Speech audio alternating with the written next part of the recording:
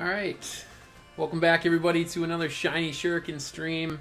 We're back again today with some more Farfetch'd hunting for the draft team. We got 2 days left to get into those draft mons, so here we are. We got more shiny hunting on Farfetch'd, and hopefully we'll get that soon today. We're about 446 eggs in on Farfetch'd, so we'll jump into it.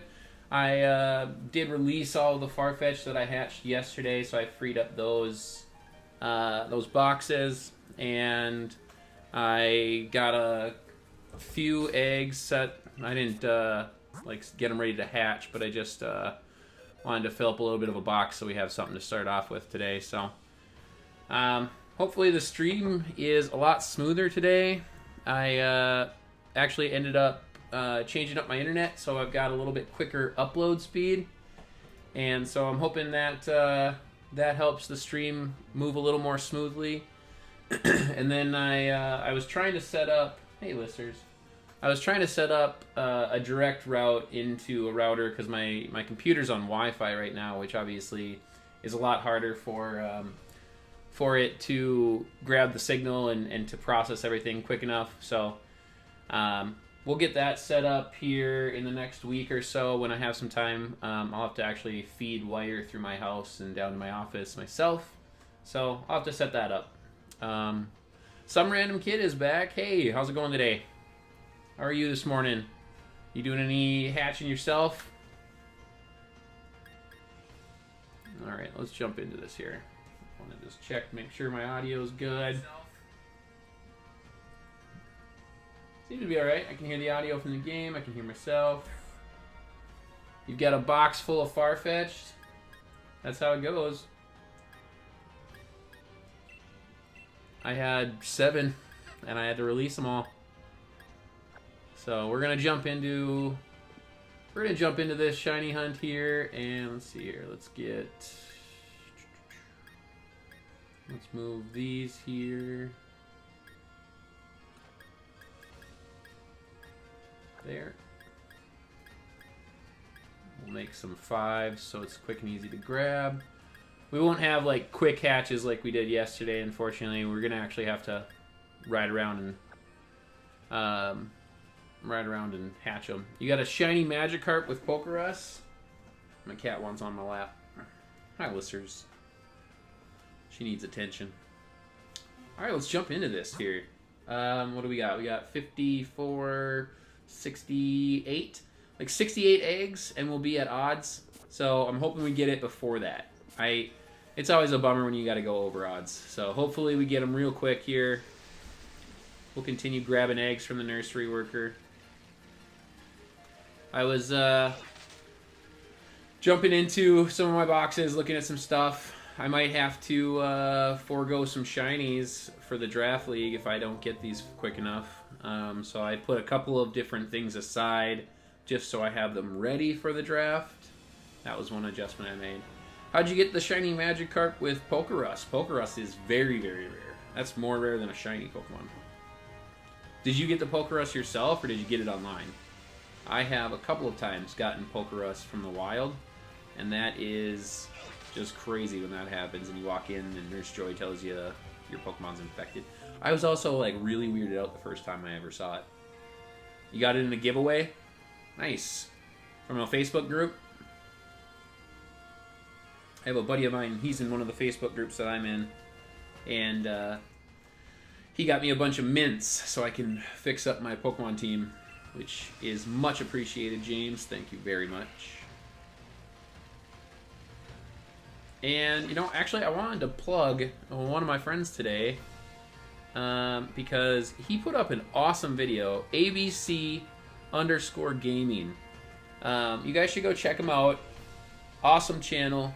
Guy's got some talent. He put together a draft analysis video for his team, the Ridgewood Runerigus. And that's pretty cool. I watched it twice this morning. Really good video. Good analysis. Stacy is a guy in my draft league for Sword and Shield that he joined super late because we had somebody drop. And that person had only drafted 7 Pokemon. And so Stacy had to come in super, super late after everybody already had all of their full 10. And he had to draft his last 3. And his like breakdown of why he grabbed who he did, when he did, really good analysis. Really fun video. So hopefully we'll get there someday and we'll have similar videos. Because his is real nice. I like the style that he put on. It fits the name with the Ridgewood Rune Rigus. Kind of like a haunted feel. So, very cool. Go show him some love.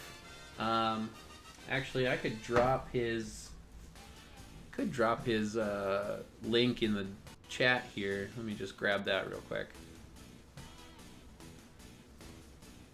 Let's go subscriptions here. Here we go. I'm gonna drop this in the chat. You guys go show him some love. Very talented creator. I just met him, but he seems to be a really awesome guy. So I'm really happy to be working with him, and I'm excited to see like what he's gonna bring to the league this year. I gotta pull this out of the computer. Sorry guys if I make it shake. Oh, there we go. I got an Ethernet cord just hanging because I was trying to hook up for a direct feed, so I want to get rid of that so that my cats don't play with the cord. Kind of a bummer. I thought I had a, what do you call it, a phone or like an Ethernet hookup here in my office room, but it is actually just a cable hookup. So unfortunately, I will have to wait to feed that wire down. You got a Snorlax raid? Is it a G-Max? Make sure you save before, you know, that way if it's shiny, you can go back in and do it over and over again.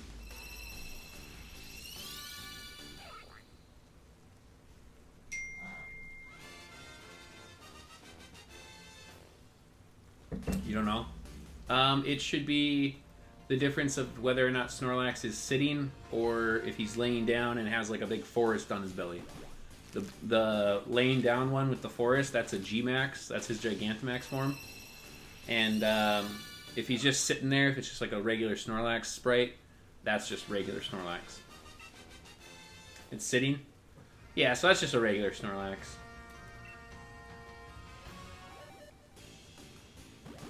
If you have a G-Max one, those ones are a little tougher. I'll hop in and help you out with those. But I gotta keep hatching these eggs. Need to get this Farfetch'd. Hopefully it'll show soon. And then if it pops up pretty quick, maybe I can jump into some raids and stuff. I cleared out my raids last night and nothing good showed up. I was gonna set it up for today, but I didn't get anything good, so.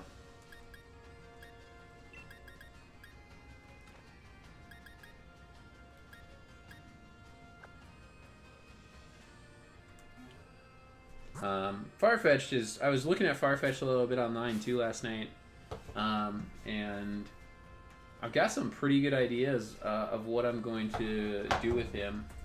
Let me just bring back up my page here that I was looking at.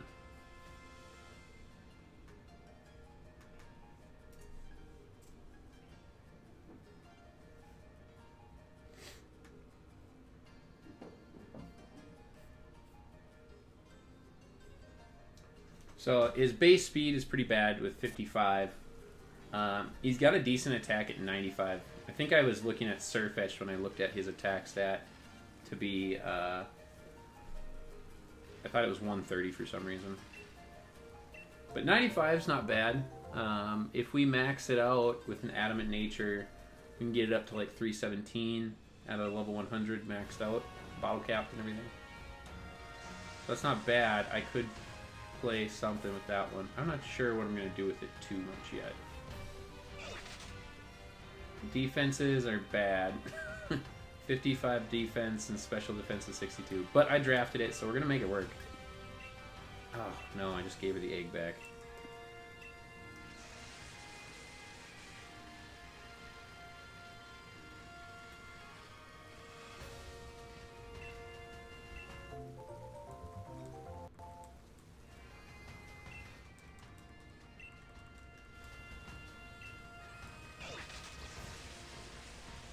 like I said, I hope this shows up quick. We're 5 eggs in. We want to do 68 and get the shiny within the 68. And I think we can do it. I've had some pretty good luck. Still a little bit of lag here for the stream. I'm sorry, guys.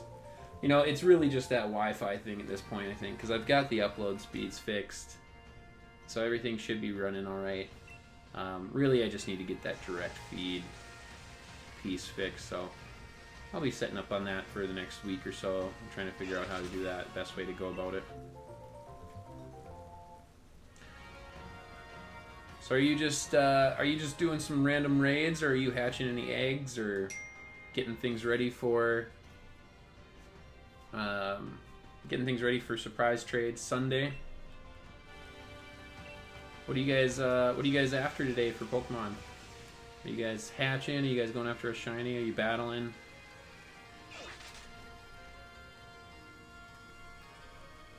Hatching and raiding? Nice. If I had enough eggs to like run around and not need to like continuously grab from her, I would probably be doing some raiding.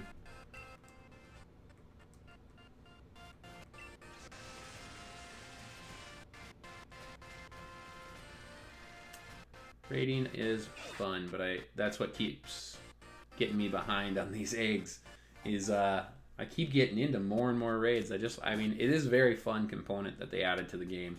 I really enjoy it. Also, by the way, I forgot to mention, we're still after Munchlax. So, still no shiny Munchlax. Shiny Munchlax does not like us.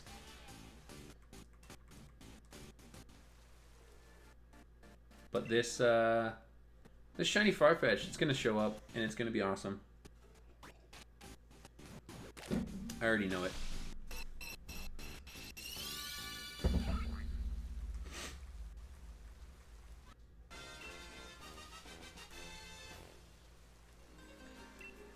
Like, the best part about shiny hunting is you know it's going to show up at some point. It will. Like, it's inevitable. It's never not going to show up. You're never not going to get a shiny unless you quit the hunt. But sometimes it can take a really long time, which does stink.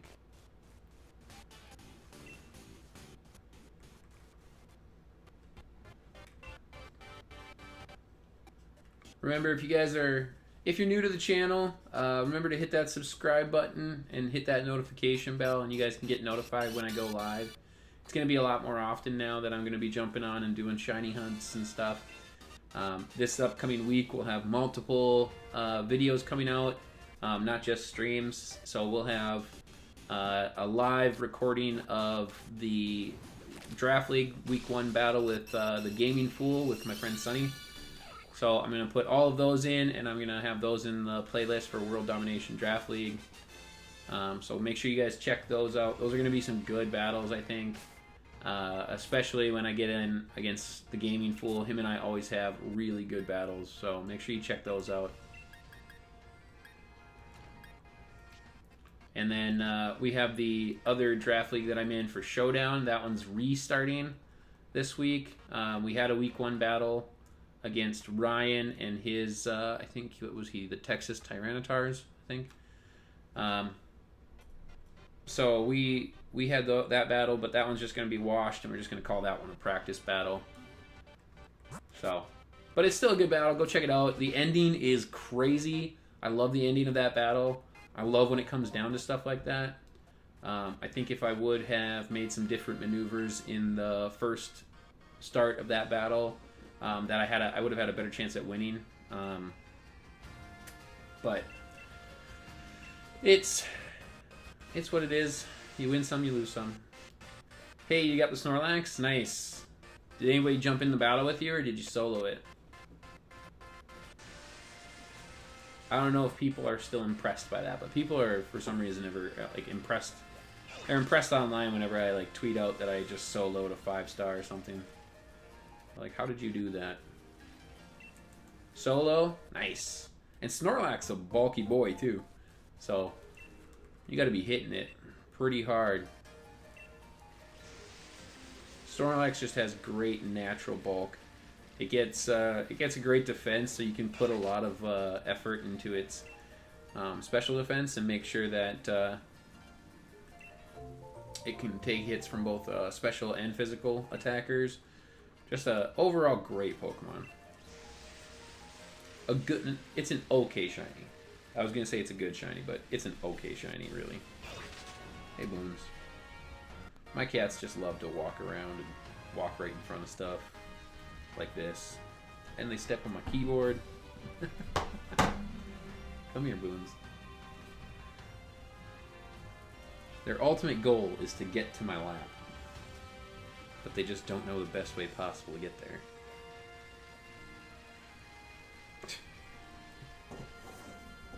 Let me just rearrange my desk for you, Boons.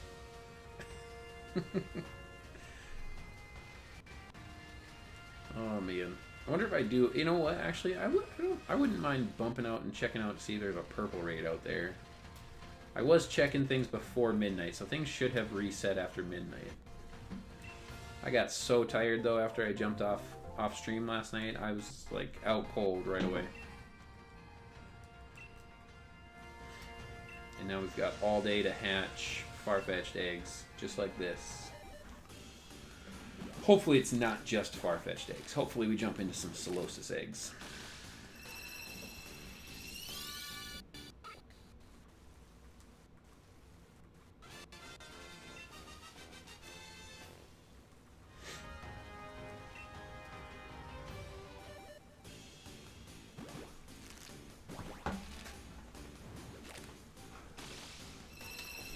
Kind of a bummer.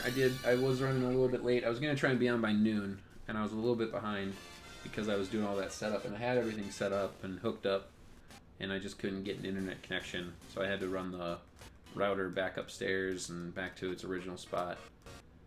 So, sorry about being late, everybody. We're going to set up some like weekly streams that are going to happen at very specific times.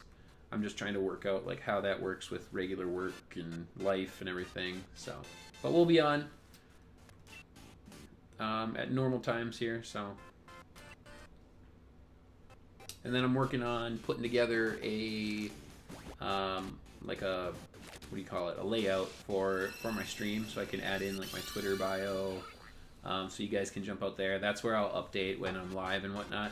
Speaking of which, I forgot to do so. And I'm also going to like toss my friend code up there so you guys can grab my friend code if you want, so we can do some raids and stuff. I've got lots of Pokemon to raid with.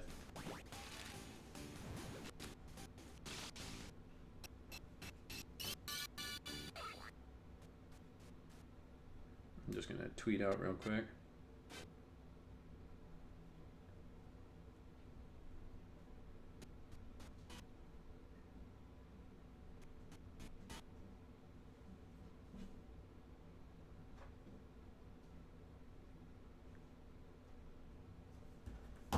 Make sure this egg hatches while I do it. Or I'm out of eggs, I guess.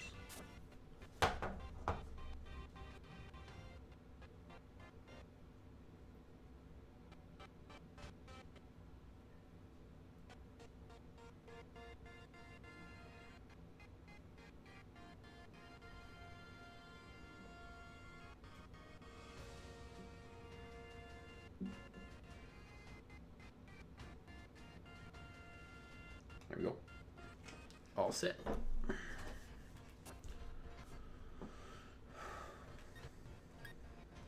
Let's see here what we got. We got 3. Okay. Move these down. Quick grabs.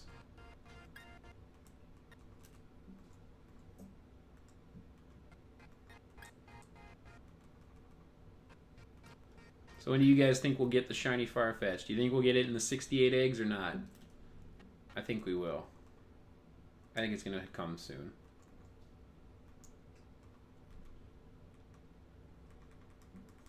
And we'll spend these 15 eggs. We'll see if there's a purple raid around here. If there is, we'll pop it up online. We'll see who we can get to join. Doesn't look like there's anything out at this end.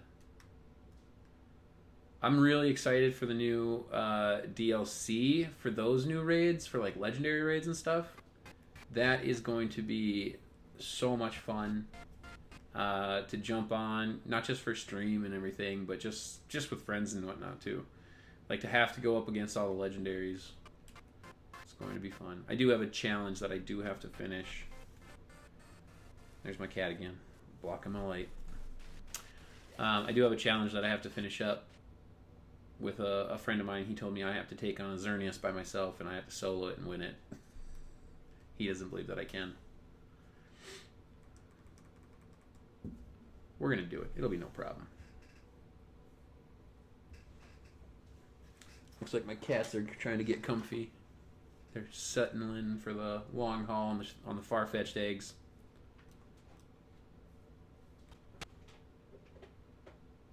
Well, all but one. I hear her trying to attack cords. One sec, guys.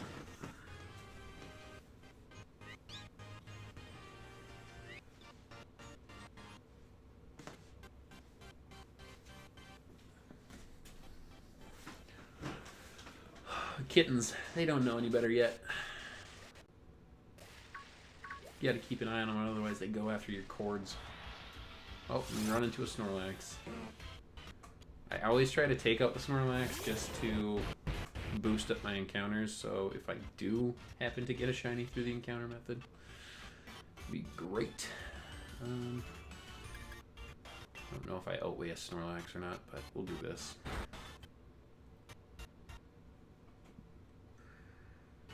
Nope, not even a little bit.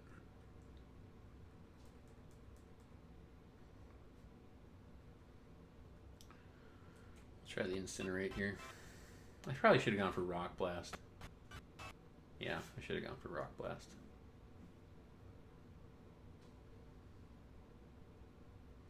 This Colossal's not trained or anything. And I clicked Incinerate too fast. Ugh.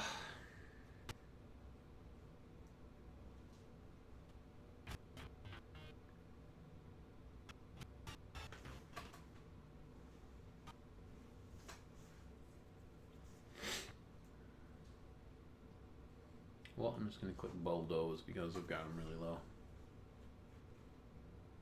There we go. That's embarrassing. I'm a professional Pokemon player and I take 15 turns to take out a Snorlax. I'm not professional, I'm just kidding. Alright, let's go see what a purple raid we got, if we got any. Things should have reset after midnight. I find that sometimes I only get like a few raids though, which is what it's looking like right now. And I don't know why that is. Like usually you should get one purple raid per reset, and it's like 5 or so of the regular raids is what I've always found. That's not shiny. And still no shiny Munchlax.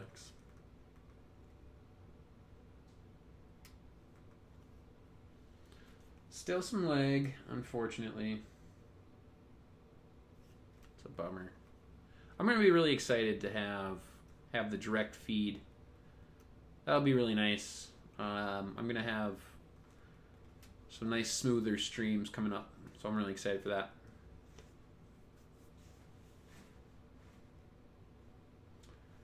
Not your average page. Hey Stacy, welcome to the stream. Welcome to the chat.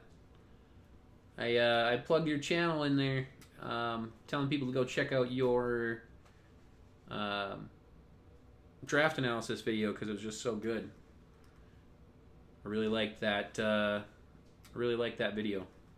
How's the internet? Well, unfortunately, I thought I had an Ethernet port down here that I could hook up to get a direct line from my computer to my router.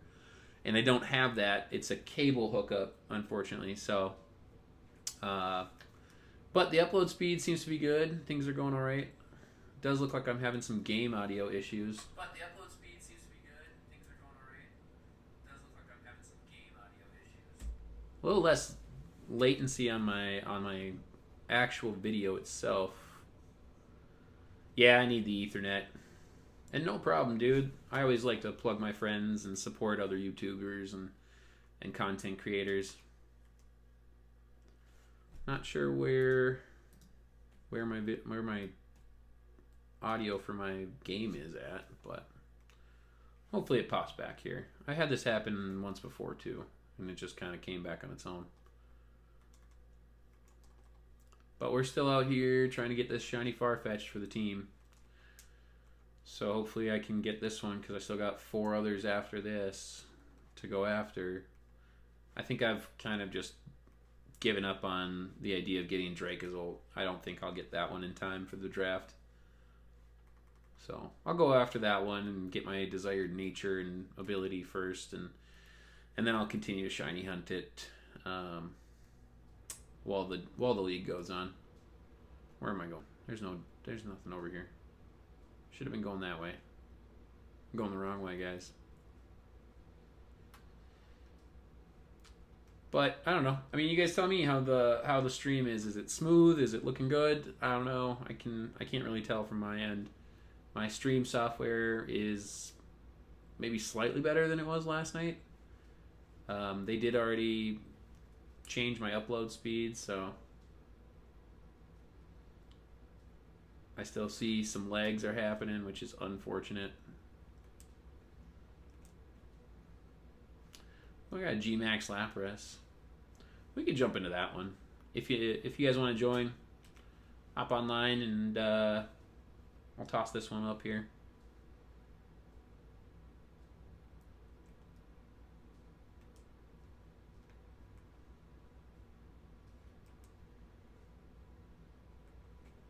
I gotta remember to save before it though.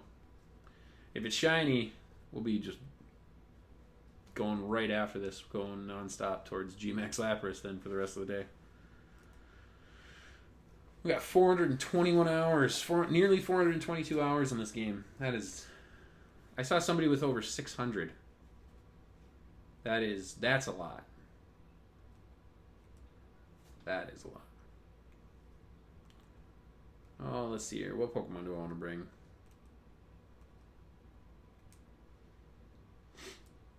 Could bring Glade. He's not holding anything. I think I'll just bring Copperajah again.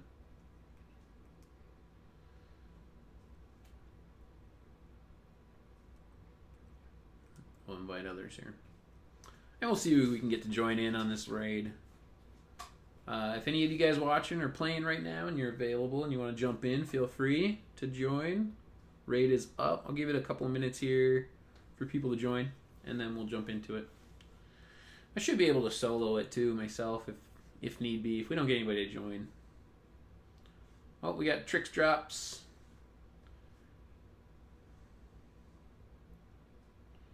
So we got 2 here. That's easy. 2 is easy. If we get good NPCs, it's even easier. Bringing a Gardevoir. Hey, okay. Interesting. We'll give it a minute, see if anyone else joins. And then we'll jump into it.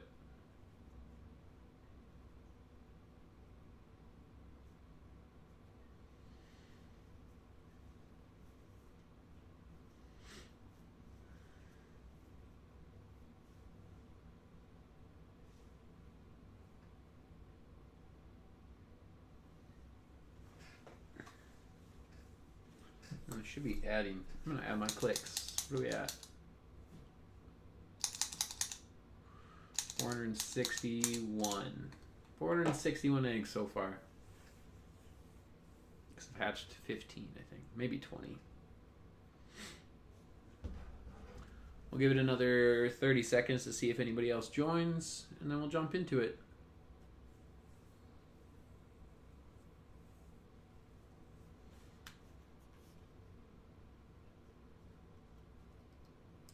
Hopefully we see a big old purple Loch Ness monster with ice music circling around it here in about 10 seconds. We'll jump in here. I don't think we're going to get anybody else. I think because G-Max Lapras and like Colossal and El Creamy, I think because those have been so common, people are joining less. It's kind of like the G-Max Snorlax. Like, I stopped joining G-Max Snorlax because I had an entire box of them. I didn't need any more, and I had like a few different ones that are good for competitive. I got the like right nature, right abilities, tons of hidden ability ones. So I just didn't find it was necessary. I mean, I like raiding and I like what you get from it. You get tons of raids, give you tons of XP candy and all that stuff. So I'm gonna Dynamax and use Max Overgrowth like I did last time. Unfortunately, we got Wishy-Washy again. We got the same team, Jolteon and Wishy-Washy, just like we did last night. We got Tricks Drops, and then we've got Jolteon and Wishy-Washy, so hopefully it's not Hydration or Water Absorb. Because then Wishy-Washy is completely useless. Oh, don't kill him yet. Let's see what ability Lapras has first. It has a third ability. I can't remember what it is. Hydration's the hidden ability. Water Absorb's a basic ability. Gardevoir's going for Confusion, breaking down that. Max Geyser coming out. Who's that going to go into? That's coming into me. Oh, that's going to do nothing. Pfft. Copper can tank those hits. Copper takes those hits like no other. Oh, you just keep going at me. That's fine. Look at that. Did 9. That did 9 damage from a G-Max Lapras. Coming at Caparajah. Nothing. That's gonna do nothing. Water Absorb. Yeah, go ahead and kill the Wishy-Washy. Yep, that's fine. That's unfortunate.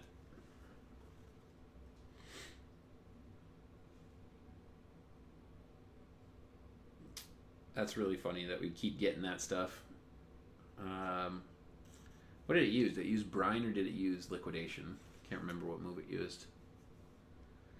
I don't even know what else Wishy-Washy would have from an NPC standpoint.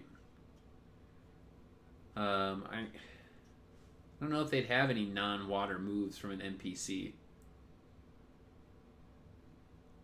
Jolteon's good. I mean, using Electro Ball and stuff. That's nice to have an electric type popping in. Here comes mine. So Wishy-Washy will go after me. Let's see what it uses.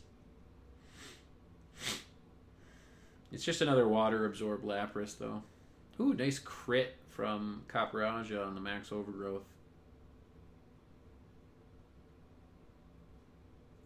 I mean, it's not like it's a big problem with Wishy-Washy. It's just annoying. And there's Liquidation. Yeah. Yeah, take out the Wishy-Washy.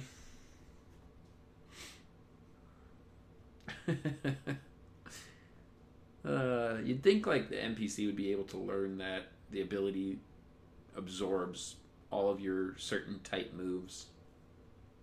Maybe not, though. I mean, we do have Martin's Soul Rock, and all that thing does is just cosmic power away left and right while you're getting destroyed by G-Max Butterfree's Befuddle. And it's got a rock move in its arsenal and it won't use it. It's just the ultimate, like, nah, I don't care, I'm not going to help out kind of Pokemon.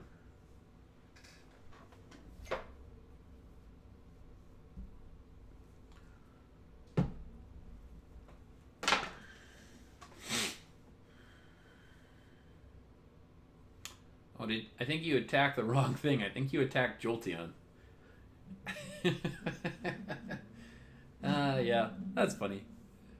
We're still going to get it. I mean, it's only got 2 shields left, and my Power Whip will be hitting it pretty hard.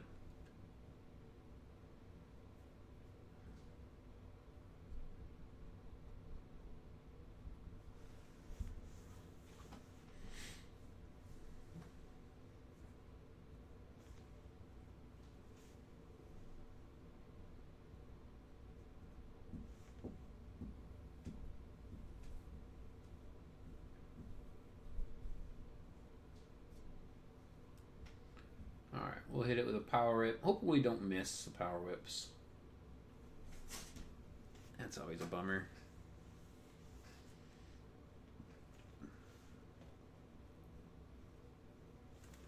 And I keep forgetting about Munchlax.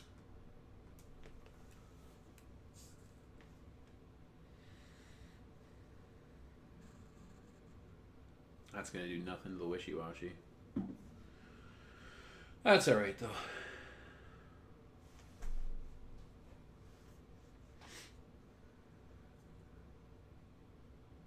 Yeah. Alright, next hit will take it out after this. Shield will go down, and either Jolteon or myself or your Gardevoir hits it, and it'll be out of here.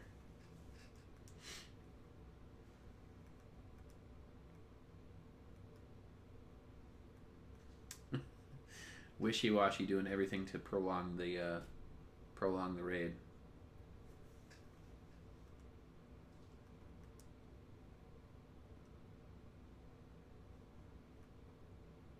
It's really funny because there's so much blowing snow that the window, like I have a windowsill, and there's so much snow in it that it's completely blackened out the outside, so I can't see outside of my window.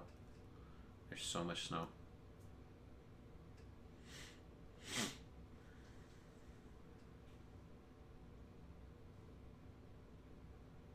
Oh my god, freeze dry on Capraja. Should have freeze dried on the Wishy-Washy. And that's it. There goes the Lapras. Maybe takes a couple of moves extra just because of Wishy-Washy, but there's snow outside of your house? Yeah. We've had a blizzard here the last 2 days, so there's lots of snow outside of my house. Oh yeah, let's catch this thing. Toss a repeat ball at it.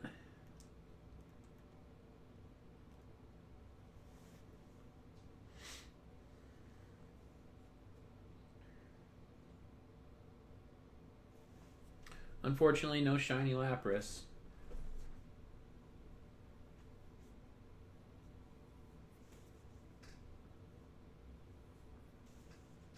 Cat's got hair in her eyes.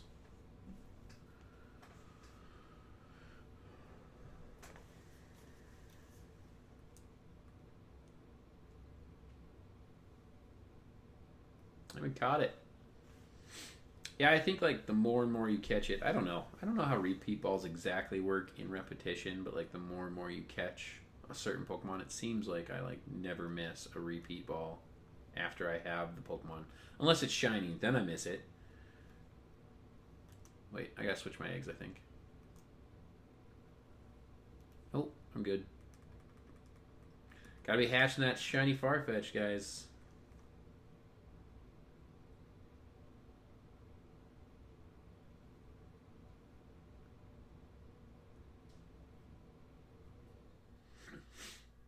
I'm gonna go check what this Duraludon's doing over here. Oh, we hatching eggs? We're hatching eggs. Let's go shiny Farfetch'd. Right here. Right here. Here it is. It's coming. It's right there. Right, you see it? You see it? Because I can't see it. Because it's not shiny. Bummer. We'll get it going here. Get some water.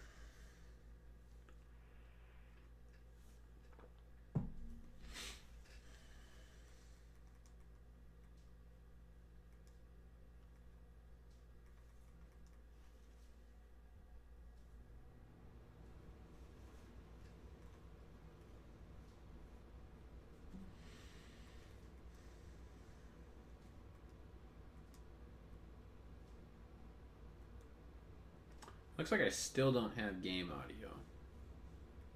That's weird.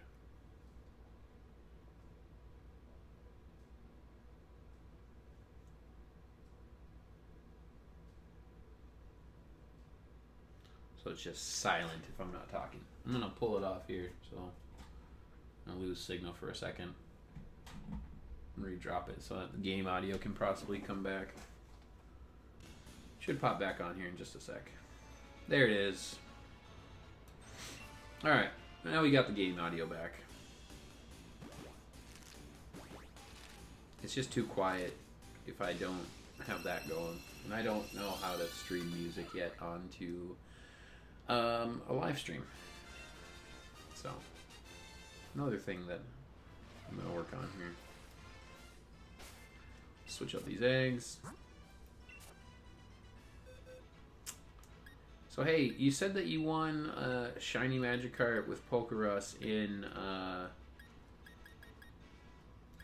giveaway. What kind of a giveaway got you a Pokerus? How'd you win it? Was it just a random like selection of a name? That's pretty sweet. Gotta move this.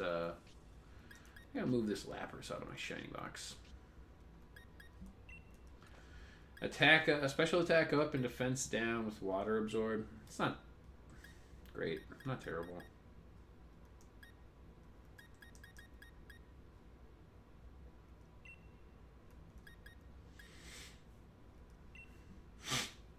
Oops, forgot to grab the eggs. Random selection. Nice, that's lucky.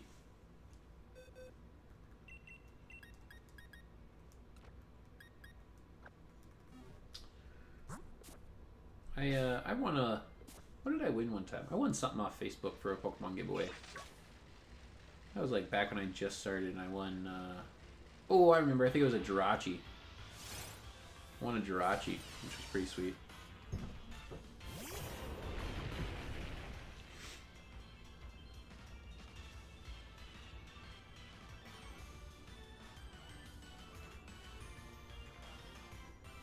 Oh man, one of my buddies just got a shiny Machamp. G-Max Machamp. Wow. Oof. James be getting into all those raids.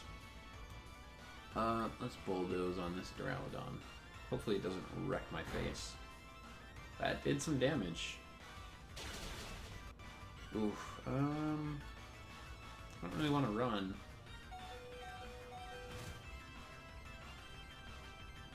I'll do a max potion.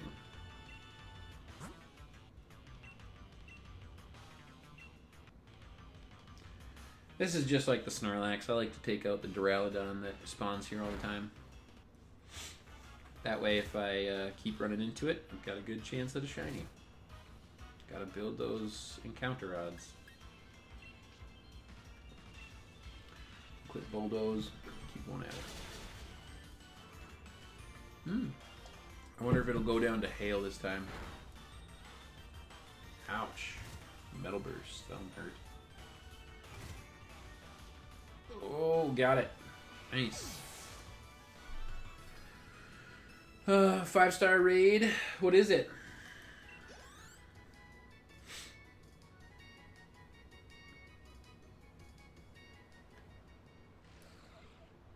A double.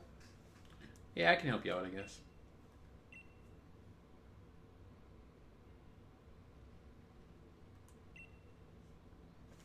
Those are some bulky boys too.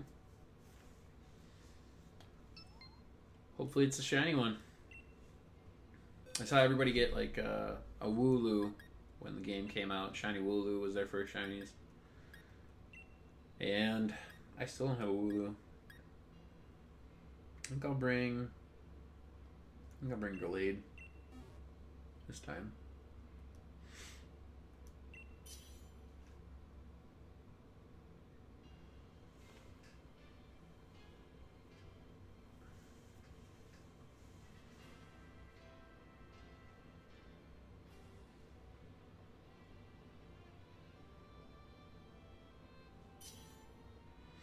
We could just jump in too. We don't gotta wait for other people. 2 people will take it, no problem.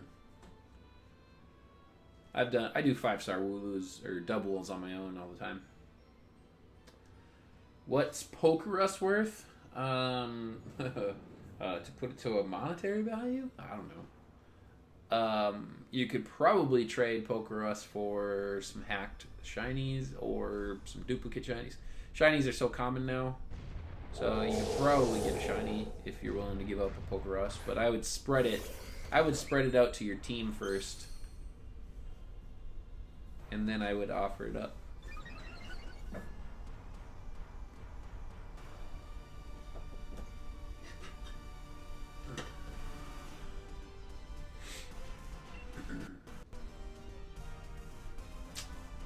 I think you're gonna be faster than my Glade. I hope you're faster than my Glade, because I'm only gonna use Psycho Cut. Yeah, you're faster. Nice. I just want to take out a shield.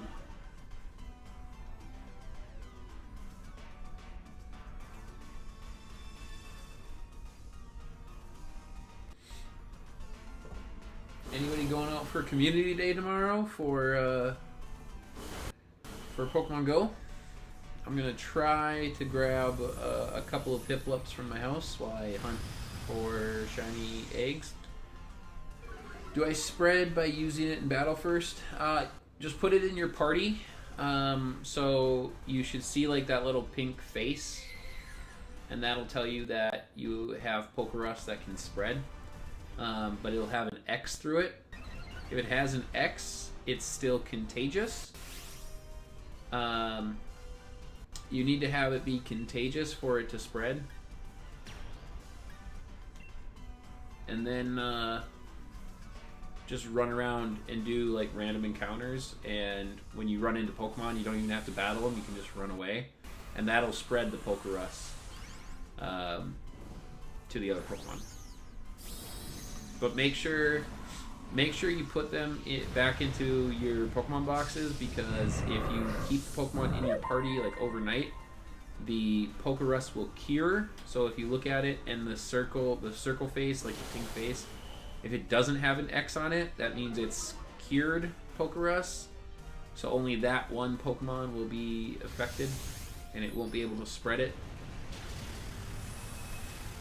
So I have tons of Pokerus in my old gens, and then I got Pokerus in this new gen from a friend of mine that had it, and I left the Pokemon in my party, and I lost it before I even spread any of it. I was very sad. But he said he'd get me another one, so not a big deal.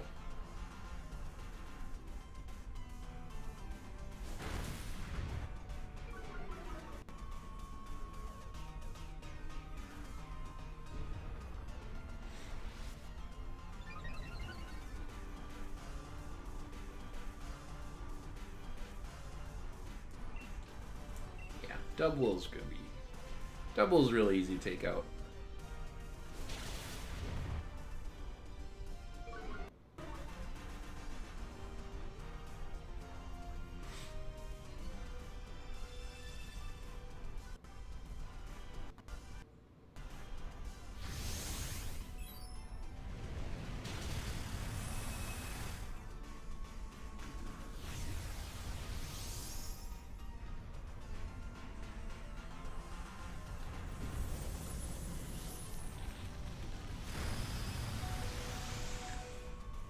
My audio is saying it's in the red, but it seems to be fine when I listen to it.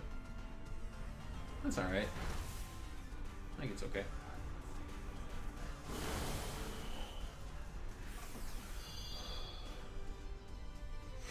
So have you beat the game? Have you gotten through all the post story and everything? I know I got kind of hooked on raids for quite a while.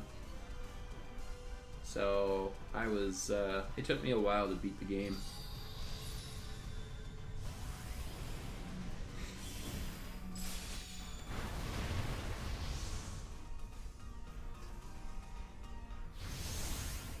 Well, you know, I think nobody drafted double in the league.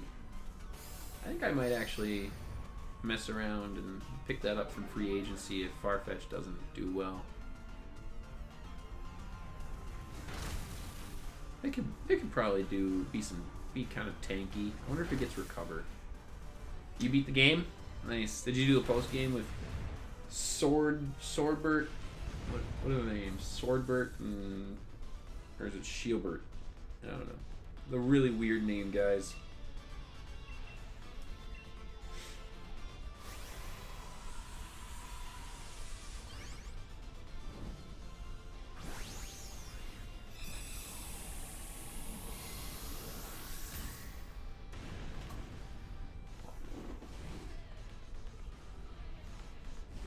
Still no Munchlax. Yeah, you beat the post game? Nice. Oh, well, of course you do. You have You have Zacian. Duh. Mac. Come on. Alright. Let's get back to these egg hatchings. Another raid, 4-star. What is it? I might join every raid. I gotta hatch these eggs. I gotta get back to the egg lady. Oh, there's a purple beam raid I see. Well, okay, I guess I'll go check that out.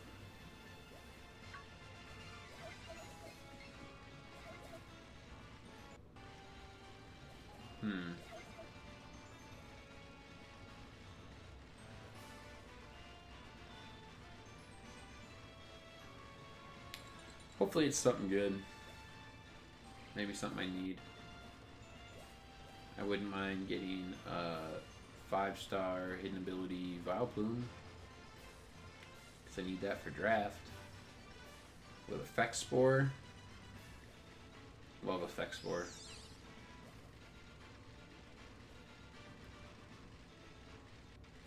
Alright, what do we got here?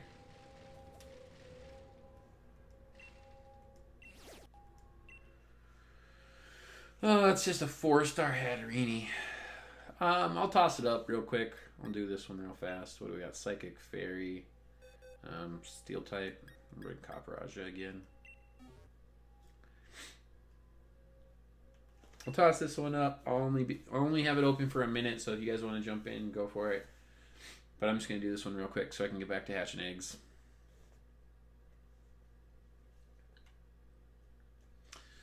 Magic Bounce Hatterini. If it was shiny, that'd be sweet. It's always sweet if it's shiny, right?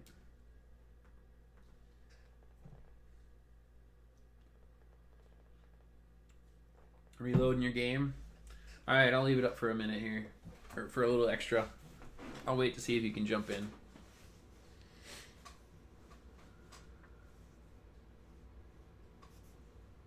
I'll focus on my Munchlax for just a sec here.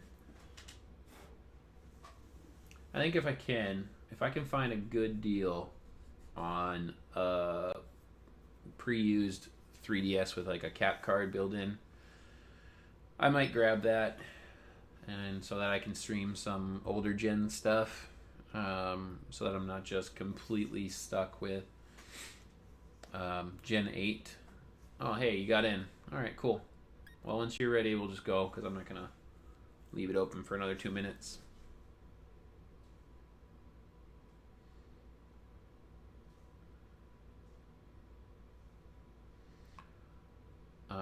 Yeah, because I got a bunch of stuff in the older gens that I can do shiny hunting, and I can do a kind of a multi-window stuff.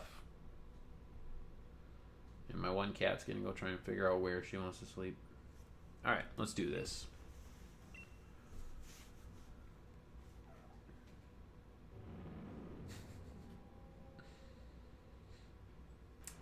There's a pillow like up on the windowsill that one of my cats always sleeps on, and the new kitten has taken that pillow. So my one cat who always slept there continuously is wondering why her spot's always taken.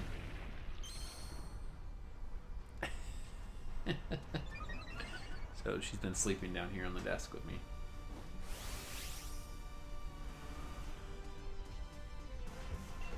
Alright. Remember, steel moves are super effective against Hatterini. So, if you've got Zacian and it's got a steel move, I actually don't know what Zacian has.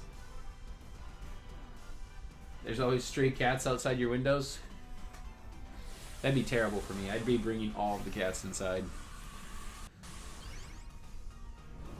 I'd let them all come live with me.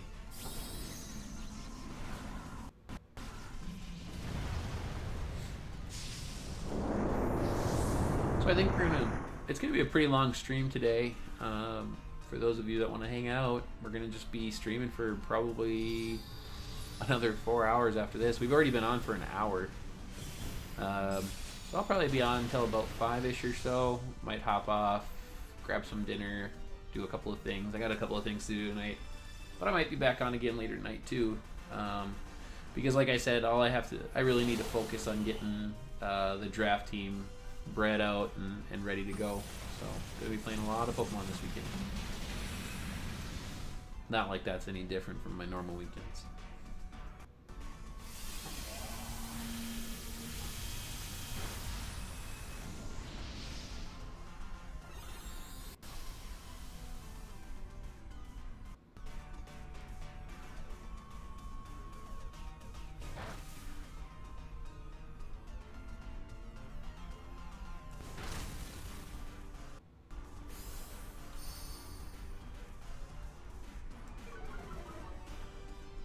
Is that everybody who attacked? Or do we have one left? Ah, I was hoping it was a 2-turn KO for it.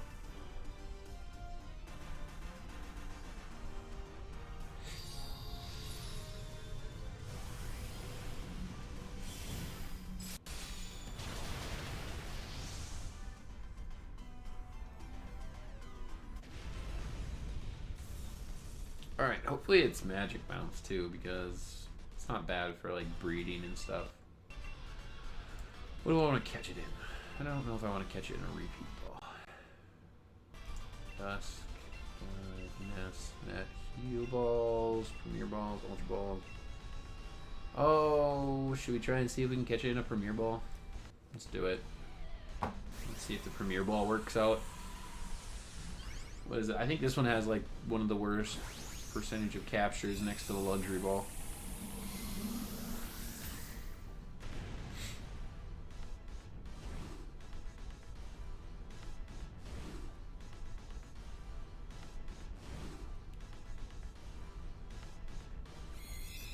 Got it. Nice. That's not bad.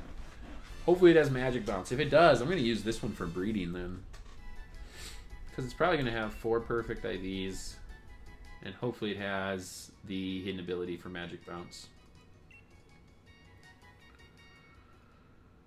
You got a raid? What raid is it?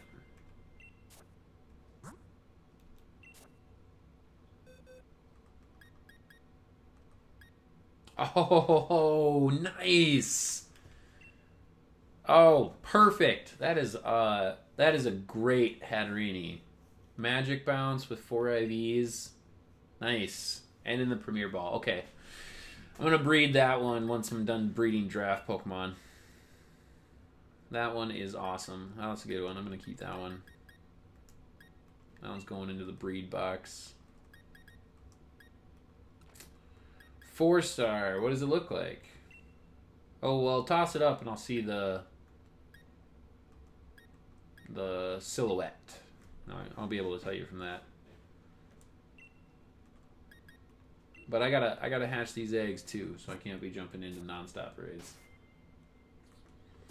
Ultra Ball. Oh, the Hatterini you didn't get? I'm sorry, man. That stinks.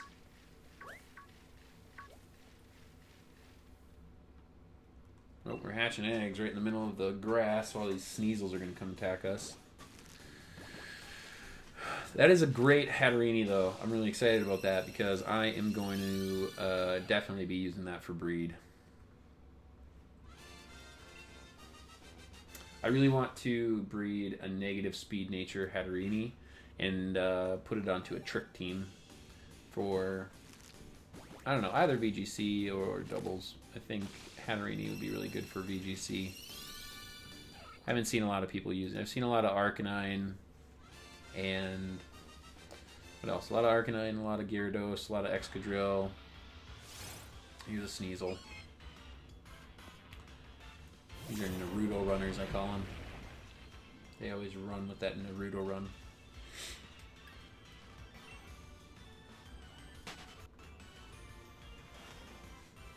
Stop running into me, Sneasel. Whoa. Hatterini has hacks? What do you mean? Because it jumped out of your Pokeball? Or Ultra Ball?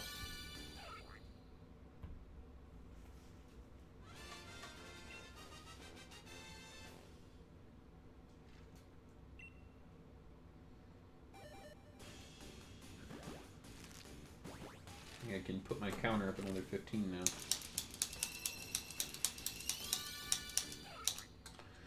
Closing in on that 500. Need that shiny to show up. Want to stay under odds. Hopefully.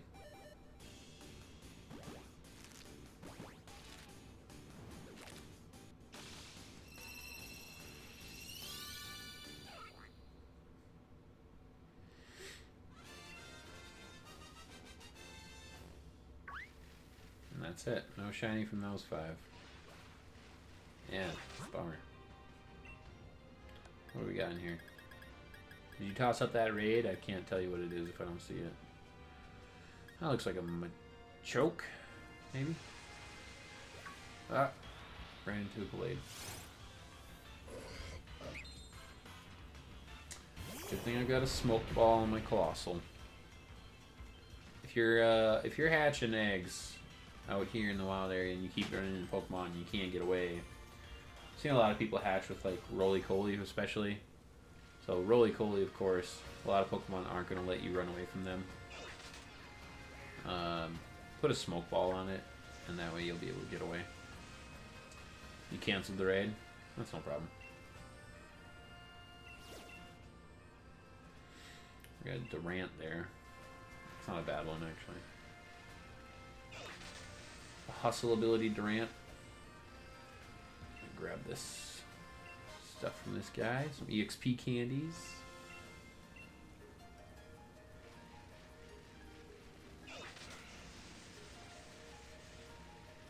I don't know why I'm running around in circles because I don't have any eggs. Come on. Talk to her. Oh my gosh. I hate the bike sometimes. It's really obnoxious because like you can't turn it the way you exactly want it to turn.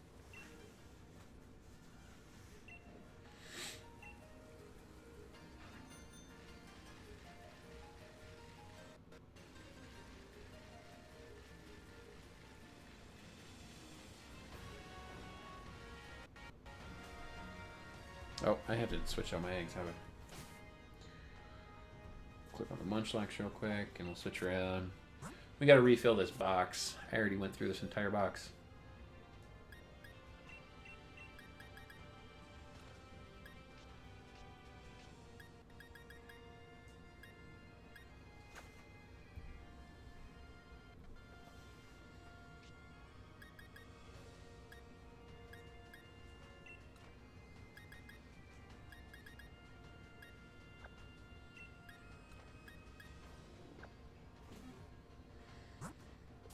Alright, so we gotta reset for eggs now. We gotta get more eggs built up in the box. I think to do that, I'm just gonna disconnect from the internet here. I feel like it goes, like, it lags a little bit extra with all those people riding around while I'm just trying to hatch eggs, so. We're gonna grab eggs for a little bit, and if I fill up the box a little bit, maybe we'll bop back out, do a couple more raids. If we get the shiny Farfetch'd, I'll jump out and I'll reset my raids. So I'll do all my raids that I have out there. If I get a shiny Farfetch'd, that is. So hopefully that shows up real soon.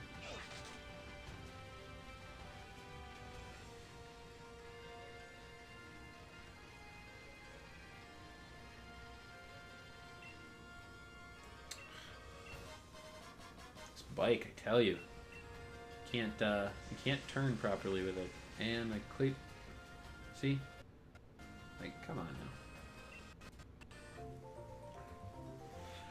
And I gave her back an egg, and that was probably the shiny Farfetch'd that I gave back. I think I've given her back 2 eggs. Why is that even an option?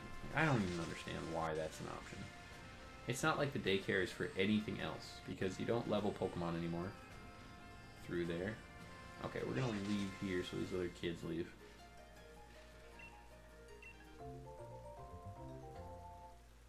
The daycares don't level your Pokemon. So the sole purpose of the daycare is to breed Pokemon now. So why would there be any option to give back the egg?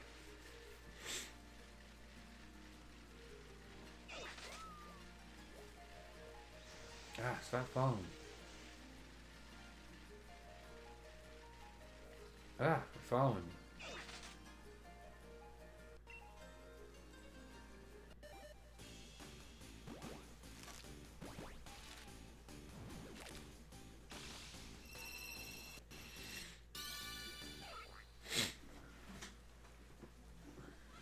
It's gonna be a little more spread out now for hatching the Farfetch'd eggs because they're not all gonna be hatching at the same time. So I'm gonna hatch like 1 or 2 at a time here. Yeah, how quickly she hands them off to me.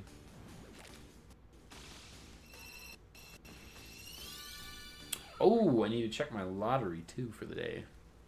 Remember to do that every day, guys. You got to check that lottery. Let's go do that so that I can reset these other kids riding around. We'll fly over here. We'll go to Monostoke. Do the lottery real quick. Hopefully we get a Master Ball. I'm fine with PP up and PP max though. Those are why I do the lottery every day.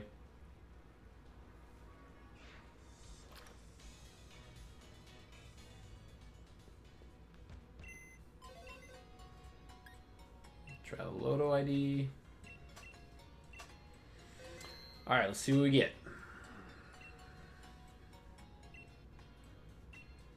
I think I've got like 4 to 6 boxes of lottery Pokemon. 2 digits, so we get the PP up. Okay. That's good. Need that. I've got lots of PP ups and everything sitting around waiting for me to get my draft Pokemon all set up. So I'll be increasing their PP so I don't get PP stalled in a league match. That would stink. I'm more worried about the timer stalls though. Hopefully we don't have too much timer stalling in this first draft season with Gen 8.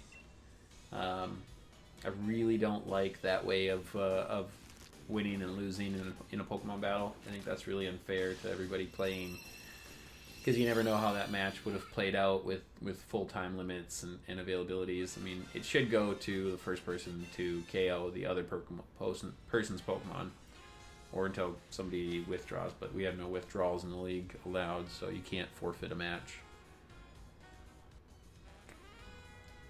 You agree on the timer stalling, Stacy? I hope it's not too bad. I mean, I tossed it out there for everybody to be courteous to each other and do your best to try and get through the match. So hopefully everybody tries their best. It's hard when you've got like some stall teams, you know, obviously with the likes of like Toxapex and Pyukumuku, and those are the big walls. Timer stalling's lame. Yeah, it is. I think you should be going after it. And I get where you got to take the time to like think through your move and everything. I don't want to take that away from anybody to like have to tell them to like think quicker. I want you to have the best opportunity to like get through a match and really give it your all and think through your moves, but I also want to let both people be able to get through a match for real and not have to go to time every time.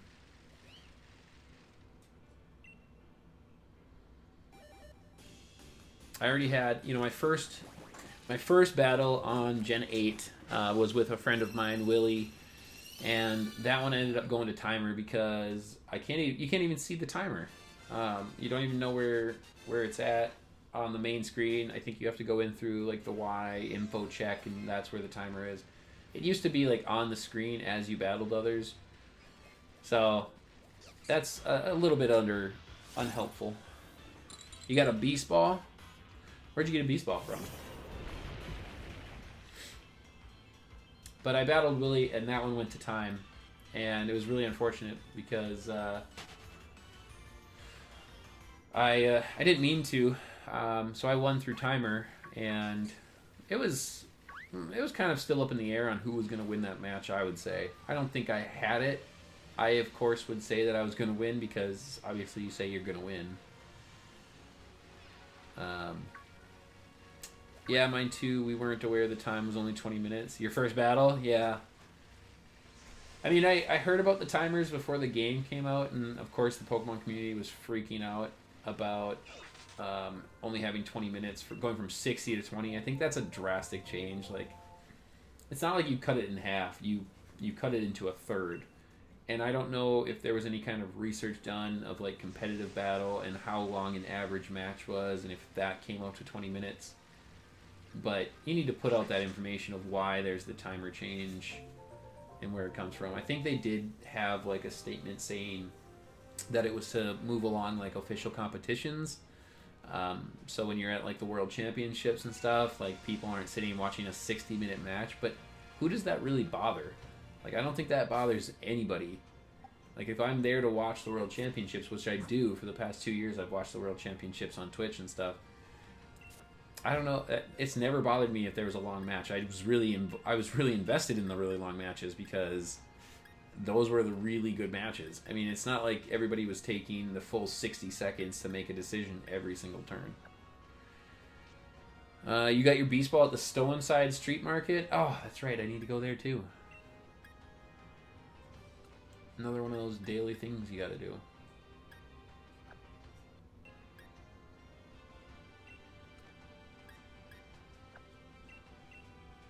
Alright, now that those other kids are gone, I think my stuff should pick up here, so I should be able to move along and get more eggs here.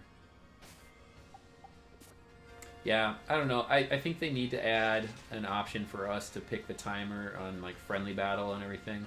Like, if you want to decide what the timer is for official competition, that's one thing, but don't put it on every single battle.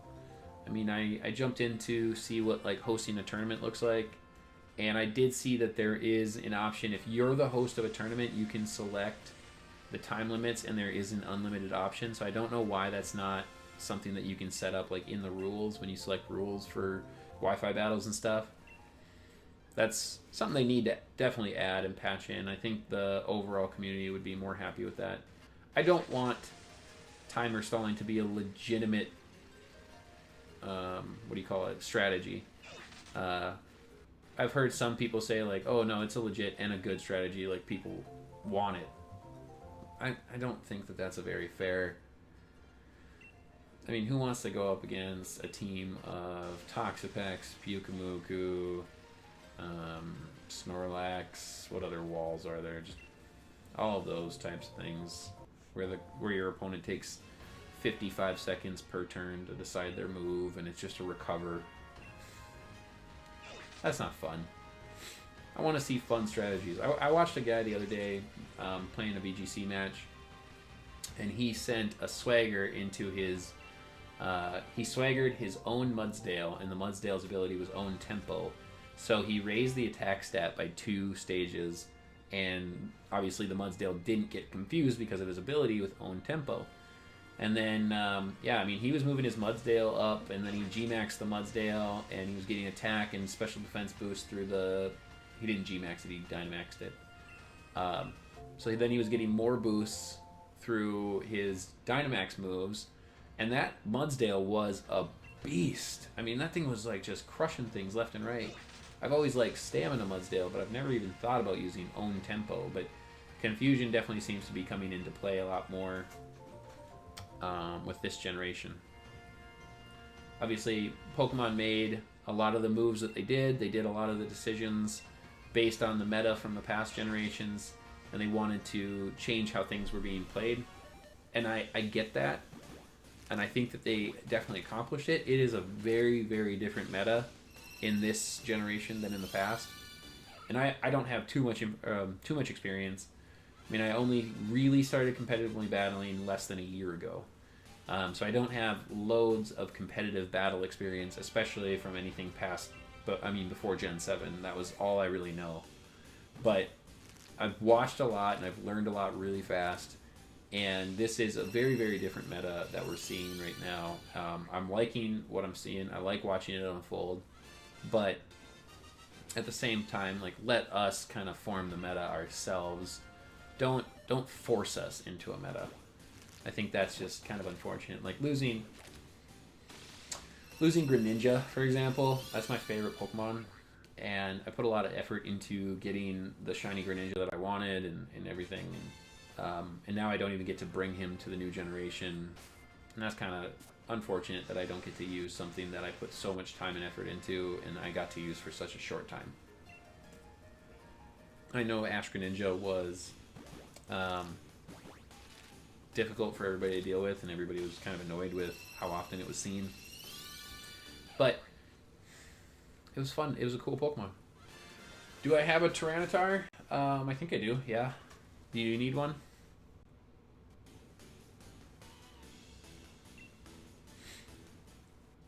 I have almost every Pokemon. I don't have, like, a living dex in this game, per se, but I'm close. Let me check. I'll search it out here.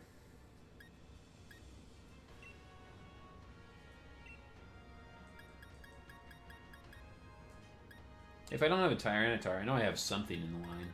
Either a Larvitar or something. There we go.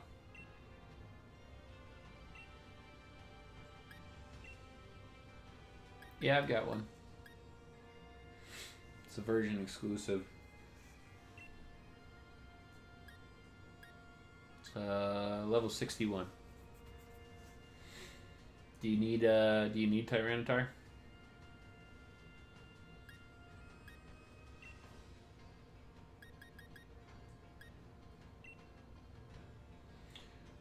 Quagmire from Family Guy. Quagsire? Yeah, I have Quagsire. Sure I do. Yeah, I know I do, because I got it in raids. It was funnier with Quagmire. Let's see here. Yeah, I definitely have that somewhere. There we go. Well, there's only 2 Q named Pokemon. I definitely have this one. Yeah. Oh, and I have the hidden ability one.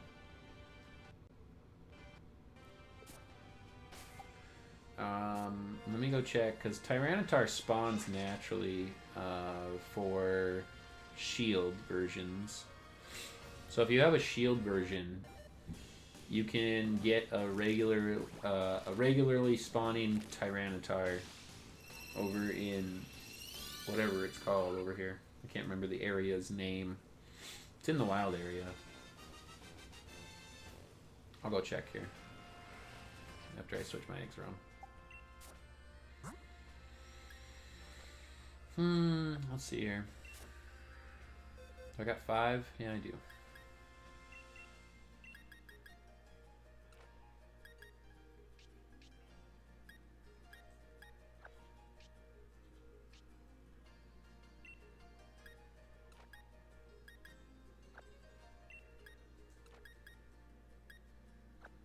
Are you trying to work on your Pokedex?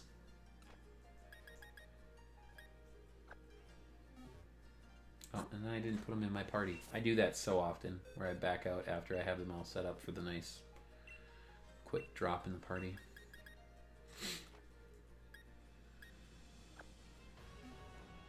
I think I might go make myself a cup of coffee real quick after I check for this Tyranitar. One thing I put on my to-do list for this weekend to do while I'm not streaming is to make like scene transitions for the stream. I want to put up like we'll be right back, or I don't want to just have my my blank chair sitting in the background. Oh, I don't think it's gonna spawn today in the snow. Yeah, there's a Bronzong. Oh, there it is. Do you need a Tyranitar? I can catch this for you.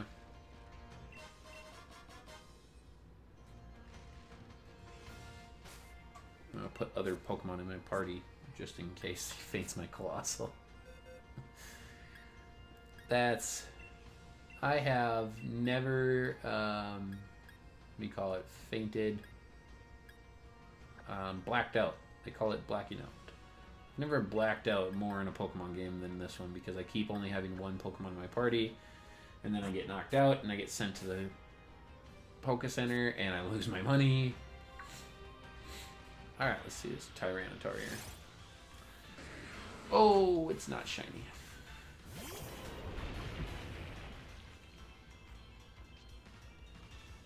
Oh. I really, really wish that for some random reason, I wish Tyranitar would have fallen to the second round for me. I think I had the 3rd or 4th pick in this league. In both my leagues, I had like the 3 or 4 pick. I can't remember which one was which. I think in this one I was 3rd, because I was going to take Aegislash number 1, and my friend James took it ahead of me 1 spot, and I think Aegislash was in the top 2. And that's why I ended up going after the Sand Team. But so I took Excadrill, And I was just kind of hoping that Tyranitar would fall. I know it's a really great Pokemon, but like its number one purpose in Gen 8 is really to be like a really powerful Sandstream setter. Your Ditto has Pokerus and your Zacian has Pokerus. Nice. Spreading that around. I don't think a Bulldoze will KO it. Yeah, that's good. Ooh, it's going to hit me with a Giga Impact. Okay, that's helpful for me. Oh, I think I'll use an Incinerate. Do you need this, do you need Tyranitar? Because I can give this to you. I'll knock it down here. What kind of ball do you want it in?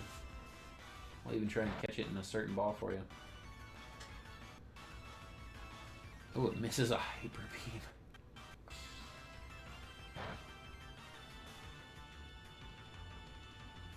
And as I've been talking about like the differences in the meta for Gen 8, I think it's... Oh no, he burned himself.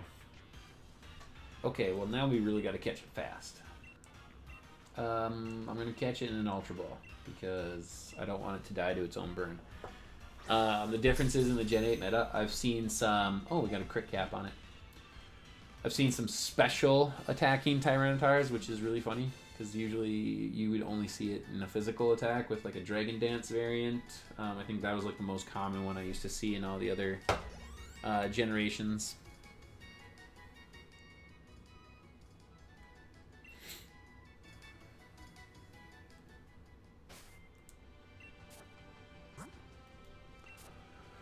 Alright, I got this Tyranitar for you. It's a neutral nature, Sandstream ability. Not great stats, unfortunately. Sorry.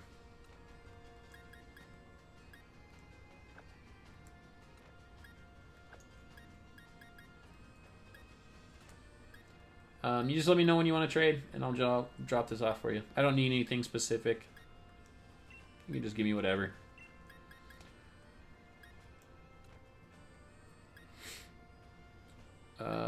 A Pokerus Ditto? I mean, if you want to give it, that'd be awesome. I could use Pokerus.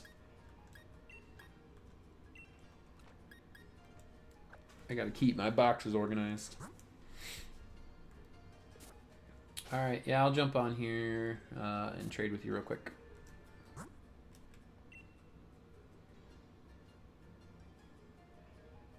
You'll have to breed it out, find your find the right nature Larvitar and stuff that you want. 35.79. Nope, dang it.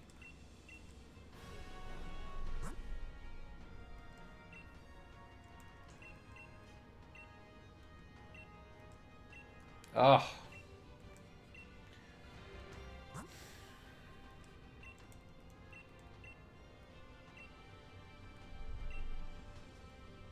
There we go. Oh, don't step on my Game Boy. 35.79.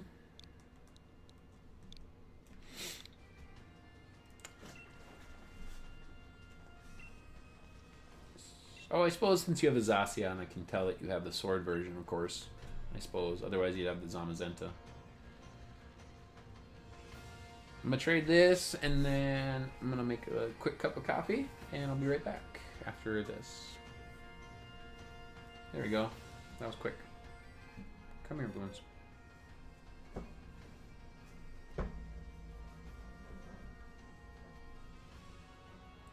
Let's see the Tyranitar.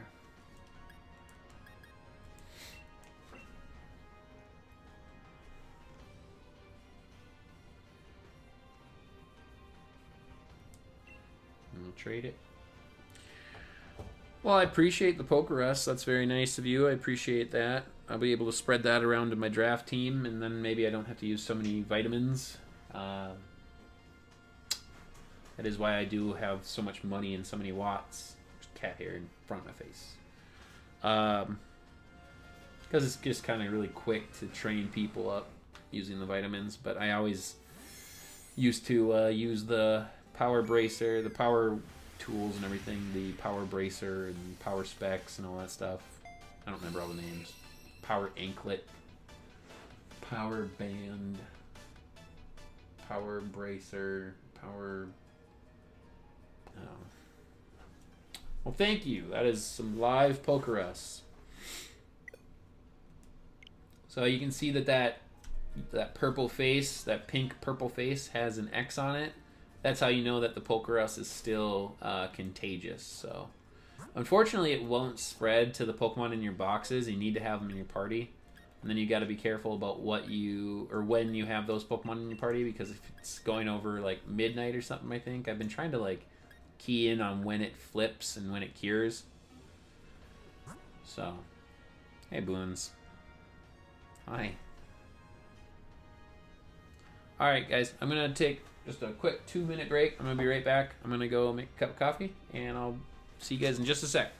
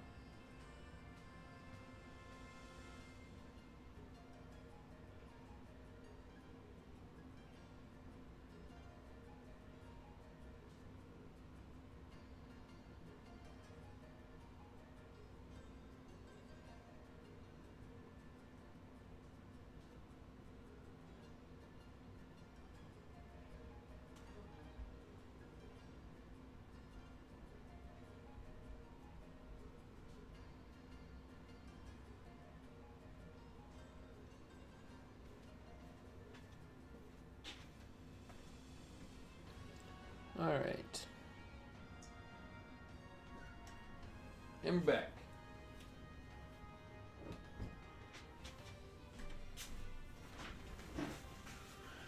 Alright, what's up, everybody? You gonna give Tyranitar Pokerus? Nice. I would give everybody Pokerus. I'm gonna use that Ditto to give everybody Pokerus. Let's hatch these eggs. Let's get back to the nursery. Oh, and here's this guy again. Man, I've been running into him a lot lately. Got a nice hot cup of coffee.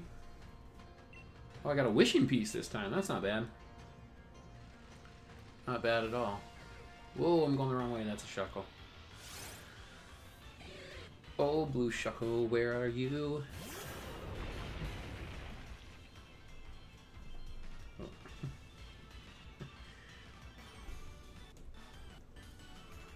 I'm just gonna run. Not gonna attack the Shuckle. I was going the wrong way, but now I'm gonna go this way so that I can get back to the nursery and get more eggs. Hopefully these 5 hatch, and I just ran into a Sandaconda. I knew that was there, and I totally forgot.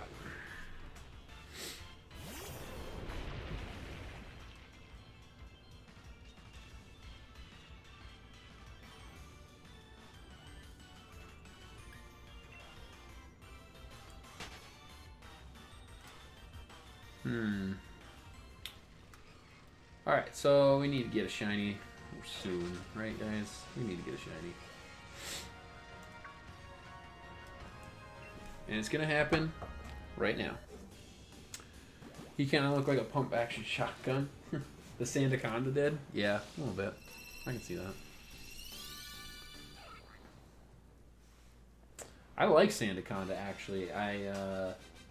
When I was hunting for Yamask on Route 6, I was also taking out the Silicobra, which is a hilarious name, because I would love to get a shiny Sandaconda. Its shiny's not great, but love that Pokemon. Pretty sweet new Gen 8 Pokemon right there. I also have to... Oh man, you know, I forgot that I have the online tournament this weekend too. We got the Galar Newcomers online tournament, so I got registered for that, and that's all set up and ready to go. So I need to get a complete Gen 8 team ready to go. I think I have enough shinies that are built that I could use for that. I've got a couple of different options with Dragapult. I did get a second shiny Dragapult, so I made a second competitive set. So I've got two different types of competitive Dragapult that I could use. Not sure which one I want to bring. Can't switch them out, obviously, but Haxorus has Pokerus. You're just spreading it to everybody. But that's good. That's what you gotta do. Oh, Sigilyph. Oh, Sigilyph.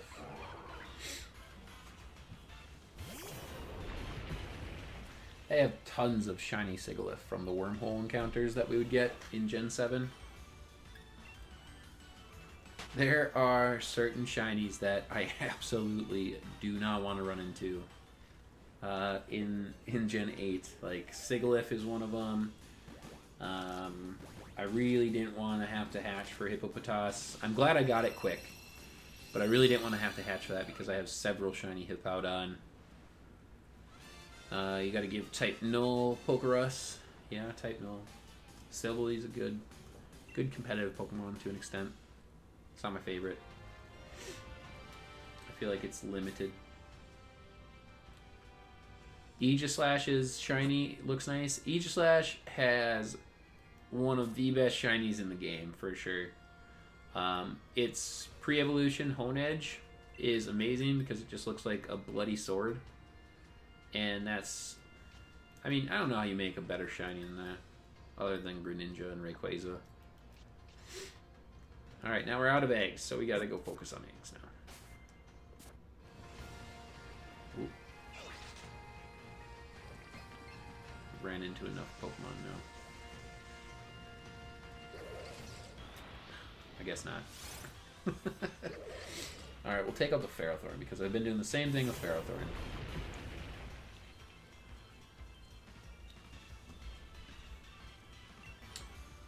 Oh, we'll Heat Crash into it. I think I outweigh Ferrothorn. Yeah, that's pretty good.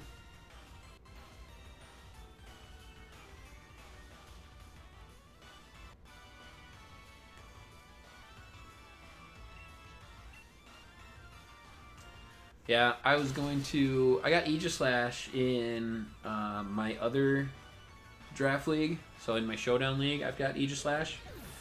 So at least I got it in one of the leagues. I actually had to revamp my entire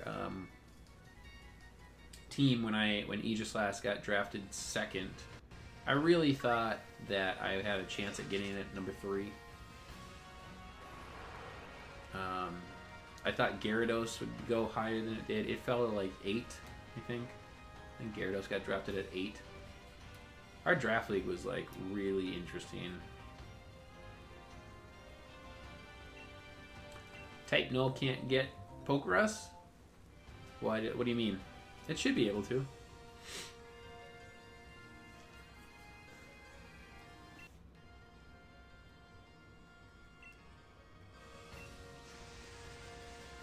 I'm surprised that the day I get my upload speed increased, that I have... Oh, I'm connected to internet again. Dang. That's why. That's why I'm lagging out. Surprised I have so much lag, though, on the day that I increased that upload speed. I don't want all these other bikers around.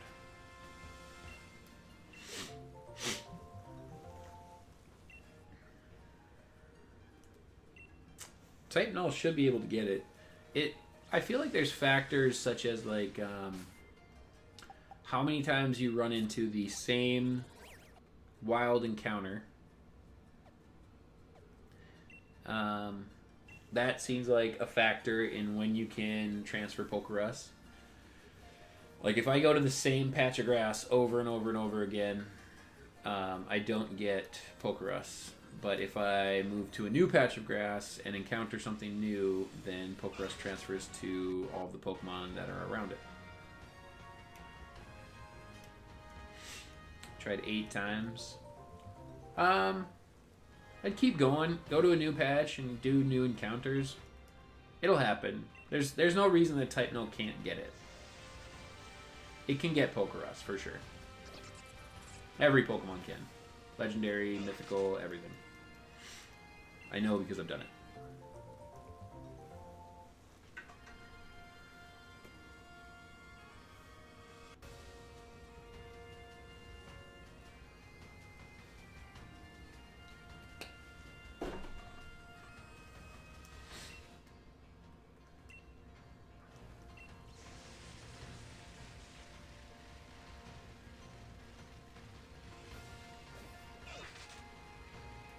I really should be sticking around here. I don't know why I keep running so far away.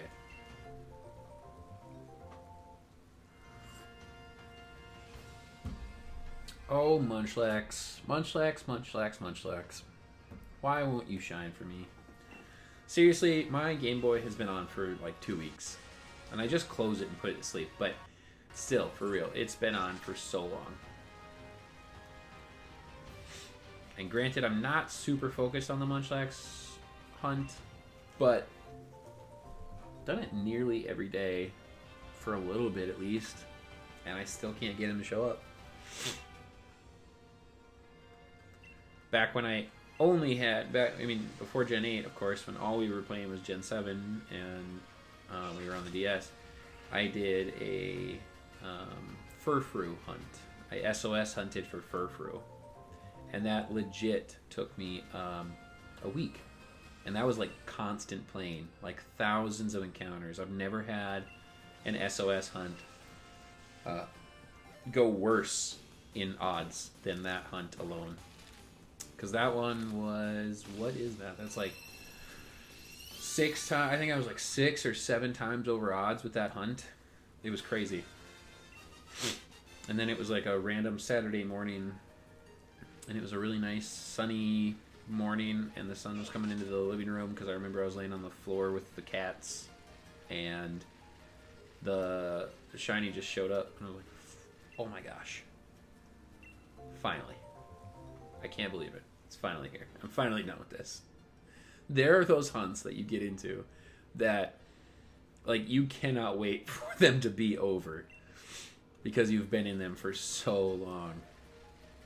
Rayquaza was one of them. I accidentally failed Rayquaza one time. I got him at like 700 or something resets. So under odds, things were good. But then he didn't show up for another like 2,000 encounters. So that one really stunk.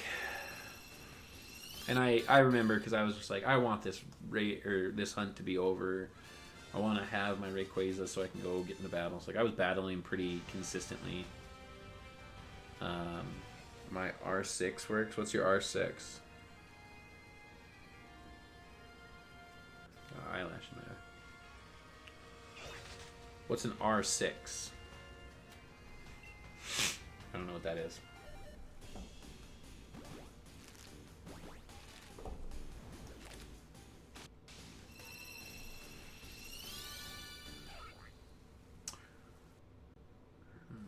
Next. Oh, it's going to be awesome, you guys, when Farfetch'd shows up. I'm telling you. It's a game on Xbox. Want to hear something crazy? I have never once in my life played on an Xbox. I've never even held an Xbox controller.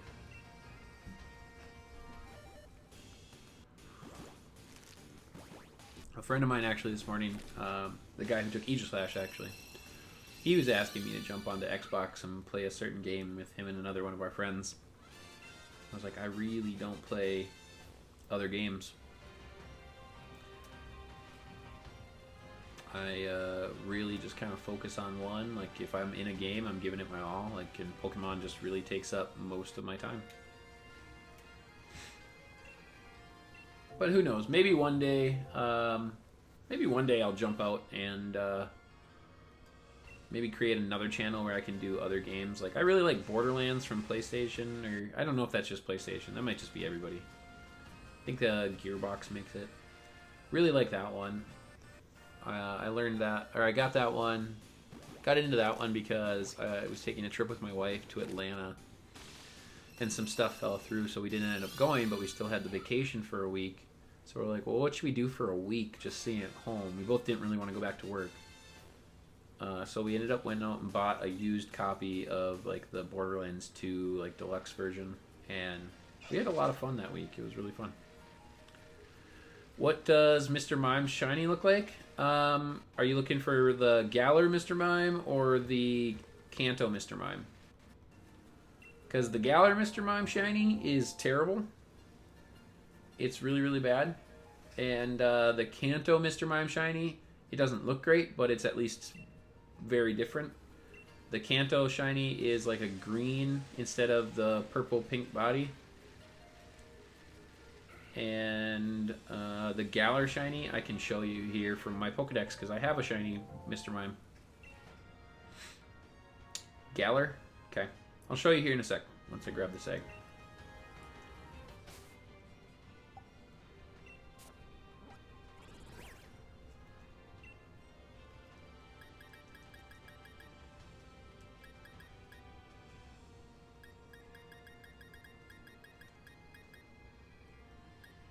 Oh, let's see here. Right here. That's actually the shiny version right there. That's a shiny Mr. Mime. And here is the regular. Just to tell you. Like, it's just like a color contrast difference. One's just a little bit duller that you can tell. I guess you could say one's like a little more icy looking. Like, I think the shiny, to me, when I see the shiny, I think it looks like more icy. Kind of that glosser, duller kind of look. But yeah, you can hardly tell the difference.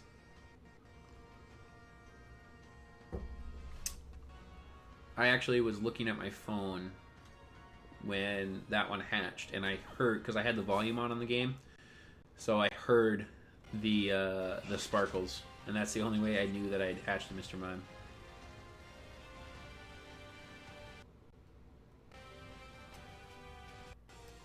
He always goes faster. It's not a great shiny. I'll tell you that much. Copperaja is another terrible shiny from Gen 8. Barely any difference in that one. So you really gotta pay attention for that one. Q-Font. Q-Font's a little bit different. I mean, it's like a little bit more of a brighter green, kind of like, it's gonna sound lame, but it's shiny. It kind of looks shinier than the other Q-Font. And then Copperaja is just like the exact same, which is a bummer.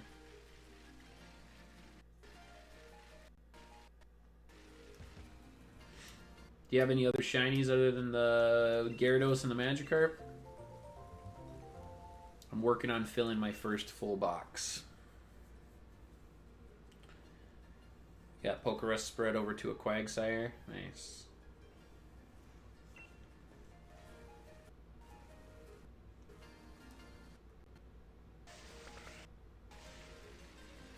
Maybe I'll encounter hunt Noibats. Just because I think it's really funny when they run away. No other shinies? Well, if I had some duplicates, I'd definitely give them out. Unfortunately, I don't have any yet.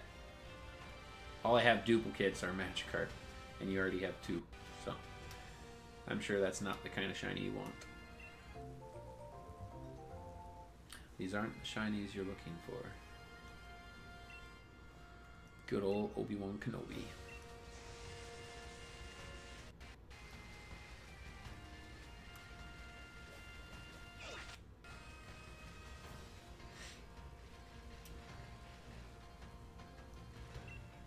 Oh man.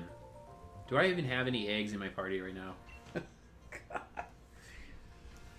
Oh, I do that so often. I don't, do I? Oh man, just watch this. There's no eggs in there, is there? Golly. Probably been running around for way too long without eggs.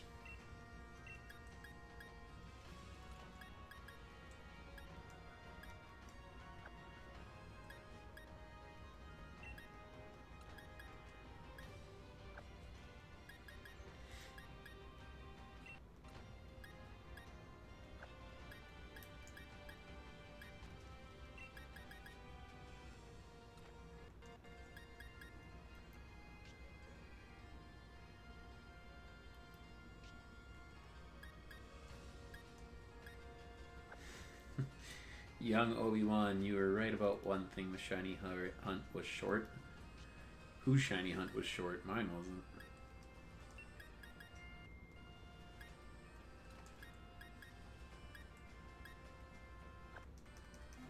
My shiny hunt was anything but short.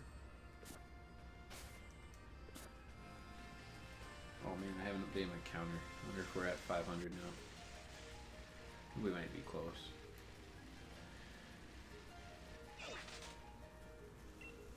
Your shiny hunt was short? Did you get a shiny?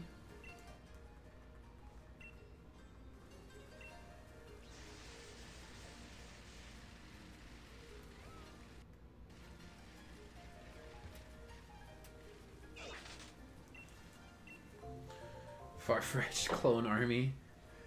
I had the Farfetch'd clone army.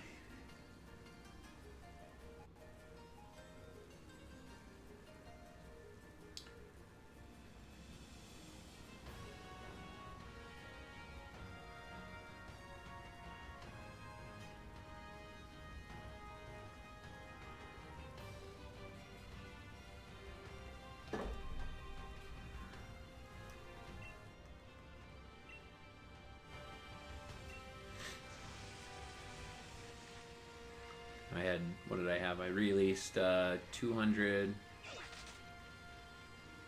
Released 224. Released 224 Farfetch'd this morning before I started the stream. Nobody wants to watch anybody release 224 Farfetch'd. It's not that bad. It takes like 10 minutes.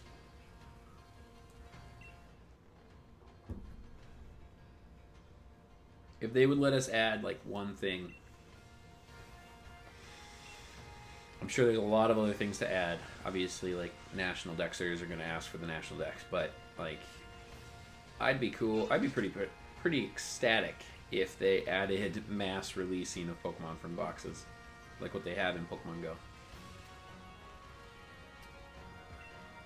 I would be okay with that. Because I am going to be breeding a lot in this generation. I'm sure, because I don't think we'll get like new games or anything.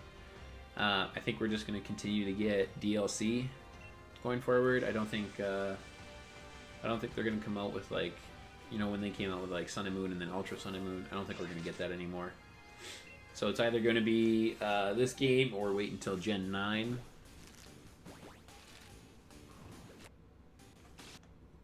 And I'm going to do a lot of breeding, so I have a lot more options. Because I've never been big on breeding before, but now if this is my best option, then I might as well do it right and get good IVs and get good abilities and everything, and put on the right natures. So if you're doing it, do it right, right?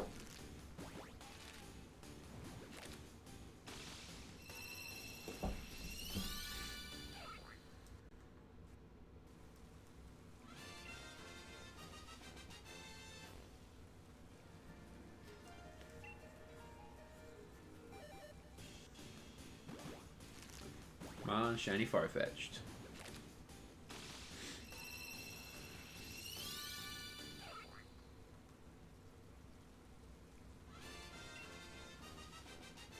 I haven't done like a pack video in a while either. I need to do that too coming up. I need to find more Hidden Fates cards so I can open some more cards. I haven't opened any card videos online in a while. I did one, and I really wasn't feeling it. It was like random boxes that were on clearance that I found. So I snagged them all up. It was like 4 boxes of different types. Like there was Snorlax, Gengar. There were all the, what is it? The EX? Yeah, EX. It was the version before GX cards. And I opened a bunch of them, and I shot the video, and I just really wasn't into it, so it's really not great, so I don't really want to post it. Maybe I'll clip it and edit it, put out some highlights of it. It really wasn't too... I also didn't pull really great stuff, so it really wasn't that interesting.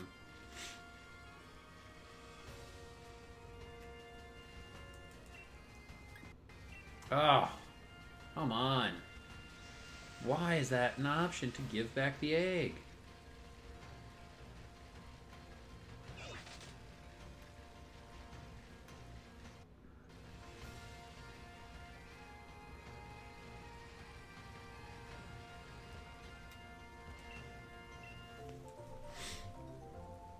Probably have to switch my eggs too. I keep forgetting about that.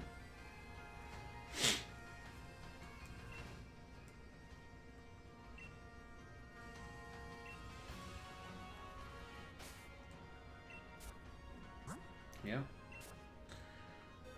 Man, really don't like it when I give back eggs. It's really obnoxious.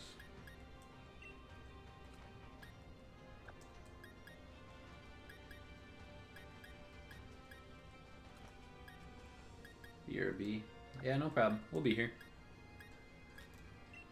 We'll be here for a while. Hatching eggs.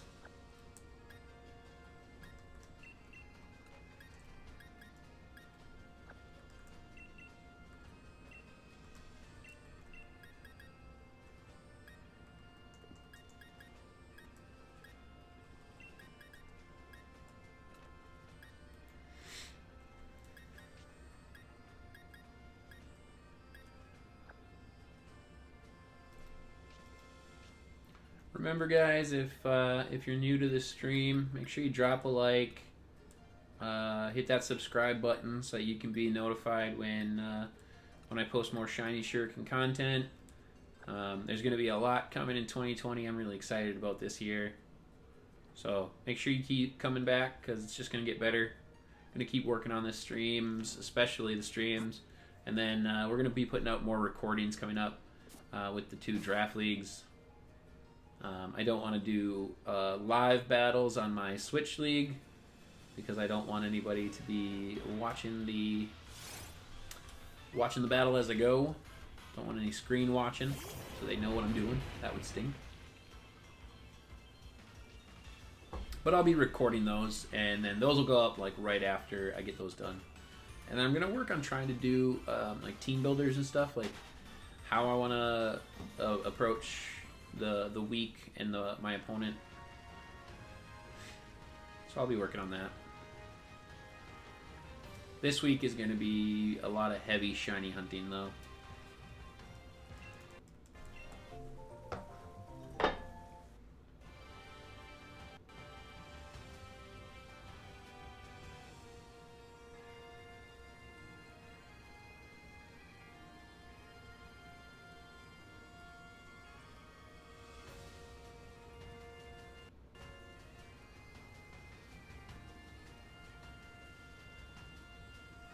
Alright, there we go.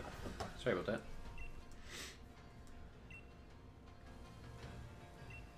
Alright, we've been on for 2 hours now. Just about 2 hours, I should say. No shiny in 2 hours. That's kind of a bummer.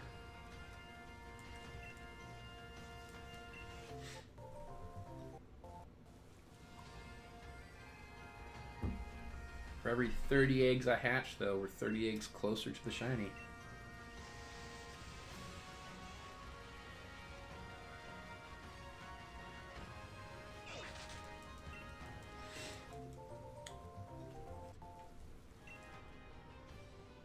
Farfetch'd, I think, so Farfetch'd is one of the most interesting ones that I have to figure out how I'm going to really utilize it in the first few weeks.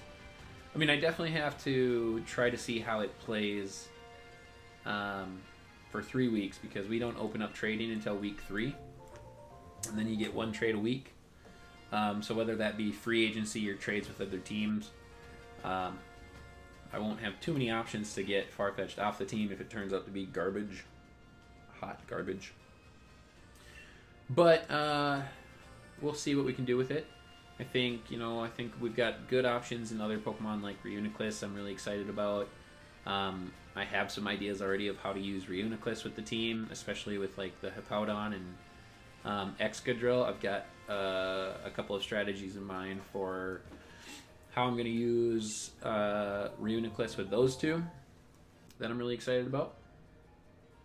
And then Vileplume I'm really excited to use. I know his stats aren't great. Kind of a lot of defensive weakness, but I'm really excited to use a couple of ideas that I have for Vileplume with Effect Spore and everything. And dang it, I just took my Ditto back. No, I don't want Farfetch'd. Keep Farfetch'd. Take back my Ditto. Darn it. Here's my French Ditto with terrible stats. I have it holding the Destiny or not though. So hopefully it transfers most of the stats from my Farfetch'd. My Farfetch'd is 5 IV, so 5 perfect IVs, so hopefully I'm grabbing most of my stats from there. Yes, take my $500 for handing me my Ditto for a moment. Highway robbery, that's what I tell you. But Vileplume, like I said, excited to use that one. I like Vileplume. I had already been looking at some ideas for Vileplume in the past. Because I shiny hunted that one through hordes in Omega Ruby, and I had several with a couple of hidden ability ones. So I was already thinking about how I could use that competitively. And then Umbreon, I think a lot of people know how to use Umbreon, or kind of know what to expect. And I don't think I'm going to be too different from that. I think Umbreon's going to be pretty cliche. You know, wish passing and stuff like that. Kind of be that defensive hit. We'll see what else I can do with it. That I can try and surprise some people with Umbreon. I don't know if Umbreon will ever pose itself as a win con for me, but obviously I won't know that until I really look into it and really try to see how I can use that Pokemon to its best advantage. Farfetch'd is definitely the one that I need to figure out the best way possible to use. And then I have Mr. Mime and Alcremie too. Mr. Mime, I definitely know how I'm going to use that one. It's not really secret. You know, obviously it gets crazy good stats when you toss an Eviolite on it. It's not exactly a Chansey, but it's kind of similar to an extent because I can definitely get some screenplay with it. And with its ability for screen cleaner, I can definitely bring that against people who are going to try and screen up against me. So like whoever drafted Grimmsnarl, for example, all I have to do is bring Mr. Mime in and it clears the screens. So thankfully it doesn't matter if like Grimmsnarl is going to Thunder Wave me or anything like that. I'll still be able to take care of screens just on the entry. I'm excited to use the Galar Mr. Mime for sure. And then Alcremie, it's not the G-Max version, so we'll have to really figure out how we're going to use that. Alright, we got to toss 30 more in here, so we're at 506 now. 506. We are either 6 or 8 hatches away from full odds in hunting for Masuda.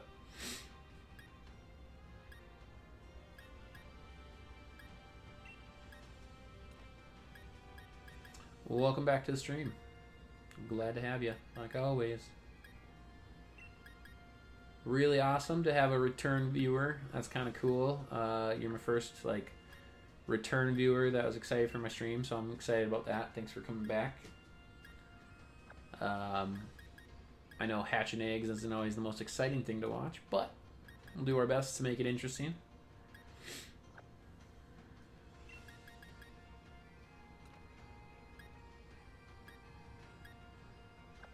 I'll make sure I can try to engage with the community through the chat and everything. So if anybody else is jumping in the chat and stuff and talking, I know we saw Stacy in here, and that's fun to have another one of my draft trainers in here with me. So it's fun.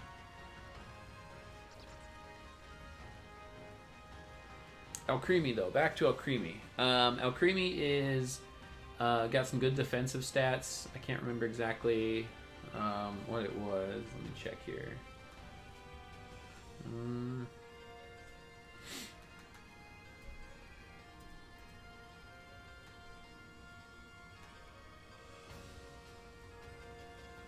Yeah, so its defense was not great, but its special defense is why I drafted it. That's right. I had it backwards. Special defense is base 121. And so that's just awesome. You don't really even need to put too much into that effort value for special defense. As long as you have a hyper trained or a good or a perfect IV in special defense, it's really going to come out to be something that's going to be able to tank some good hits just off the bat. But then to put even more effort value into that, you're going to be able to tank a lot of special hits. But from what I've seen in this generation, there's a lot of physical attackers. Dragapult obviously bounces back and forth between being special and physical. Stacy's in the chat. I was taking notes when you were explaining how you were going to use your team. That's fine. That's fine. No big deal. I don't think I'm giving away any too secretive tech. I mean, I'm not going to go straight into everything for moves and EV builds.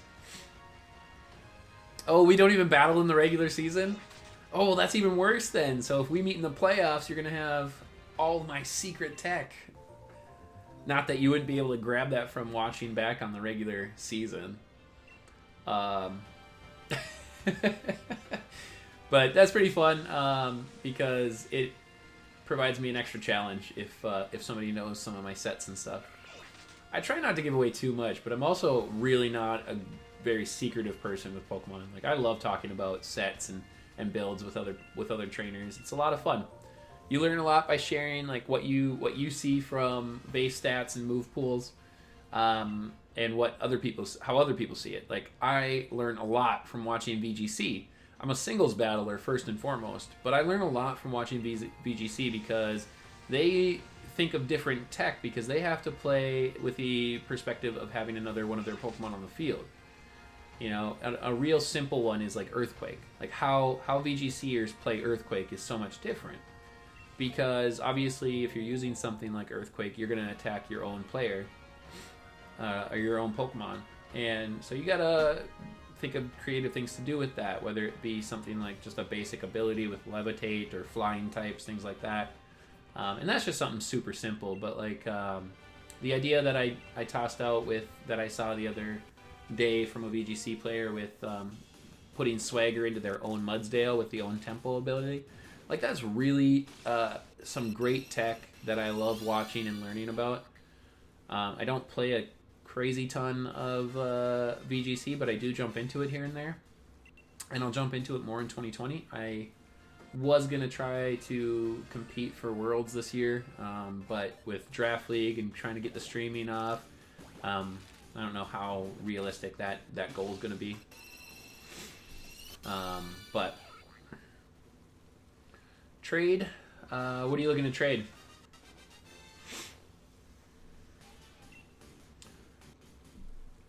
But Stacy, you can know all of my sets. That's fine, because you seem to be a really smart Pokemon trainer. So if you know my sets, you can tell me how crap they are and what I need to improve on. I know I said it at the start of the stream, and I linked Stacy's page, ABC Gaming, up at the top of the chat. You guys, make sure you go check out Stacy's page and show him some love. Good videos. I watched his draft analysis video today twice, and I need to check out more of his videos. He's got some Wi-Fi battles that I saw in there that I really want to see.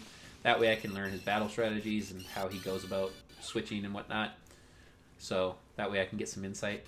But go check out his channel, show him some love, drop him a subscription, drop some likes on the videos. It's always appreciated from us smaller streamers when we get that collaboration with each other. So sub to that channel. Nice. Thanks. I appreciate that. That's awesome. He'll be in the draft league with us, and he'll be Stacy will be streaming his videos too. Maybe not streaming, but recording and putting up those videos. So make sure you check out his battles. Like he said, it doesn't look like we're set up on matchups for the season yet, him and I. So if we meet, it would have to be in the playoffs or the Pokeoffs, as our draft league has so named them. We got the Pokeoffs, and then you play in the Pokeoffs to get to the Pokeball. But yeah, he's got the Ridgewood Runerigus, which is pretty sweet. And then I've got the Fargo Phalanx. Even though I didn't get to draft Phalanx, I wanted to. I was hoping he would fall down to like 8 and 9, and that I'd get him. But I think in the same round I was going to grab him. He got picked up before I could snag him. Another reason I have Farfetch'd. Stacy actually drafted Passimian after we were all done with the draft.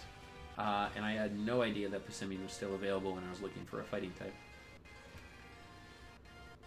Especially since we don't battle during the season, I wouldn't mind team building with you throughout the season and bounce ideas off one another. Awesome! Yeah, that sounds like so much fun. Absolutely.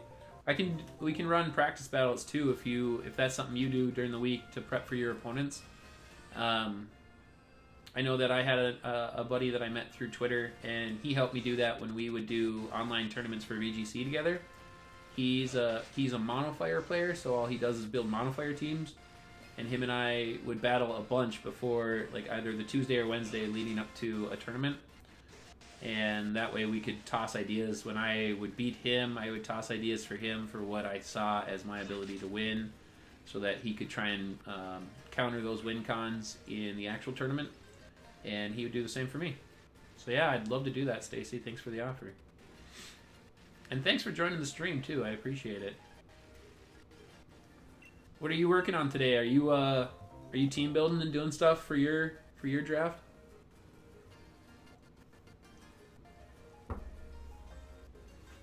And it feels weird saying it, but some random kid. That's your. I know that's the YouTube name, but you said trade. Was there anything specific you were looking to trade? You never put it in the chat what you were looking for. I mean, I'm always happy to help out if you need something.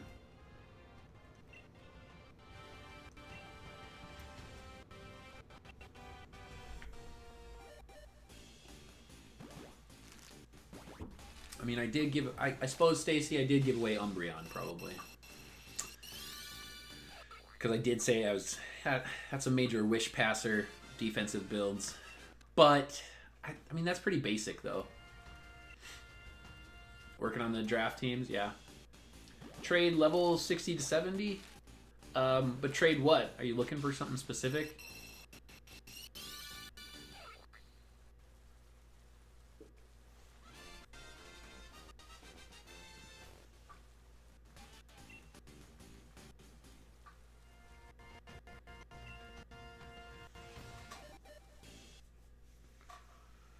Oh, why is my game doing that again? I don't know why it's doing that. I'm searching for signals again.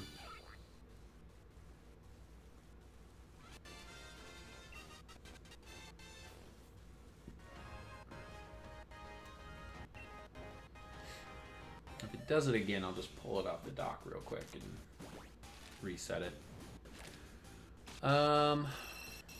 You have to finish off the last 2 months. I'm just going to pull this off for a second and see what's going on. One sec, guys. Sorry about this. I'm not sure why I lose my OBS link sometimes. I'm trying not to run too many things at once here, so. Should come back on, and I should It shouldn't do that anymore.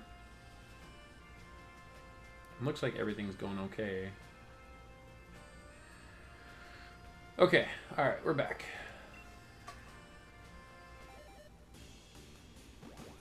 Alright, where were we? I have to finish off my last 2 mons for the week. You're facing the rain team, and it feels like half your team is weak to rain, but you're prepared. Let's see here. What did you have? You had Sylveon. Well, yeah, you had a lot of ground weaknesses with Runerigus, Gigalith. What else did you have that was weak to water? You had Sylveon, Obstagoon. Yeah, I mean, Simeon, Mantine. What's Mantine's ability? Doesn't Mantine get, like, water absorbed, though? Or it has, like, some kind of a water ability. I feel like. I can't remember exactly. Whose rain team are you facing? I don't remember all the teams.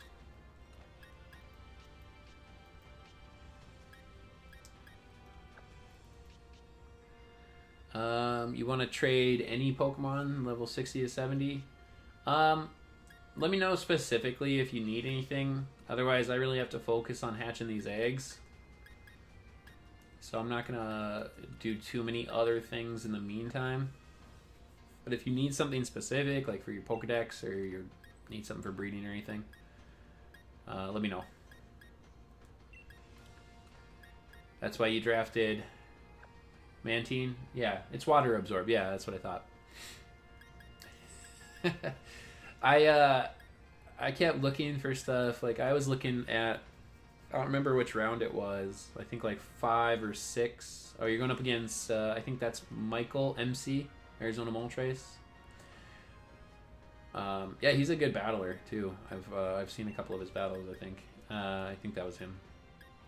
And I was looking at grabbing Quagsire for his water absorbability because with Hippowdon and Excadrill, you know, obviously they're going to be pretty prevalent on the team. Like, there's probably not going to be too many weeks that I don't bring those.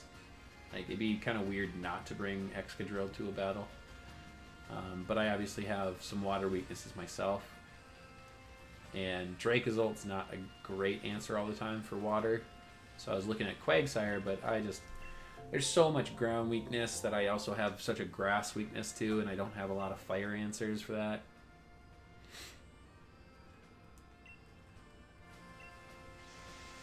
But we'll see. I mean, I've got Mr. Mime, which I think can kind of pivot around with his defensive builds. Again, giving away the Eviolite's not really a crazy giveaway. I know I have to watch out for knockoff, especially with Mr. Mime being the psychic type and that Eviolite kind of being pivotal to what I can do with Mr. Mime.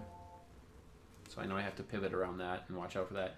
Sunny was kind of bringing up the fact that it's crazy how knockoff doesn't seem to be really prevalent in this meta. And he's kind of right. Like, I haven't seen a ton of knockoff, like, especially if you look at BGC. There's, like, no knockoff in there. But I have knockoff on a couple of my Pokemon. Not for draft, per se, but for just overall competitive.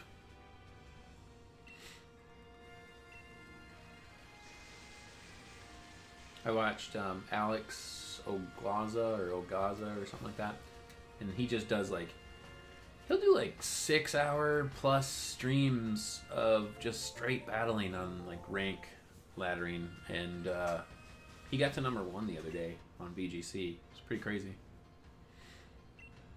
It's really different because he started out same way everybody else does in the 2000s and stuff, and it's funny to watch the level of competition in the teams that he plays.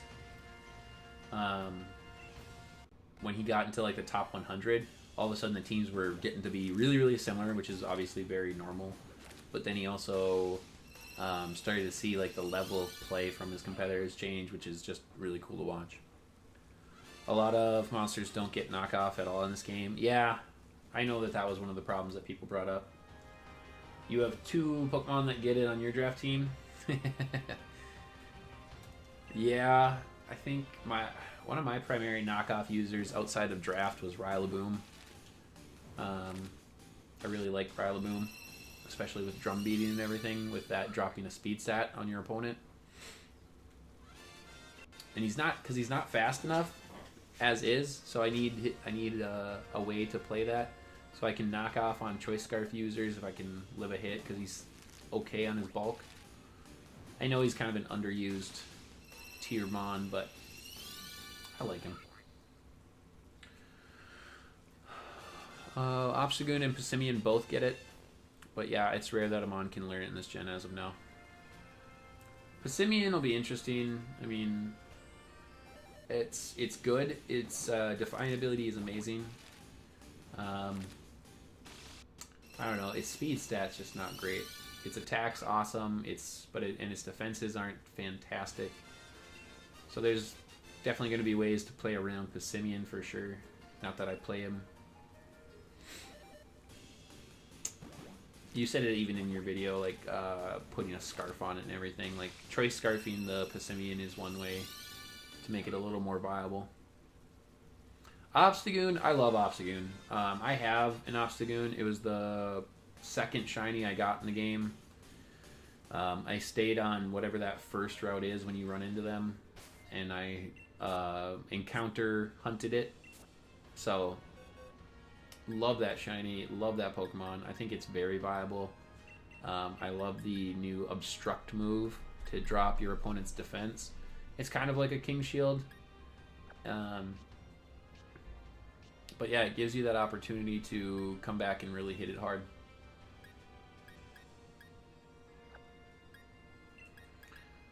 What's my best Pokemon in Pokemon Go? I don't know. I mean, I've got a lot of Pokemon in there. My highest CP, let me check. I'll bring that up here. One of my best Pokemon probably is the shiny Kyogre that I caught. Of course, I only use shiny Pokemon in Pokemon Go.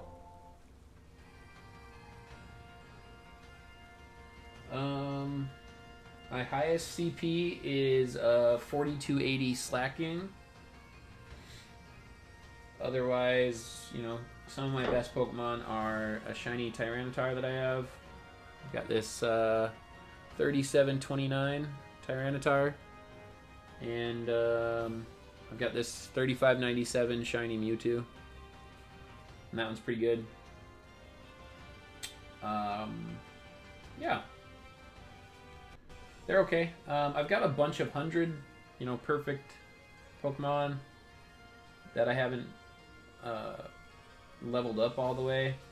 This is probably one of my favorites, is that I have a perfect shiny Houndoom all the way maxed out with all of his moves. And that's probably my favorite. And then I've got a perfect Gyarados and a perfect Snorlax. So, oof, yeah.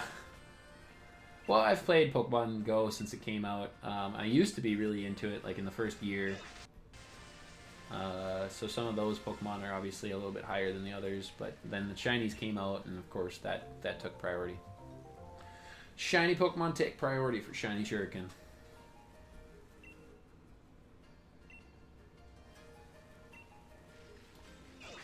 But yeah, Obstagoon, I love Obstagoon so much. I actually, Stacy, I got into a battle, and maybe this will help you out. I got into a battle with a friend of mine who had a defensively built Pyukumuku, and I like pretty much was sure that I had lost the battle because he had Pyukumuku, and I think I was on had Rillaboom and Obstagoon, and Rillaboom hit it with a drum beating, and it didn't do. It was terrible. It didn't do very much. So I was like, well, that's game. I mean, he was recovering more than I was actually hitting, and he had Toxic'd me, so my Rillaboom ended up going down, and I thought, oh, I only have Obstagoon. Like, if Rillaboom's stab, drum beating wasn't hitting it hard, Obstagoon's not going to take it out. But I have a Reckless ability instead of Guts on my Obstagoon, and it got a crit double edge and knocked it down to like 10% health. And so I was able to, and he went for a toxic, thinking that I wasn't going to do too much to him. So I was able to take him out on the next turn thanks to Obstagoon. I got that win. So it was pretty awesome. I knew he was going to toxic on the first turn too, so I didn't go for the obstruct. I was going to wait for him to try and counter, because that was the only move that he actually had. Otherwise, he had recover, toxic, toxic spikes, and counter. So I didn't want to use obstruct too much, but I was trying to see if that could be my win con against Pyukumuku and drop those defenses so I could finally hit it.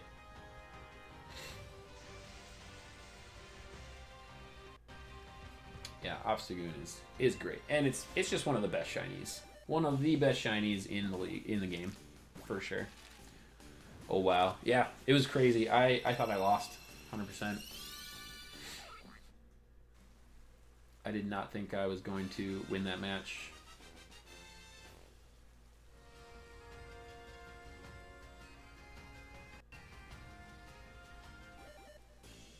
Obstagoon is sick. Yeah, I really like it.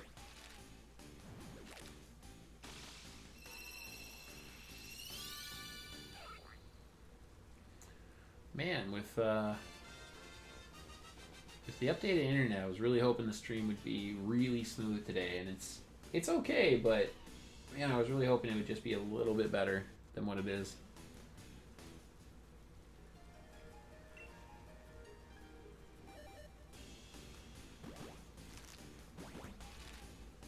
I really need to get my computer off of Wi-Fi and onto a straight Ethernet feed.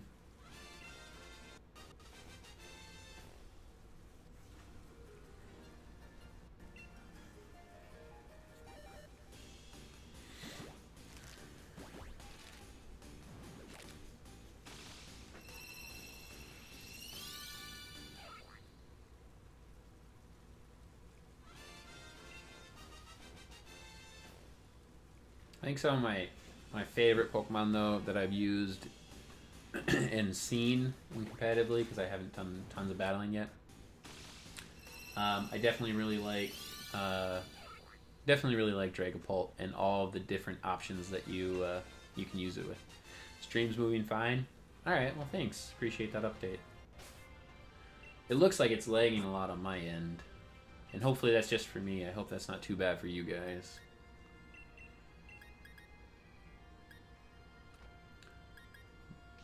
Gotta keep learning how to improve and get better.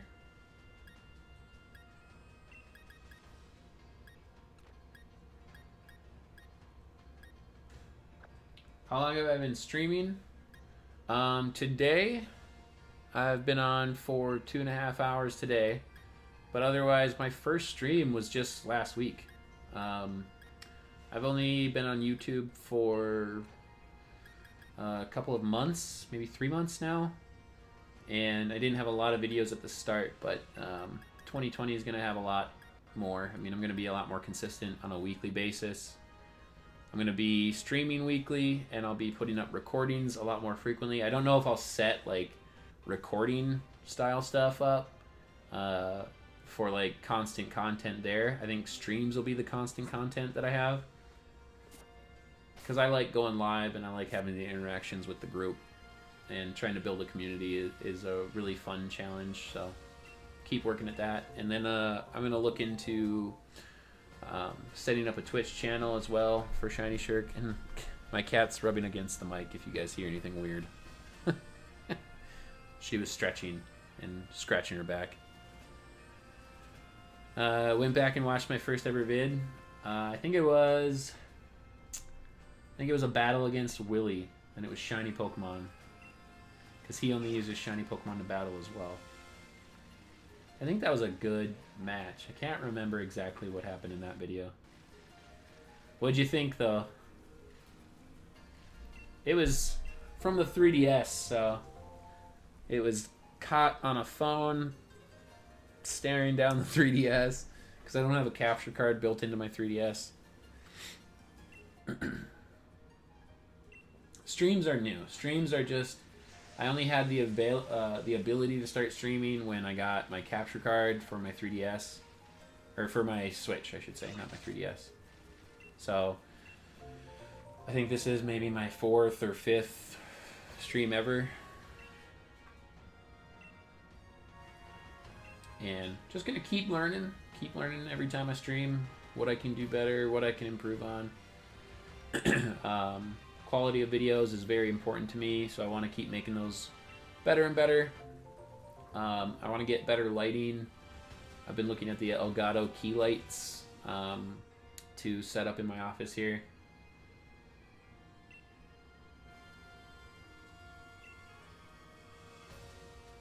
I think my microphone is like the #1 thing I'm most proud of. I got the blue...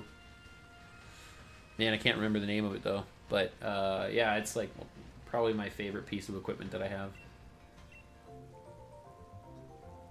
And I think one day I'll actually do a real build on a computer for myself. I'll like actually customize build a computer. And I'll give my wife this iMac because Apple is not the best for streaming. So you went back and watched my first battle video. What'd you think of it? I think I got a win in that video. And if you like that one, you really should watch. There's one specific video that I have from like my 3DS battling.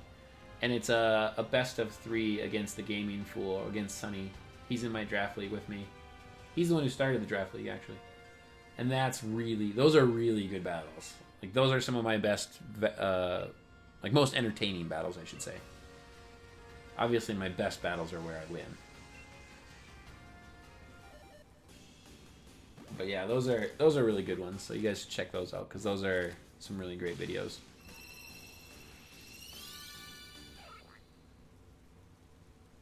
It was good? Thanks. I appreciate that.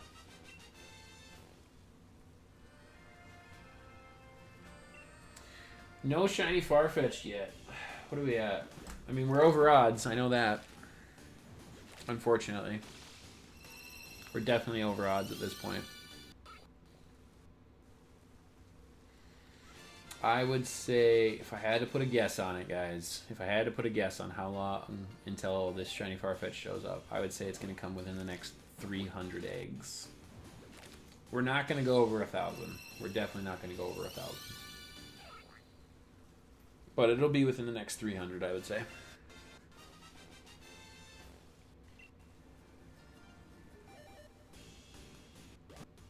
I forgot I had Pokemon Go open.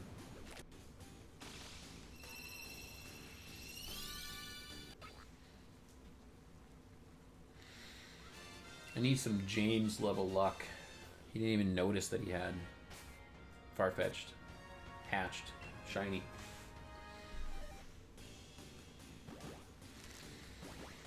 Oh, I forgot I was gonna check out what Michael's team looked like.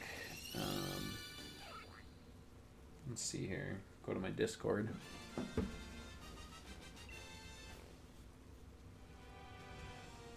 I spent last weekend, instead of putting all of my focus on hatching my shiny Pokemon for the draft team, I got really invested in making this Google Doc for the league, which I love. The Google Doc, it's just like this all-encompassing view for the whole league to build their teams off of, to prep with, to look at their opponents, the schedules, everything. I love it. I like helping out with setting up this stuff. Wow, Stacy. Ha! Yeah, I'm just checking out Michael's team. He's got Rotom Wash, Barraskewda, Seismitoad, Pelipper, Ludicolo, and those were his first 5 picks. How did none of us, while we were drafting, pick up on that he was drafting just the bulkiest rain team ever? Man.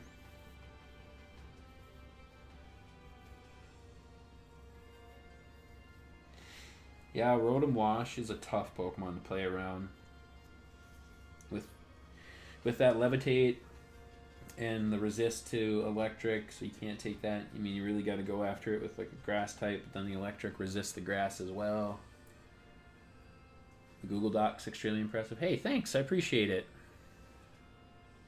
Yeah, I'm gonna try to keep up with all the stats and stuff for the league this whole season. So hopefully it's gonna be a nice, extensive doc that we can use to make good determinations for playoffs and MVPs and stuff.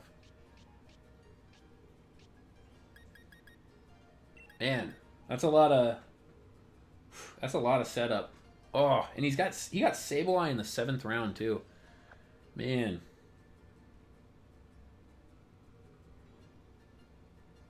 Yeah, that's good. That's going to be tough to take down. Y'all let him do it. Yeah. That is our fault. That is, yeah. He's just missing Dracovish, and he's got the complete rain team. Pelipper fall into round 4. I'm surprised by that one. Mantine, Rotomo are going to have to be my crutches. Yeah, those are definitely going to be some of your win cons for that team. What's your grass type? Where are you at on here? Oh yeah, Rotomo. Duh.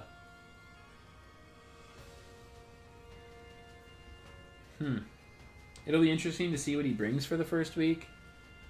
Obviously, I think he'll be compelled to bring a lot of the water with your team being so weak to water. Colossal, yeah, Colossal, Gigalith, Runerigus. Yeah, they're definitely pushing him to bring some water there. I wonder how does he deal with your Sylveon? He doesn't really have a way to deal with your Sylveon too much.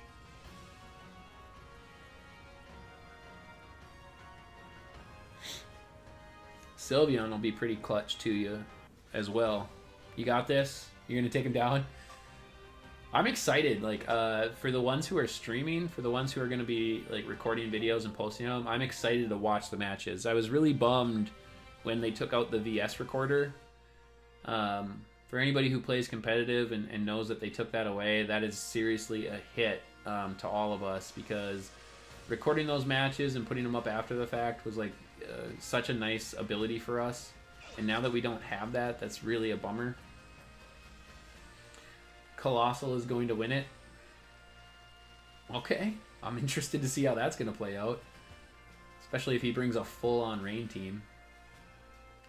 I mean, Gigalith gets Sandstream, so you could kind of counter weather with him and play some shenanigans there. Let's see here. Trick Room with Runerigus could come in handy too, to counter some of the speed boosts for Barraskewda and everybody, Seismitoad, all of them.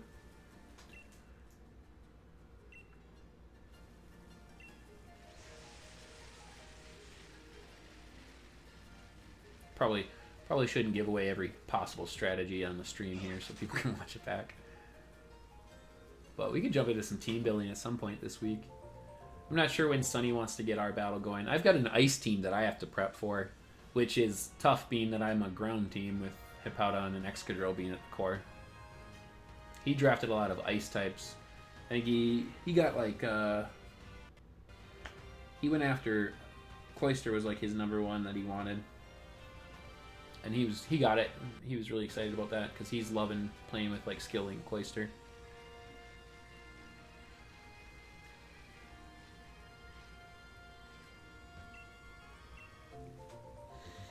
Yeah, he's got Abomasnow to set the ice. Frostlass for Frostlass is always a good suicide lead.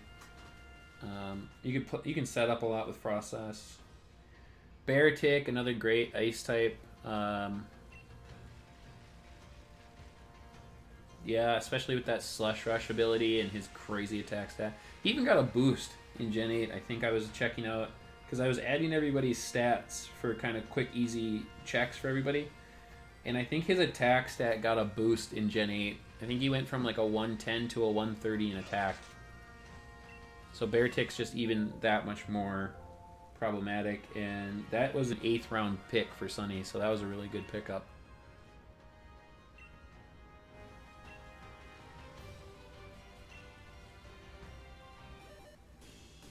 I was watching your video today, and I was thinking back on when the other guy was drafting the team. We were all kind of like, what is going on? How does this team play into like a synergy kind of type system? And Ice Q or SQ or however you say that one was kind of one of the weirdest picks I saw on that team, because he wasn't particularly like building like a hail team, which Ice Q really depends on to be successful, to like switch around in hail and rebuild its ice face and stuff. So it was kind of strange. But it'll be interesting to see how you use it and how you play around with it. I don't know. I wonder if any of your Pokemon get hail. I can't remember. Mantine might get hail. That'll be good if you ever play... Do you play Sunny? No, you don't even play Sunny. So you won't even get to go into one of the primary hail teams and combat him with Ice Q. But it'll be fun to like watch you and Sammy play around with teams that you guys didn't particularly draft the majority of. I know you kind of got the short end of the stick with getting the worst team. Sammy definitely got set up. I mean, Tyranitar, Grimmsnarl, Snorlax, Haxorus. Oof, those are some fire mons right there. It's only going to make your wins more impressive. It will. Honestly, it will. To take on somebody else's team and to come in and pull off wins with them, yeah, that will be very impressive. I'm excited to watch yours and Sammy's battles, especially yours. I know you have quite a bit of experience with competitive battling. You know, Sunny prepped us on like some of... Not prepped us, really. He just told us a little bit that you were a competitive battler who really wanted to join. Obviously, we were like, yeah, heck yeah, that sounds awesome. So, I'm excited to watch it. But yeah, you don't battle Sunny or I in the league. I'm going to do a quick Pokedex check, you guys. I want to see if I've missed my shiny.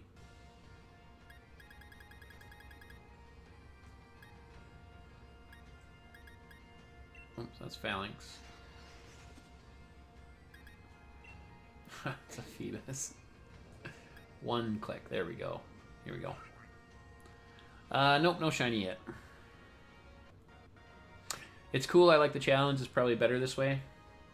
And if I get obliterated, I'll have an excuse. Yeah, you will. Yep. You'll have an easy out. Oh, I didn't win. I didn't pick this team. I didn't put this together. But yeah, it'll be a fun challenge. It's why, like, for me, like, I always say I really like going up against, like, hacked teams. Like, I have a friend who, he hacks in all of his shinies. Or he did. Since he doesn't have Pokemon Home yet, he's been actually breeding his own and hunting down, like, shiny raids. So, he's been putting together his normal stuff. But before, like, in Gen 7, he had full hack teams. And I gotta put my clicks on.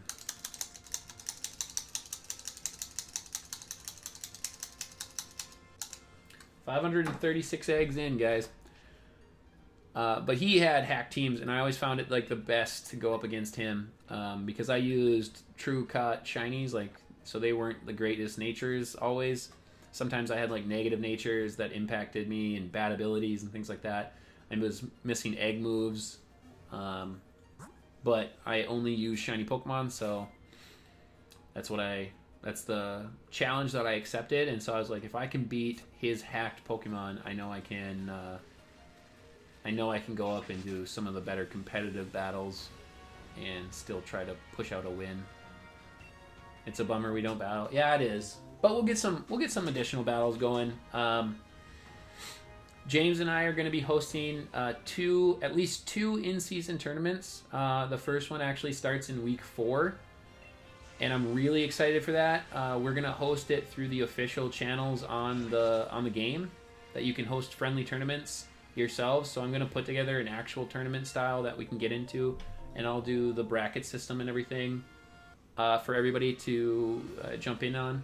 It'll be for the active players in the league, the ones that want to do additional battling. So maybe we can play. I mean, we should be able to play in those tournaments, which will be fun. And both James and I are going to put up like shiny Pokemon as prizes and stuff, and see what else we can get. Maybe a bottle cap or something as a prize too.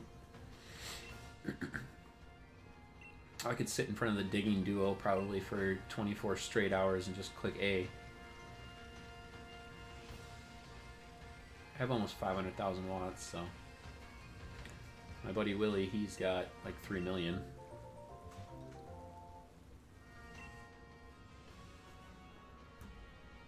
But I'm excited. I'm excited to host those tournaments. Aside from helping host the league, obviously this is Sonny's league.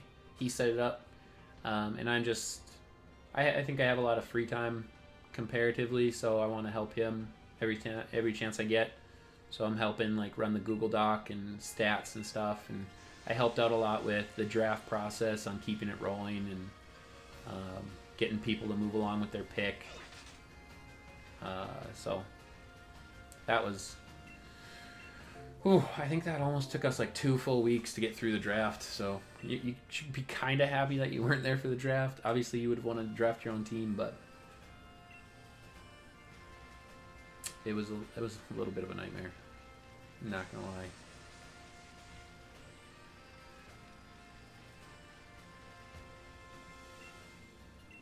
Well, being officially over odds, this is a bummer. This is my 3rd breed hunt that went over odds. Sobble took me forever.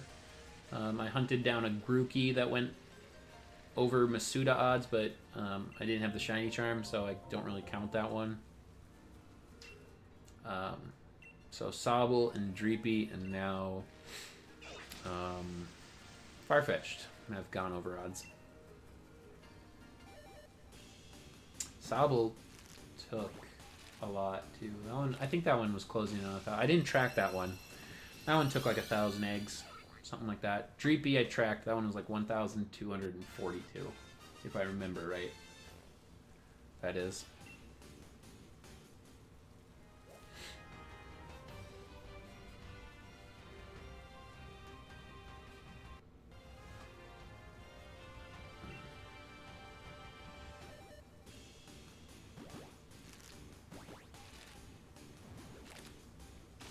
So hopefully this one shows up soon, and hopefully we can jump on the Solosis hunt. I didn't want to hunt Hippopotas, but I feel like having my Sand Setter is very important, and I didn't want to wait for home. If I don't exactly get Vileplume, I'll be okay with that because I have Shiny Oddish that are going to come in February. So maybe I do a few weeks of battles without my Shiny Vileplume. I don't want to, but if I have to.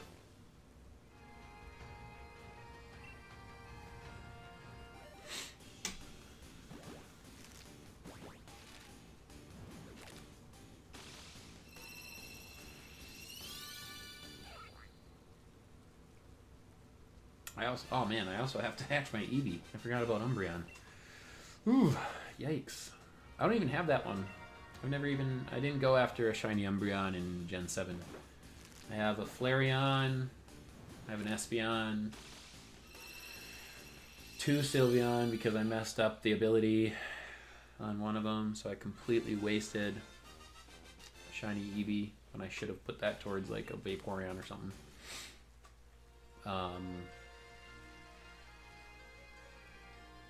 Cramorant up there.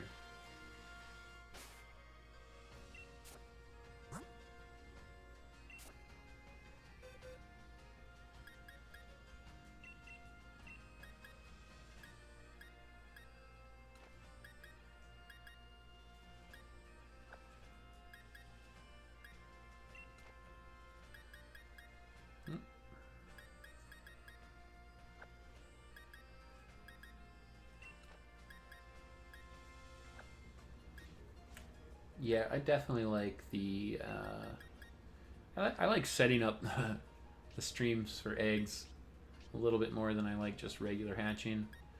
That was kind of nice to just grab the 5 hatch, grab the 5 hatch. I'll definitely do those again in the future, and if I get shinies while I'm setting it up, so be it. That's fine, obviously. Never going to be mad about getting a shiny.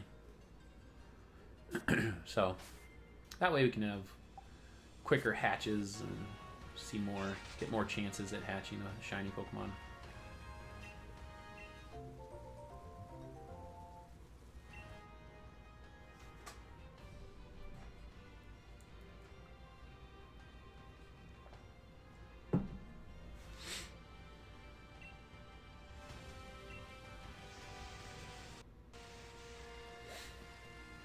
Thanks for hanging out for so long, guys. I appreciate it. We're coming up on 3 hours of being live, so that's a long time to be hanging out. But I appreciate you guys being active in the chat and hanging out with me while I hatch some eggs. It's always good to have a good chat and hunt some shinies. Remember, if you guys are new to the stream or if you're new to the channel, make sure you guys hit that sub button if you're watching after the fact. Drop a like. And make sure you hit that subscription, turn on that notification bell so you guys can get notified when new Shiny Shuriken content comes out. I do try to post every week going forward here. I try to go live at least once a week. And we'll have a lot of content coming up with the draft leagues for Showdown and for the Switch. So make sure to come back for all of those good battles. Going to be getting into a lot more competitive battling here. And then, of course, we will always have shiny hunting on Shiny Shuriken.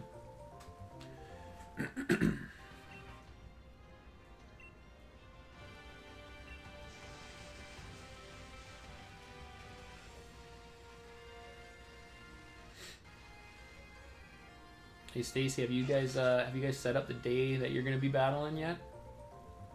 I haven't quite set up with Sunny yet when we're going to jump in, but I'm curious to see how many people are going to jump off like first day tomorrow, and if they're going to do battles tomorrow.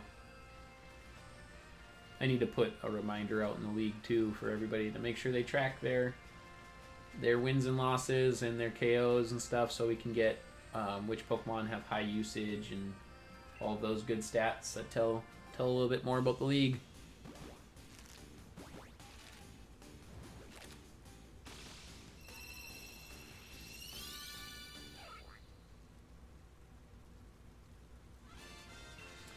Oh, come on, Farfetch'd. I believe in you. I believe that you can shine. I believe that you want to shine, too.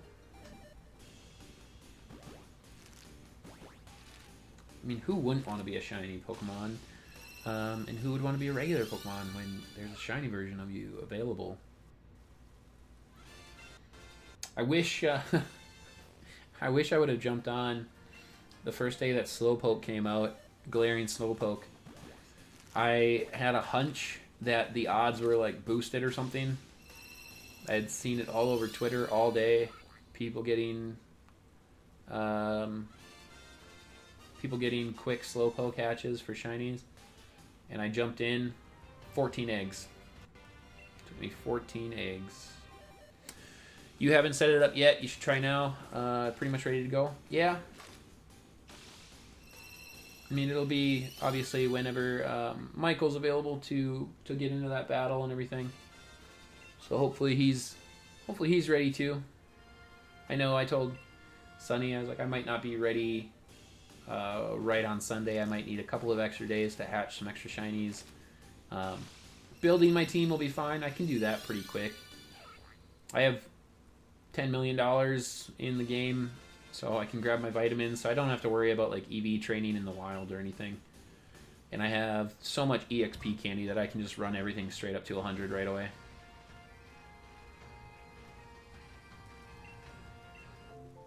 So I'm not worried about team setup.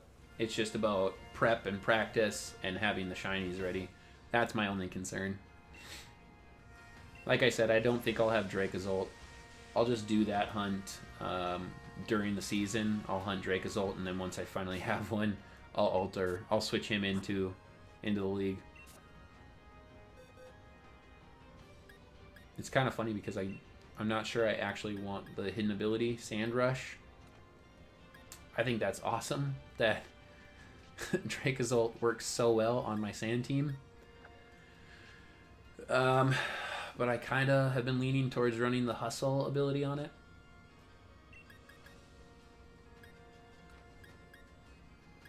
And then I think he also gets Volt Absorb, which isn't terrible.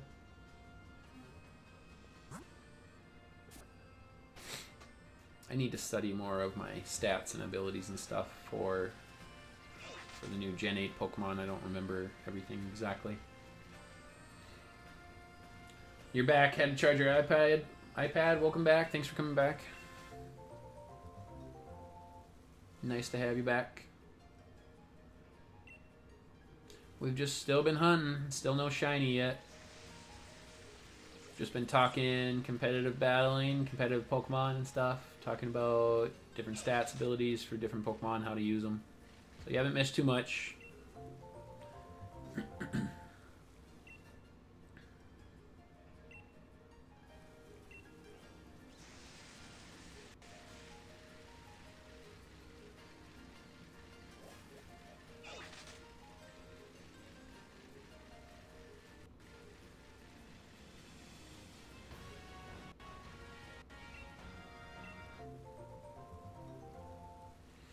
Oh, and I've been forgetting about Munchlax. Gosh. Munchlax is just patiently waiting for me. Oh, Munchlax. Call in your shiny. I would love to end that shiny hunt. Shut my Game Boy off. No shiny.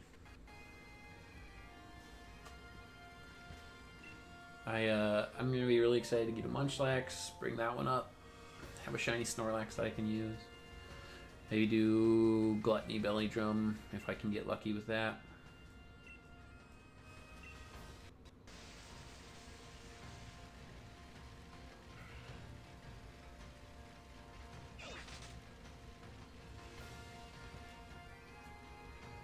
It would be very cool to get shiny.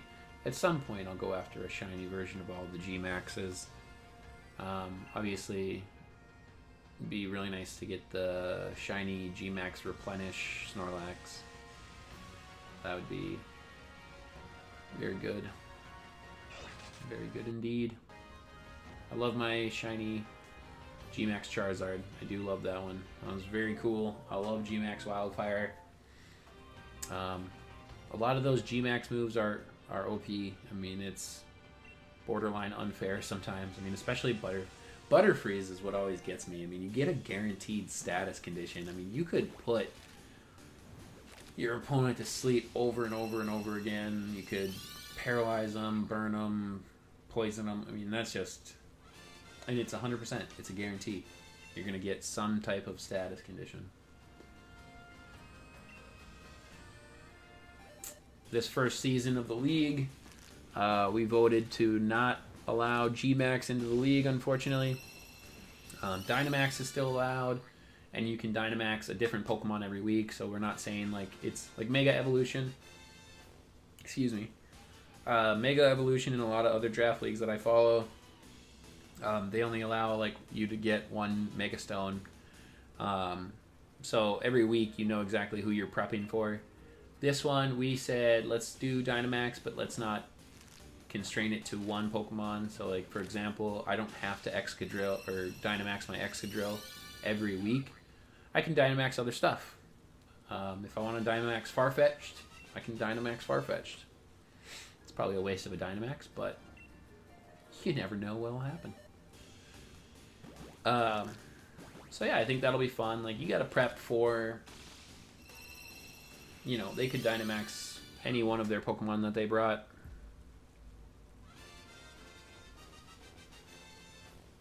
And I think maybe next season we'll talk about bringing back G-Max and maybe just banning some of the various of the Gigantamaxes. Butterfree is the one I keep coming back to. You know, with that Befuddle, I think is the name of it. To have a 100% guaranteed status condition, I don't know all of the G Max moves. Like I don't remember. I know how Creamy gets like G Max Finale, and I've heard a couple of people tell me like that one's overpowered as well, but I don't know exactly what that one does.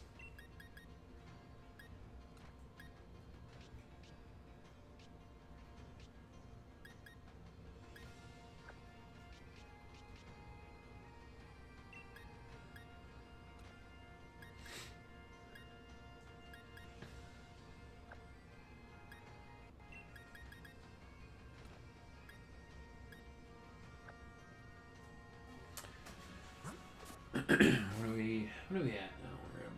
We're up over 550, 551 for eggs now. Like I said, I think it would be somewhere. I think we're gonna go around 800 for eggs. So we've still got another about like 250 left before I think we're gonna hatch that shiny Farfetch'd. Hopefully I'm wrong. Hopefully it's sooner. Hopefully I'm not wrong, and it's hopefully not later. I'd be fine if it was 800 and it wasn't 1500. That would stink. But it could be.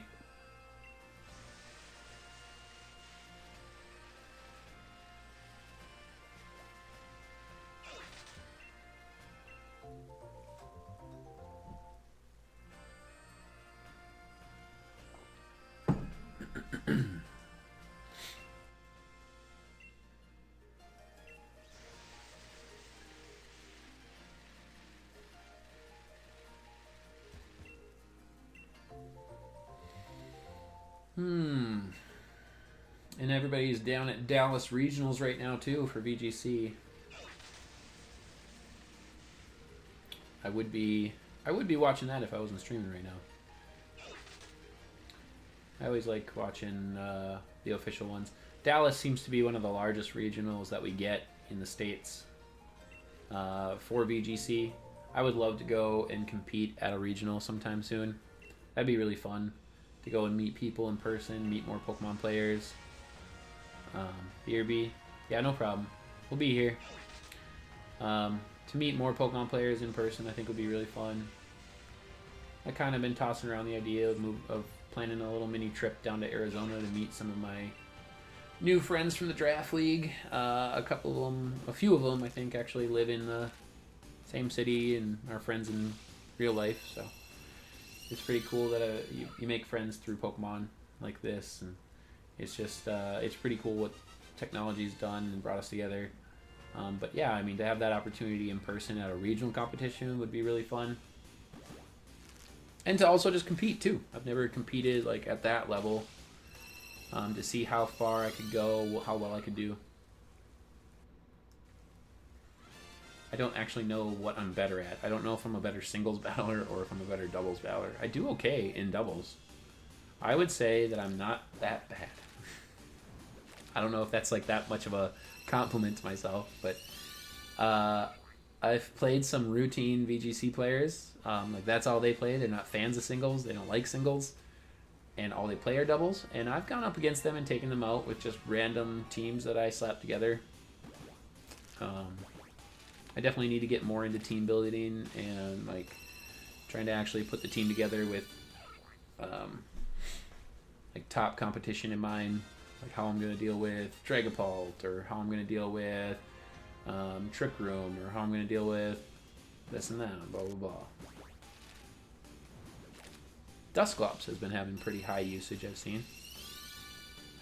I heard a guy in the top 100 say that Farfetch'd disappears as soon as you get into the top 100, but everybody below that is trying to make it work. It's kind of interesting to see how top players look at the competition.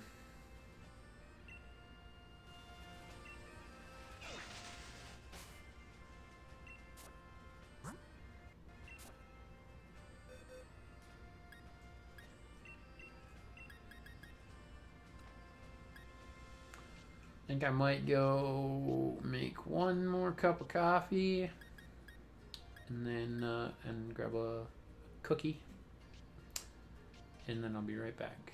I'm gonna put these eggs on, go grab that egg from the nursery worker, and then I'll be right back.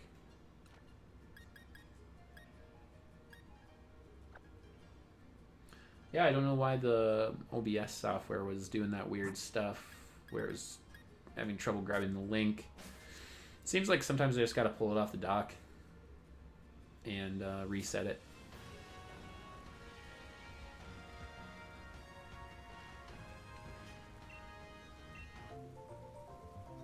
Alright guys, I'll be right back. Just give me 2 minutes.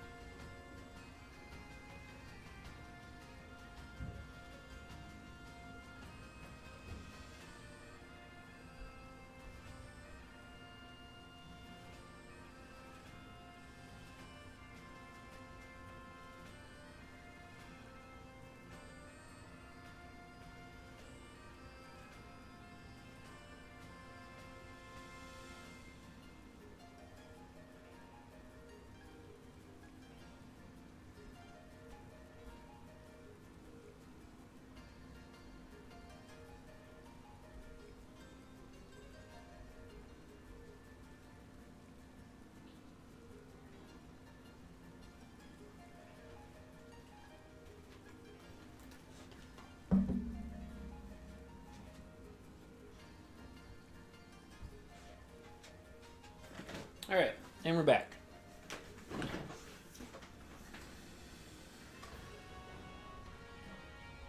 Got a fresh cup of coffee and some stroop waffles, whatever those are. But they're good. I like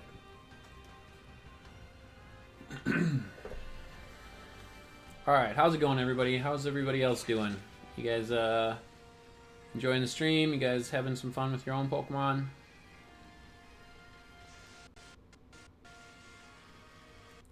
If you're watching this after the fact, drop a comment. You know, tell me what you're after, what you're hunting. Tell me what your shiny hunt is for the current hunt.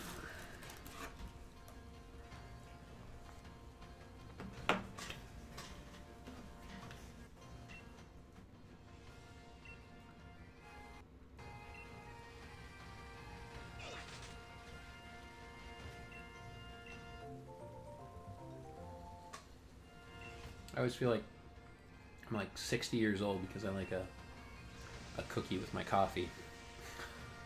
But it's just so delicious. Good stream? Hey, thanks. I appreciate that, Stacy. We'll have to collab sometime too. We should do like a collab video. I think that'd be a lot of fun. Been watching the entire time I've been building for tomorrow. Hey, wow. I appreciate that. That's a long time to be watching. 3 hours? That's awesome. I appreciate that. Appreciate the support. Do you stream at all, or do you just do videos for your page? I want to get onto Twitch at some point and do both Twitch and YouTube. So when I stream, I'm gonna try to merge those streams and chats. I've seen others do it, so there's got to be a way. You're down? That's cool. We should talk offline about collabing on something then. I'll hit you up tonight, and we could think of an idea. I've been talking with Sonny. I mean, I collabed with him on those that one video. We did some Pokemon battles. We did a best 2 out of 3. You stream and do videos, but your work schedule prevents you from streaming often? Okay. I can understand that. Life gets busy, I tell you.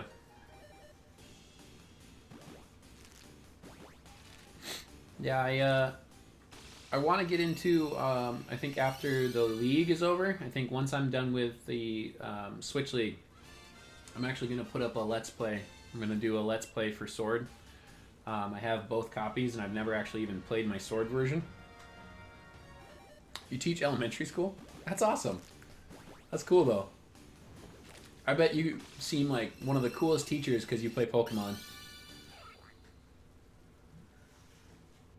I bet the kids just love hearing about your Pokemon stories. Oh yeah, you gotta like grade papers and do projects and set all the stuff up for your lessons. That's teachers don't get enough respect in this day and age. I feel. I think people respect teachers a lot, but you know, until we can change like the focus of our country, it'll never be enough. You can relate to the kids in that aspect. Yeah, that's pretty cool.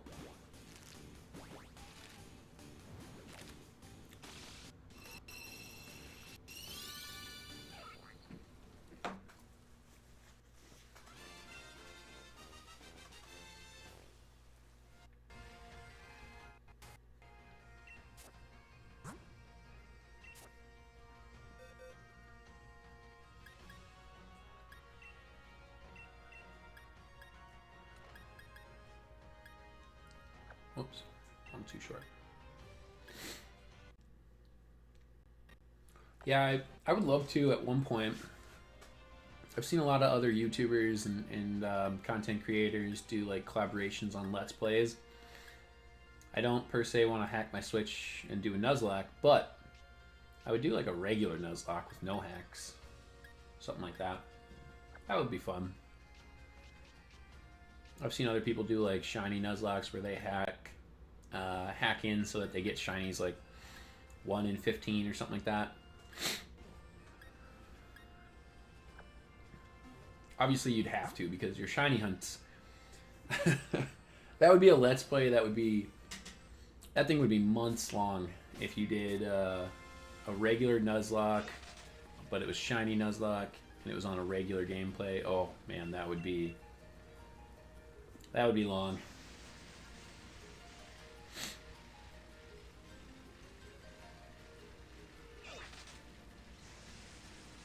So I saw in your video that you were going to turn a couple of your Pokemon shiny for your team. I know Obstagoon you said. I think I saw Passimian shiny in there. What shinies are you going to be rocking for the league? I'm always interested in shinies. That's like my number one.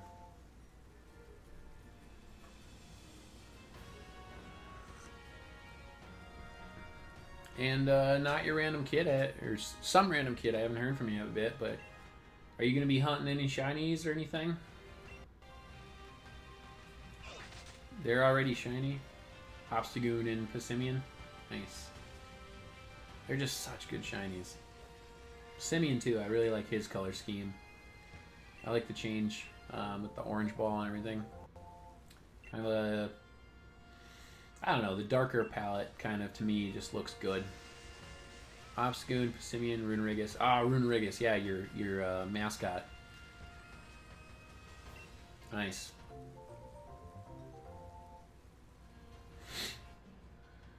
I've got Inteleon, he's shiny. Excadrill is shiny. Milcery, I've got done. Hippopotas, Mr. Mime. Oh, no, I don't want my Pokemon back. Stop trying to take my Pokemon. You're just trying to take my money, nursery worker. I think that's it. Yeah, 5.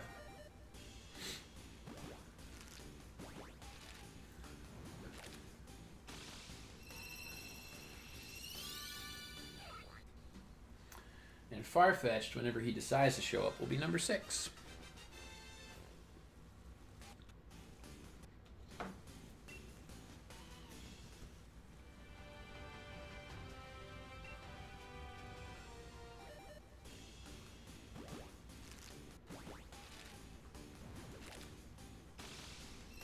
I'm really surprised I didn't get Shiny Farfetch'd in those 210 eggs that I set up. That's just nuts. I thought like 210 quick hatches. Man, I thought I had a really good chance of getting 2 shinies out of those.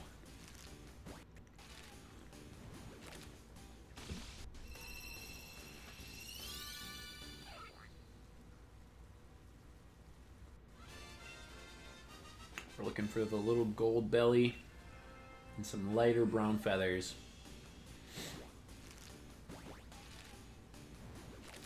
You don't know how I'm gonna make Farfetch'd work? Yeah, I don't know. We'll see. It'll, you know, it's the Pokemon that you just don't think will really work. That I think really will surprise some people. Like they'll not plan for it because they don't see it as a threat. And I think that's where you can create some nice little niches for it in the team. Can't wait to see the battle where he sweeps. Yeah, that'll be pretty cool. Turn 1 Dynamax, stat boosts, sweep out. Yep, that's it. That's the win con. It'll be fun. Either way, I really love using Pokemon that aren't super common. Oh my goodness, that was my cat. Obviously, that was my cat. She's just trying to say hi. Now she's gonna jump up here. But yeah, I love using Pokemon that aren't super common, that like a lot of people don't see in competitive battles. I gotta add another 30 here. We're up to 566, you guys.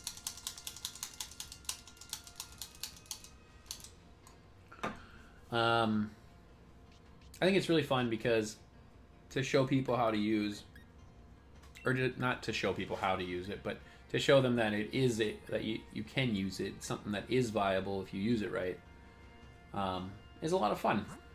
So we'll try our best. I have looked at Farfetch'd a little bit, and the attack stat's all right. 95 for base attack, that's good. I don't know how hard it's going to hit on some things, but I definitely needed a fighting type on the team. And I was going to grab Phalanx. Phalanx was my entire purpose, obviously. It was going to be my mascot, and I lost it.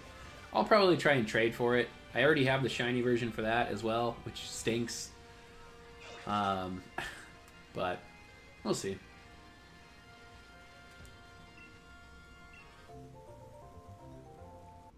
I don't think Phalanx is that great either.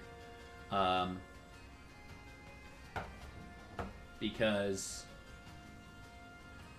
it is so slow, its defenses aren't great. Defiant's a good ability, but if you use Defiant, then no retreat is not really an option, because it'll actually lower your stats instead of increasing all your stats. And I think no retreat's a really cool move. If you can bait a switch, use the no retreat, maybe some, I don't know, you can't really Scarf or Bandit, because you can't, if you're using no retreat, you don't want to get obviously locked into that. Life Orb, it doesn't really have the longevity to use Life Orb. Assault Vest could work. No, because no retreat. No. How else would you use Phalanx?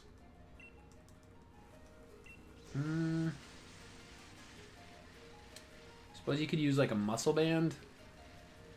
Because I know it gets like First Impression, Close Combat, no retreat. I don't know what else. You could probably play, I think it gets Zen Headbutt. So you could go for Flinch.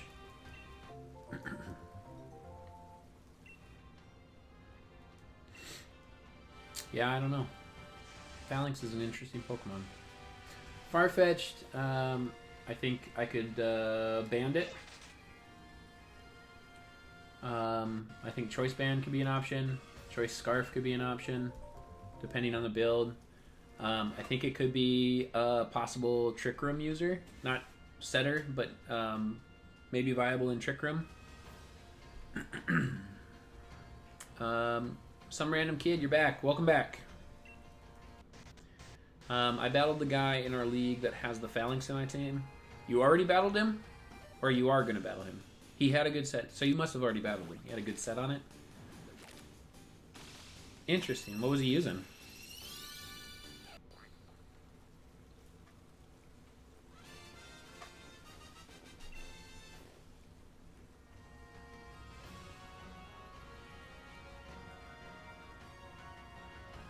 You don't want to leak his set, but it was tough. Yeah, I get that. No.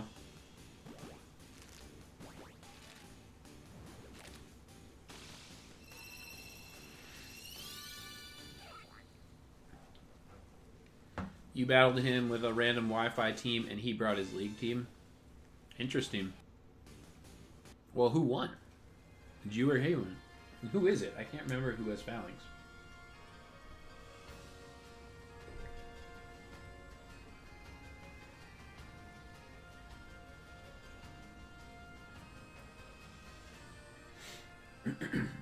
Phalanx went round 7, and it went a pick before I was going to grab it. And it went to Nathan. Yeah. Nathan's a good battler. So I've heard. I haven't actually battled him myself yet. But Sonny has nothing but good things to say about him and his ability with battling. Apparently he's like really creative with his tech.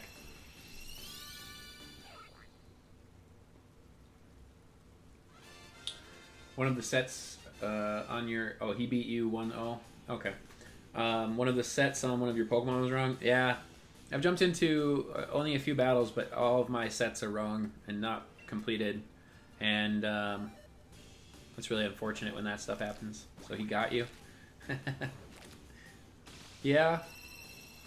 Well, that's how it goes sometimes. He wouldn't give you the best 2 out of 3, huh? No multi-battle? Come on now. You gotta be given that option to come back and take that W away.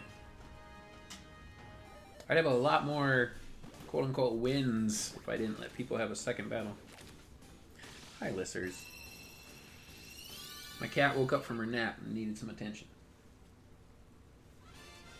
And to drop some hair on me. Nope, just sit down.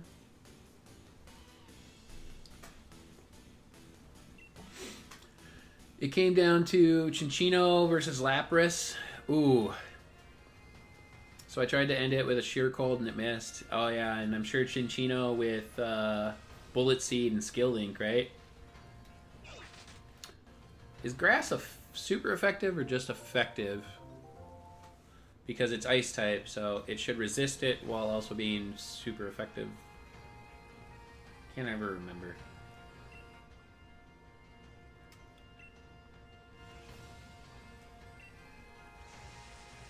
Those Skill Link Pokemon though. Yeah, he got me with the Bullet Seed. Yeah, those Skill Link Pokemon, they're hard to deal with sometimes if you can't take them out like really fast. Ice doesn't resist Grass. Oh, interesting.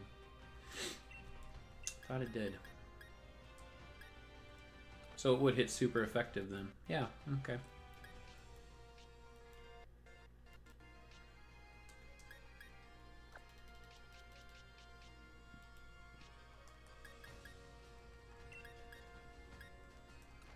Who was the Pokemon that you didn't have prepped, that you had the wrong set on?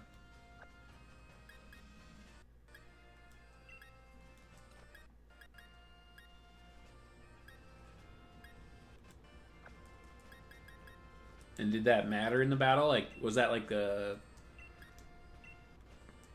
big hindrance to your team? Grimmsnarl? Ooh, Grimmsnarl. Ooh. I love Grimmsnarl. Grimmsnarl was one of the best Pokemon they made for this gen, too. Not, I mean, it's very good competitively, but I just mean like the overall design of it. I love it. It's great. Just this kind of like troll looking things. Fantastic.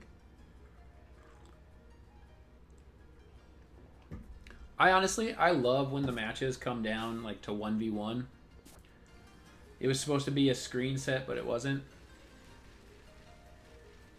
So, like what? Like Prankster, Light Screen, Reflect, Thunderwave. And then what's that new fairy type move it gets? Bright Burst? No, that's not it. I don't remember. Yeah. Yeah, I'm intrigued to go up against Grimmsnarl with my Mr. Mime with that screen cleaner ability.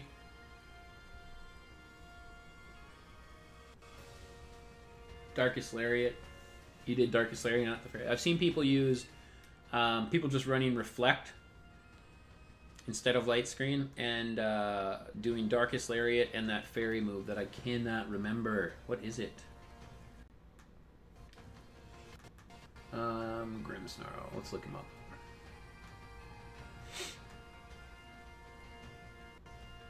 Oh, let's see here. Spirit Break. Spirit Break, that's the move.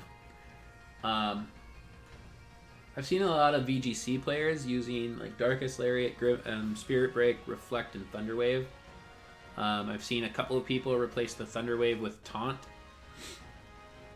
But Thunderwave was more prevalent the higher you went in VGC. And then a couple of people, I think, ran the basic set with Light Screen, Reflect, and just one move.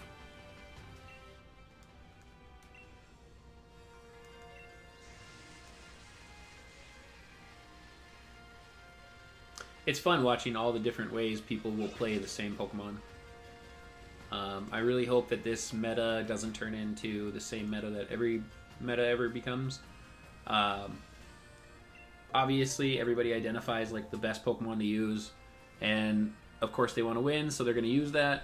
And if you start seeing win cons from other teams that are working out really, really well, then of course you go after that. But I really hope we see some differences and some variance in teams. I mean, if you look at like Worlds from last year, it was Geomancy Xerneas, Groudon, and Kyogre. Those were cores. And then it bopped around between like Mimikyu, Togedemaru, but that was it. And then it was, the sets were all the same. Very little difference in EV spreads.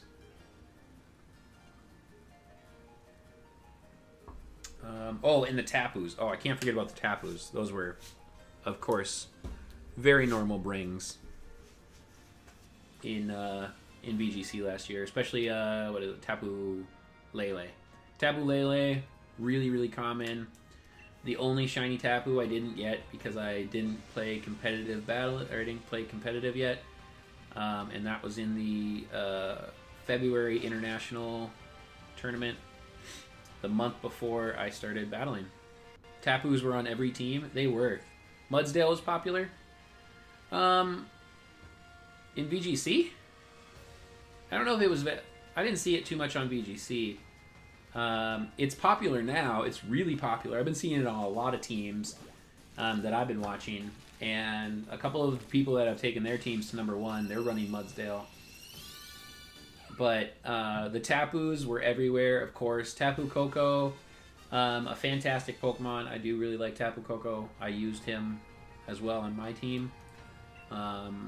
And I'm victim of it too. I wanted to win, so I ran the same kind of sets. I didn't use Xerneas, though. I actually ran Salazzle. And I really had some good runs with Salazzle. I was able to take out a lot of Xerneas because I had the better speed off the bat, so I would outspeed the Xerneas before it could get the Geomancy out, and Sludge Wave would KO.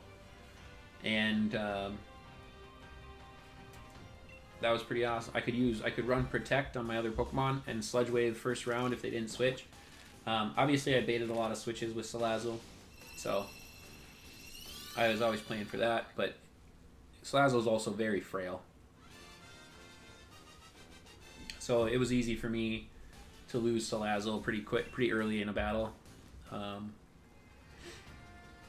everybody brought the same Pokemon. And so I'm really hoping that there's some variance this year in the meta. And as we jump into, our first rounds of regionals, we're in the second season, obviously now, of VGC. I really hope that we get to see some interesting tech. I think Wolfie brought a crazy, he unveiled the craziest tech with eject card, or eject button, I should say. He ran that tech with switcheroo on Grimmsnarl and for Prankster. So the switcheroo went first. He swapped an eject button onto the Dynamax turn. He predicted the Dynamax, swapped the eject button onto it, and then used quick attack. Oh, you saw it? That was just nuts. And so he got the Dynamax Pokemon out of there, and that person lost their Dynamax. I think that's awesome. Like, I love seeing that stuff. Like, when people, like, just read that deep into a tech and into a play, that is so cool. Like, that's why I love competitive Pokemon. It's really fun. Like, whenever I talk to people and, like, they don't know that I'm into Pokemon, and they ask me, like, why. And, like, it used to be just because, like, oh, I just, I enjoy the game, before I started playing competitive. But now that I'm into competitive and everything, like, I tell them, like, all of, like, the complicated pieces of Pokemon, and, like, how much it takes to be good at Pokemon for real. That's what studying Pokemon for a living does for you. Yeah, I suppose. Yeah, I've got a normal job that I've got to do as well. So it's not my entire life, but it's a good portion of my life. I love Pokemon. Wait, do I have eggs on my party? Oh man, if I'm running around without eggs, god darn it. Competitive Pokemon is like a great game of chess. I love it. Yeah, I mean, that's a really good way to put it too. Chess is, of course, really difficult, and I think Pokemon is like chess times 10. There's just so much more to it. I mean, chess has how many pieces? 20? 24? I don't know. 2 lines. I can't remember how many is on a chessboard, but you think about that. Like, you have that many pieces to deal with. In Pokemon, you now have over 800. And more, now that they've announced the new mythicals that are going to be coming out, new legendaries and mythicals. So you have so much more to deal with in Pokemon.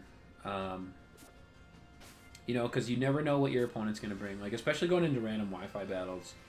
I think at least when you go into, like, a Worlds Championship, like, when you get to Worlds for VGC, obviously you know a little bit about what to prep for. Like, going back to last year, obviously, you had to prep for a Xerneas. How were you going to deal with Xerneas? How are you going to deal with Groudon? How are you going to deal with Kyogre? You obviously could prep for all of that stuff. What's my win con on the Tapus? But, when you're doing just random Wi-Fi battles, obviously you have to prepare for all 800. Hi. Hi. What's up? It's freaking cold out. Yeah, it is. It's just the 2 pipes right next to the doors, right? Yeah, are they covered? No, I just checked them. There's ice going all the way up to the one, but Okay. it's fine. That's my wife, everybody.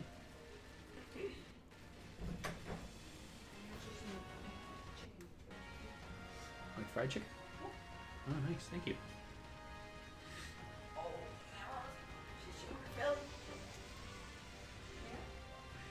My wife just got home from work, and all the cats are in my office here with me, so she's got to come in and say hi to all of them. But yeah, like I was saying, like, competitive Pokemon is crazy when you're not in, like, one of those primary competitions, because you have to prep for so many things.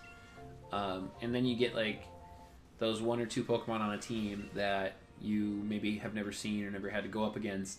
And it's really hard to prepare for those and know what to expect out of them. So you got to memorize so much stuff. Like, I've been trying to get my speed tiers down and memorize speed tiers. Excuse me, like out of Ubers and OU and stuff. I mean, that's hundreds and hundreds of Pokemon to memorize. But then it happened. Like, I was in a battle just the other week, and I had Serena versus Dracovish. And, well, Dracovish is a newer Pokemon. Serena's not, and I called out her speed tier of 82, and I was wrong. It was 72. But, like, I even knew that it was a 2. I knew it was something odd. Because, you know, you spend time memorizing those speed tiers. Like, that's just... If you think about the people that, yeah, like you said, they do Pokemon for a living, the amount of knowledge that they have in their head regarding Pokemon, that's just crazy. Oh my gosh, is that shiny Munchlax? It kind of looks like it. No, it's not. Of course not.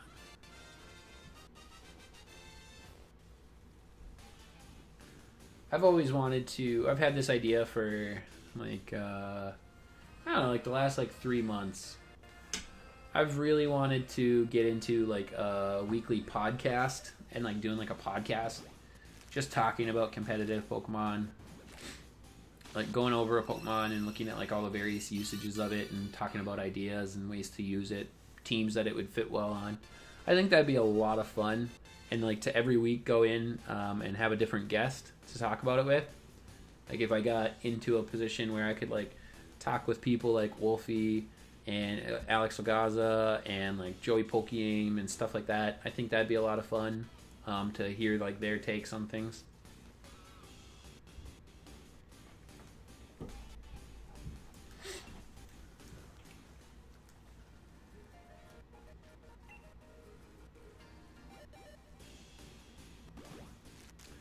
Could that possibly be a collab? Yeah, absolutely. Yeah, we could start doing that too. I had brought it up with Sunny too at one point about hopping into a podcast. I have no idea how to start a podcast. But heck yeah, that'd be a lot of fun. Obviously, you have a lot more competitive experience than I do. Pokemon podcast would be lit. I've discussed things like that with friends as well. Yeah, that'd be a lot of fun. We could even just, like, duo it, too. And have a third party come on as a guest. That could be a lot of fun. And, you know, that'd be good promotion for our own channels and push that growth. Obviously, I'm always looking for ways to push growth on the channel, which is kind of why I want to branch out onto Twitch. I feel like there's a lot of more, like, how I want to say, like, inactive viewers, you know? Like, they're just there, but... they're not 100% watching the stream, but at least that's, you know, that's viewership and promotion. So, Pokemon podcasts, I mean, for me, that's like number one. It's just fun for me. Obviously, I can sit here. I've been sitting here for 3.5 hours just talking about Pokemon, and I could do that for a whole day. I feel like I could just sit and talk about Pokemon nonstop. Been battling since 6th gen, so like 6 or 7 years now. See, that's crazy, you know, and I've only been battling, next month will be my 1-year anniversary for competitive battle.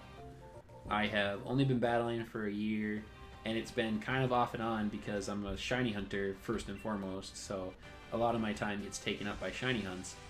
But I've really, really started to enjoy competitive battling and researching it and studying it, watching the meta grow and develop.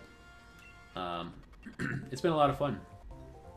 So I'm excited to, you know, like, for the next, like, 5 years, to see what I learn in the next 5 years. That'll be crazy. And to see where I can take, like, a channel in 5 years along with competitive. Like, to put competitive on the scene for my channel and everything. It'll be a lot of fun.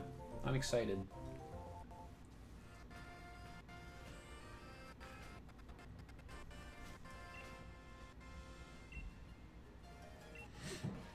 I got, you know, I know, like, I met one guy through Facebook, and he's been playing competitive Pokemon ever since the start. He's been playing Pokemon for over 20 years, and he's never stopped. And obviously, I played Pokemon when I was a kid. Oh my gosh, come on, face towards the lady. And he's been playing Pokemon for like 20 years, right? And I played 1st and 2nd gen when Gold came out, obviously on the Game Boy. I was there when Game Boy Color came out. I never got one, unfortunately. I got a Game Boy Advance. and then I got 2nd gen, so I was like late to it. Like I was still playing Pokemon when like 3rd gen came out, but I never got the game. But I didn't battle or do anything. I just played the game and really liked Pokemon, like loved Pokemon. And there we go again. I'm losing my connection again. All right, 1 second, guys. I gotta just pull the switch off for a second. So I lost connection there for just a sec. So I'm just gonna reset it. Sorry about that, everybody. Should be back on here in just a second. There we go. Okay. So we're back. So yeah, I was playing Pokemon back then too, but I wasn't playing like competitive battles. I didn't do anything. Like I didn't have the cable to connect, so I could even trade Pokemon. So that was kind of unfortunate. The way that I got like trade evolutions was Pokemon Stadium. Like I had to go into Pokemon Stadium and trade with friends who brought over their Pokemon Stadium or their like connector for the N64 controller, and then we would play Pokemon on Pokemon Stadium, and that's how I would trade evolution. I never had the cable or anything, and then we didn't really battle, and we didn't know the ins and outs of battling. We didn't know like EV training and all that stuff. You know, you would just take your in-game team, you know, your Charizard, your Gengar, your Blastoise, your Dragonite, your Mewtwo, your Alakazam, all those big guns. So, and I played Gen 2, and I really enjoyed that story, and I enjoyed that generation, but then I fell out of Pokemon at that point, and I actually came back. I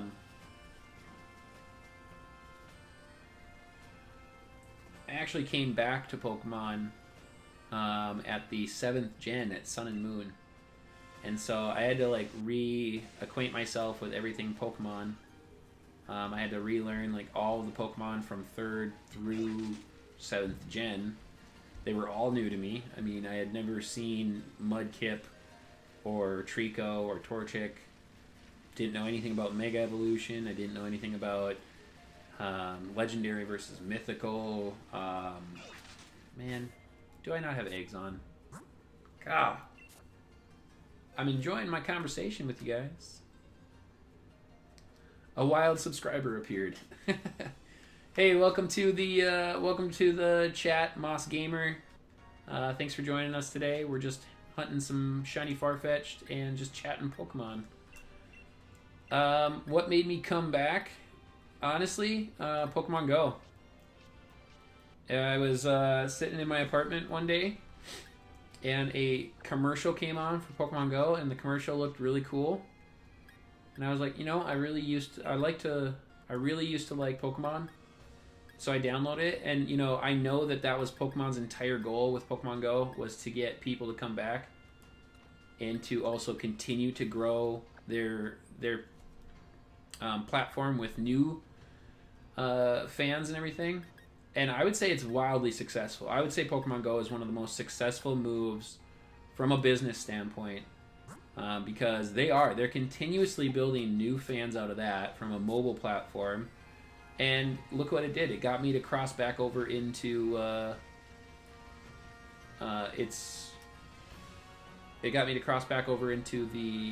Game Boy versions. Don't laugh. I'm not happy, and it's pronounced Mace because my name's Mason. Well, sorry about that, Mason. I'm sorry about mispronouncing your name. Mace Gamer, welcome to the stream. Happy to have you.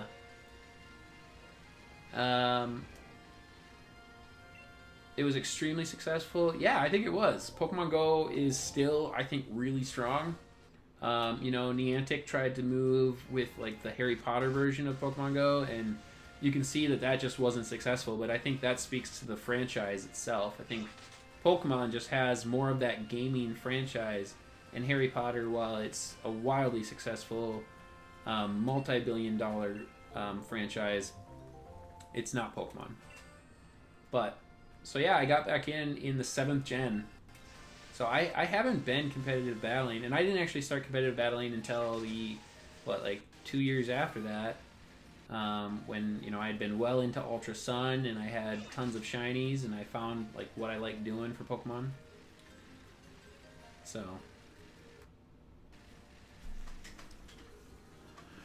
I'm not happy because I failed to catch a shiny Corviknight G-Max Raid, which is my favorite new Pokemon in Gen 8. Bummer. That is... I'm sorry, because I know your pain. I lost a shiny G-Max Duraludon. What'd you throw at it? Repeat ball? That is... Yeah, that's really unfortunate that, like, the G-Maxes have a little bit harder of a catch rate. I like it. I like that it poses a challenge. I don't want it to be exactly like Pokemon Go in the sense that, you have a guaranteed catch on shiny legendaries. You threw a quick ball? Ooh. Well, there's your problem. I would have thrown a repeat ball at the minimum. Unless you had a Master Ball. If you didn't Master Ball it, you definitely want to throw Master Balls at the shiny G-Max. Otherwise, repeat balls have the best success rate. They have a 30% chance of catching... well,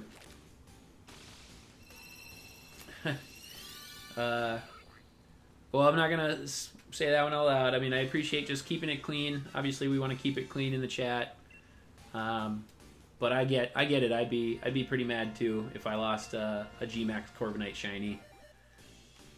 I really like the G-Max Corviknight shiny too, or not just the G-Max, but the G-Max specific one, because I like the extended wings, and it kind of has like a Yu-Gi-Oh! God of Ra kind of feel to it. And I liked Yu-Gi-Oh! When I was younger too. That's a really nice shiny. So I'm sorry that you lost that. But it's my favorite Gen 8 Pokemon. Yeah. It's pretty sweet. I like Corviknight a lot. Also a very good competitive Pokemon, especially with its new ability in Mirror Armor. Some random kid, you want to trade? What are you looking for? Let me know what you want. I don't want to just trade random stuff. I'll help you out with whatever you're looking for, but you gotta let me know what you want. Otherwise, I gotta keep hatching for these Farfetch'd.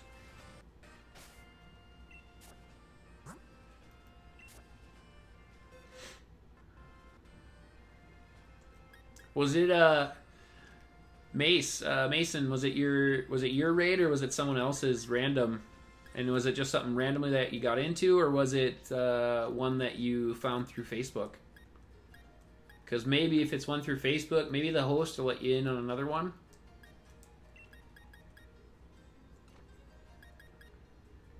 You're looking for a shiny Sobble? For trade or for... You want someone else's shiny Sobble? I don't have any shiny Sobble. I do have a shiny Inteleon, but I kind of need that one for Draft League. And it was why the person had... And it wasn't the person that had to go. Scorbunny then? I don't have a shiny Scorbunny. I don't actually have any shinies that I can really trade except for Magikarp. I have a bunch of extra Magikarp from the Magikarp event. That's really all I have. These are all of my shinies right here, except for my Draft League ones. So I've got all these extra Magikarp that I could trade out, and a lot of them are hidden ability too. So I got into a buddies and we spammed it when that event was going on.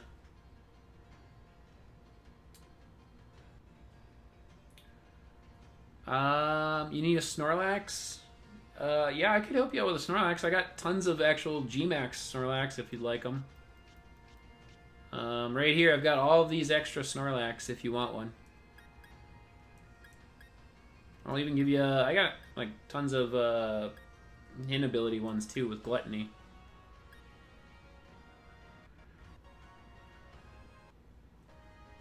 If you guys want to trade for that Pokerus, and I'll keep hunting my eggs, and shiny code is 3579. Yeah, I can jump on real quick.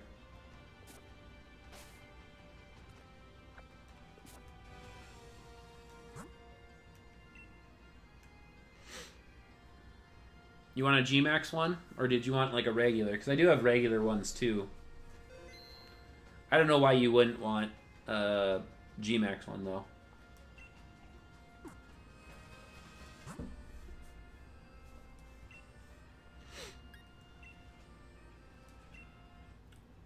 $35.79? Sure. Okay.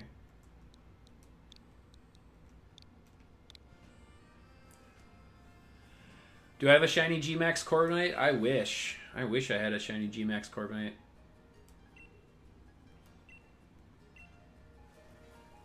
I don't have a shiny Snorlax. The only shiny G-Max I have is Charizard, and I only have one of it. I have a friend of mine who he's been getting into a lot of shiny G-Max trades. And we're going to be doing some stuff. We're going to collab together on some stuff for giveaways and whatnot. Let me see. Let me find a good one for you. Those are both negative attack.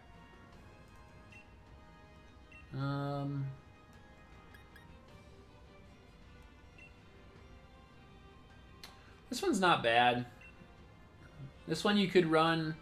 You might have to change the nature on it, but at least it's positive attack for now.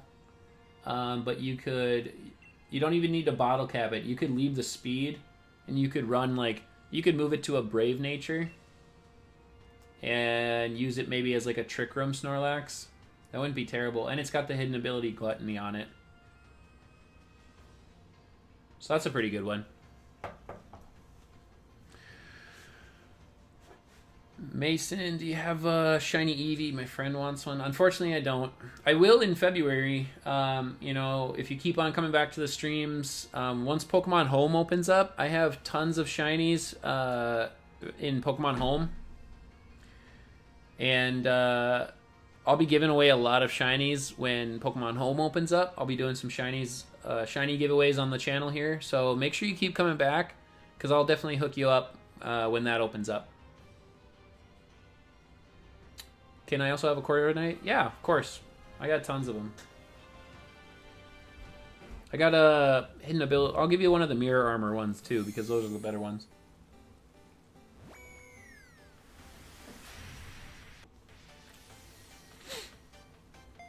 Mason, were you going to trade with some random kid and trade for Pokerust? If you guys want to do that first before...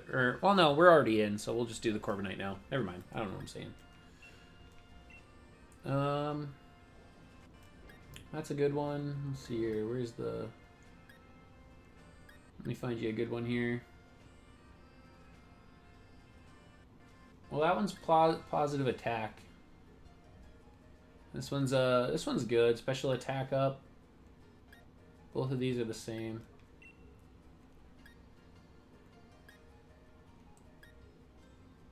I mean, again, you probably have to put a mint on this one, but it's pretty good. You can move it over to a special attacker.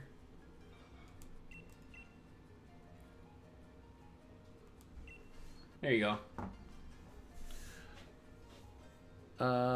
Shiny for shiny? It depends on what you're looking for. Like I said, all I have for trade are just the Magikarps. So unless you want a Magikarp, that's all I have. And I'll trade you a Magikarp, but I kind of need the other shiny Pokemon that I have, because I use those for competitive play, which is why I can give away like all of my G-Max, because they're not shiny and I don't really use them. Like I only battle with shiny Pokemon, so I need to keep my Pokemon until I have Pokemon Home come out and I can get all my other shiny Pokemon, which I'll have a lot to give away at that point.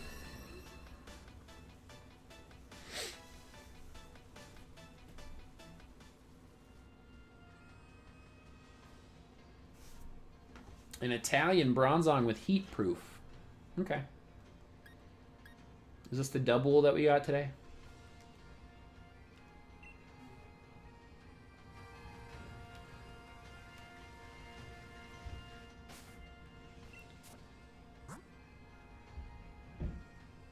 All of G-Max? Well, yeah, I mean, I've done a lot of raids. Like, I've probably racked up like 2 million in watts that I've in total. I mean, I've spent most of them because I've been doing the luxury ball exchange to get money so that I can buy vitamins. So, I mean, I have tons of Gmax that are just sitting around, and I'm not using them. I mean, they're not great. They don't all have great stats. So I moved obviously the better nature and the better stat ones and the better ability ones over to a certain box, and I have a box of Gmax that I will use if I need to go into certain battles and like if I absolutely have to use a non-shiny Pokemon.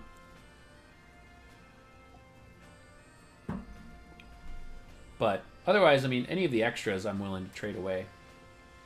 And I don't need anything for them. Like I like helping people out and like getting Pokemon spread out to people who maybe have a little bit more trouble getting them. So that's why I don't need anything specific for them. I'm happy to give out the Gmax Pokemon. If you don't, especially if you don't have any. Any extra Copperajahs? I actually don't even have a shiny, or I don't have a Gmax Copperajah myself. I've never ran into a Gmax Copperajah raid. I've never seen one. Maybe someday, though. One of my friends, Copperajah, is like his favorite Gen 8 Pokemon.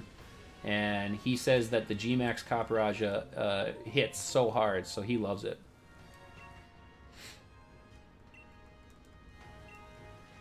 Here, I'll show you guys what I got. Also because I forgot to switch my boxes around. No, we're good. So these are all my extras right here. So like this is my primary box.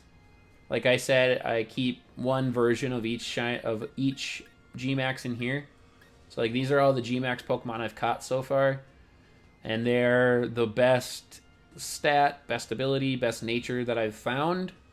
They're not all perfect. I mean, they're not great. But I would never waste like mints or caps or anything on them. And then, of course, one of each of the...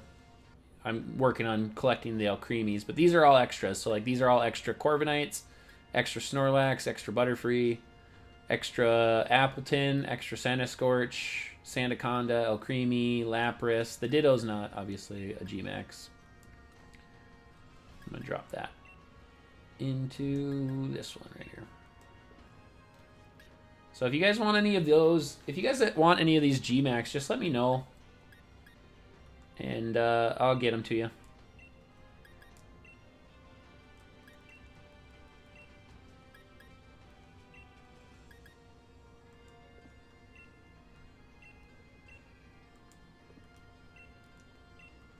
Happy to help out if you guys want any.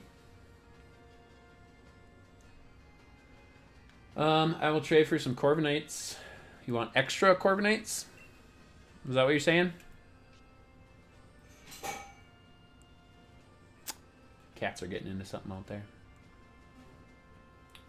Is that what you want? You want like extra Corviknight?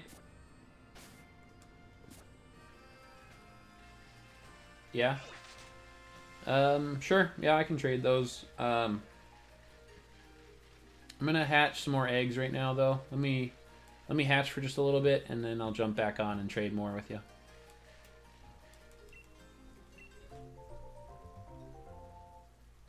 And Mason, if you want to let me know if you want something for like a Magikarp, it doesn't gotta be anything.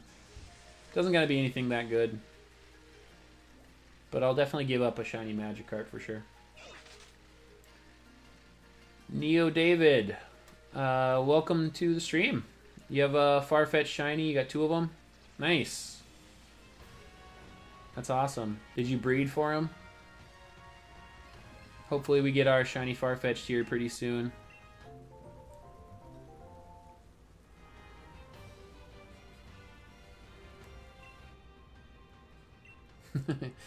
Some random kid just leveraging that Pokerus, which is good. Good.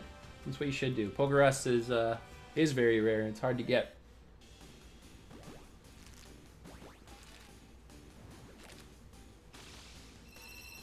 Shiny Eternatus. Eternatus is locked. Is shiny locked right now, so you can't get it shiny. Same with Zamazenta. All the legendaries for Gen 8 are shiny locked right now, so you won't be able to get any of those. So if you're trying to trade other people for those, nobody's gonna have them, and if they do, it's hacked. If you're good with hacked Pokemon, but I don't know who would have those. I'd probably jump into a Facebook group or something. I mean, just search out like Pokemon Sword and Shield on Facebook, and there'll probably be a ton of people out there. No shiny Zamazenta? Oh, you just want like a regular Zamazenta?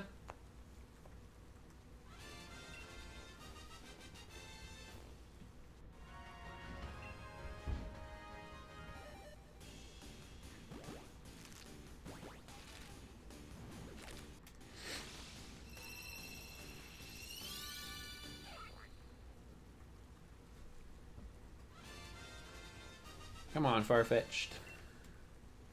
I know you want to shine for us. Right here, right now. Let's do it. This egg right now. It's going to be shiny. I'm telling you guys. Here it comes.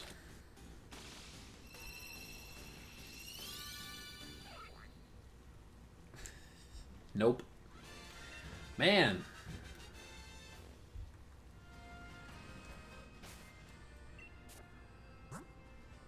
It'll happen here.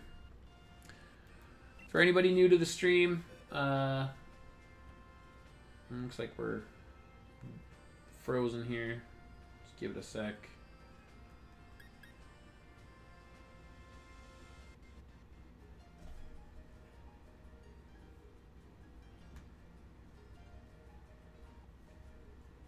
There we go.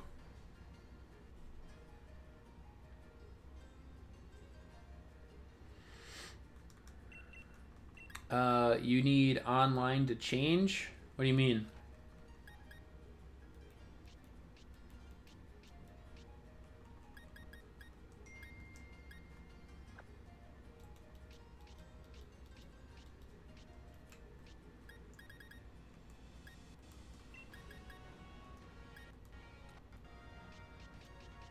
Oops, what am I doing?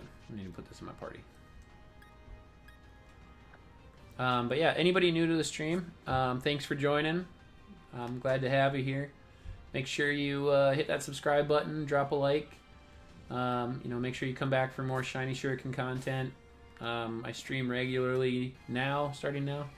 And I do all sorts of things with shiny hunting, competitive battles, let's plays and things. So make sure you keep coming back this year. We got a lot coming from Gen 8.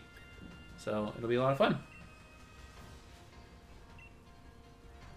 And I gave her back an egg, which I didn't mean to do.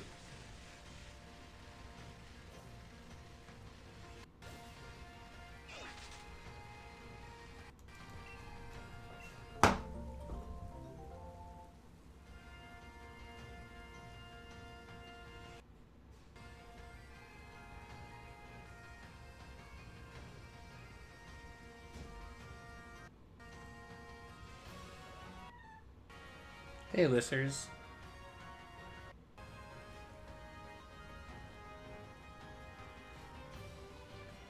Alright. Back to it.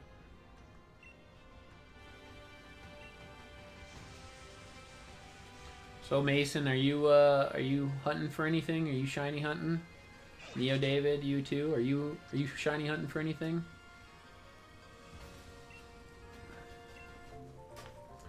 We're I think we're 600 eggs in on the Farfetch'd hunt here, you guys. So, a little bit over odds, but that's alright. It's not too bad yet. It's not bad until we start getting to the thousands or anything.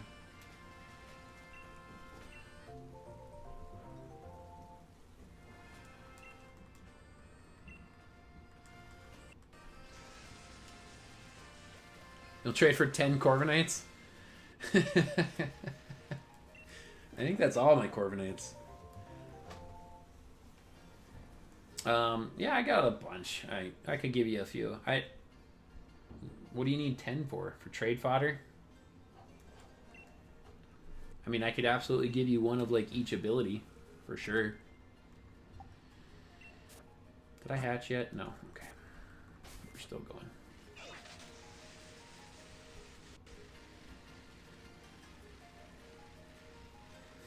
Corviknights. That's a lot. Trade fodder. Yeah, alright. Just give me a little bit. I'm gonna hatch eggs for a bit.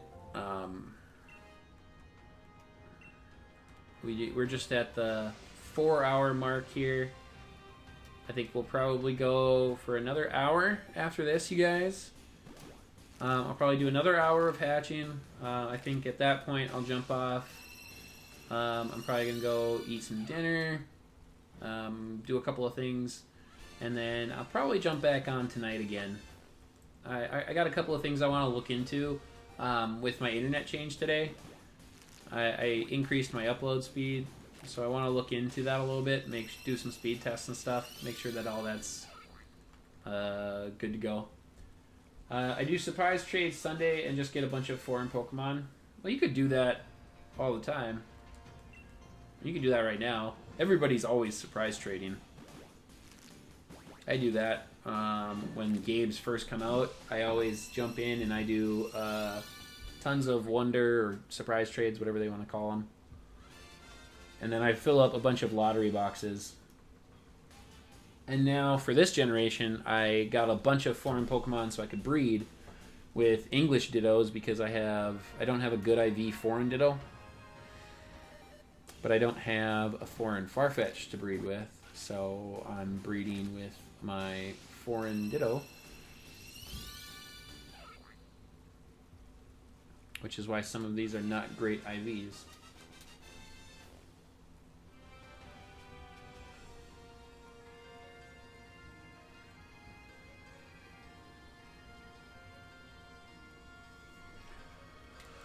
Oh, Mr. Farfetch'd, why won't you shine? Shine for us, come on, do it now.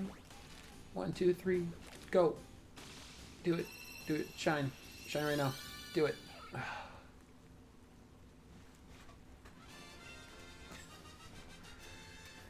I think that's cool though that you do so much surprise trade Sunday. I think that's a really cool thing that's started. I don't know really who started it. I think A Drive played a big part in it. And I think that's awesome. I think it's good, especially on Christmas. I saw that Christmas, people were trading tons of shiny and perfect IV and just tons of really good Pokemon, which is very cool to see. L4ly Games. Can I have one of the non-shiny Farfetch'd? Absolutely. Alright, I'll jump on and do some trading here. Some random kid, if you have your code up for $35.79, I'll put that up now and I'll trade you a few extra G-Max Corviknights.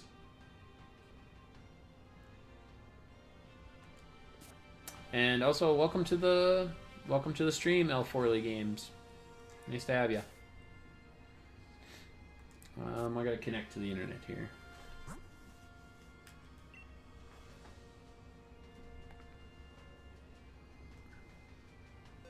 Yeah, no problem. I'm happy to help out. I got tons of Farfetch'd, so I'll find you a good IV one. And we'll get that going here. I'm gonna trade with some random kid first, and then L4ly. I'll jump on with you. Can't I breed Corviknight? You would breed Rookidee, so that's what you would hatch, but you can't breed G-Max Pokemon. You have to catch them through raids. So you cannot breed for shiny... You can't breed for, shiny G-Maxes, and you can't breed for more G-Maxes. You have to actually hunt them in raids. And if you want specific natures and stuff, you can do that through mints and whatnot. I can get him the Farfetch'd too. I've got a bunch. Thanks for the offer though.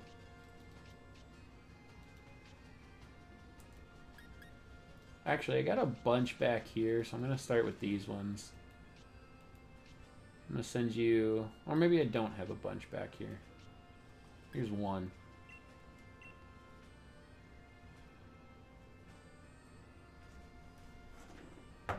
trade from this box first. I'll give you 5 for now, and then I'm gonna jump over and trade a Farfetch'd to L4 Games. That's a lot of Gmax. Yeah, I've rated quite a bit. I've released a lot of Gmax too. Like if it's not amazing stats, I usually release it.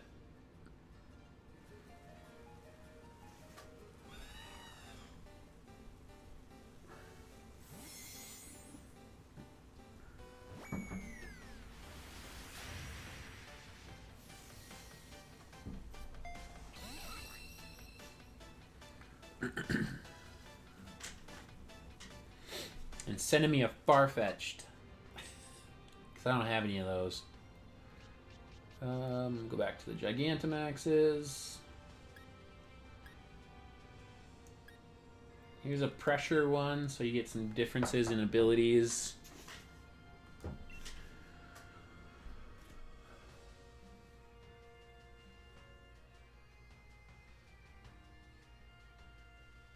Yeah, if you need any of the G-Maxes that I have extras of, I'm happy to help out. Just let me know what you want, and I'll trade it over to you. You don't need to give me anything specific. Neo David, I don't even have a Snorlax. Well, if you want one, I'll hook you up.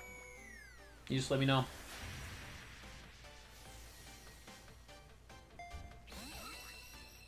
That's what we gotta do. We gotta be helpful to each other and toss out the Pokemon that we have. You know, and share with each other.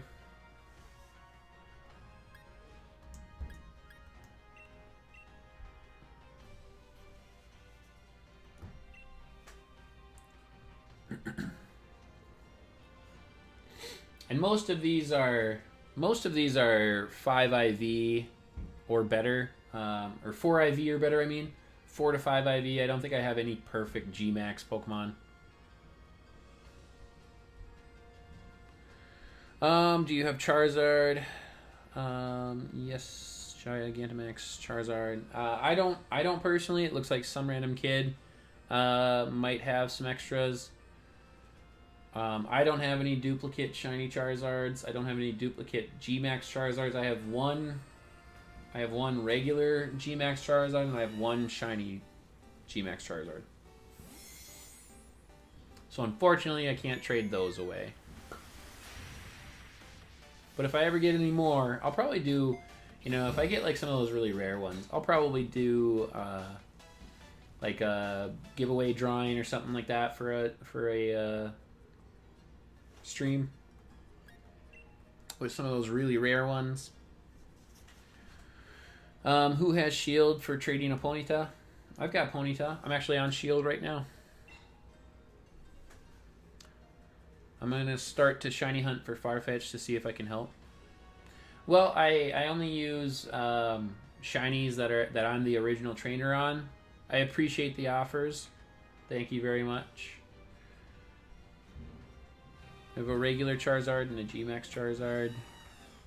What is Pokerus? Pokerus is a virus that you give your Pokemon, and then their stats grow quicker. So when you're EV training for competitive Pokemon, your stats will increase quicker. So you want to give Pokerus to all of your Pokemon, and that will help training go a lot faster. So like when you're training a Pokemon, and let's say you're training for a speed stat, and you go and you attack a Rookidee, you get 1 EV for the Rookidee. And that'll transfer to the Pokemon that you have in your party. And if you have Pokerus, it's a multiplier. I can't remember exactly. But you get multiple, instead of getting 1, you would get multiple EVs from that Rookidee. So you would get multiple speed EVs for the Pokemon in your party. And that's what Pokerus is. It just helps with EV training Pokemon. And then you can also you can compound it with like things like the power items that you can get. All right, I'll give you one more Corviknight, and then I'm going to trade with L4. Your brother just hatched a Farfetch'd shiny? Nice. Congrats to your brother. That's awesome. Do you also have Sobble or the grass type starter? Because I'm trying to trade for those. Yeah, I have them. I have extras. I'll trade those with you. I'm a farm Rook at Ease. Yes, I do have all of them. Yeah. Yeah, if you guys help each other out too, that's awesome. I can hatch eggs while you guys trade. So, El Forley, if you want to trade with some random kid, I'll go back to hatching eggs, and you guys can trade.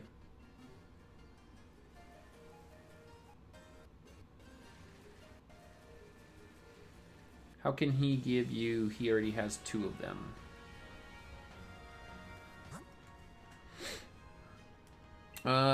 Who has 2 of what, Neo David?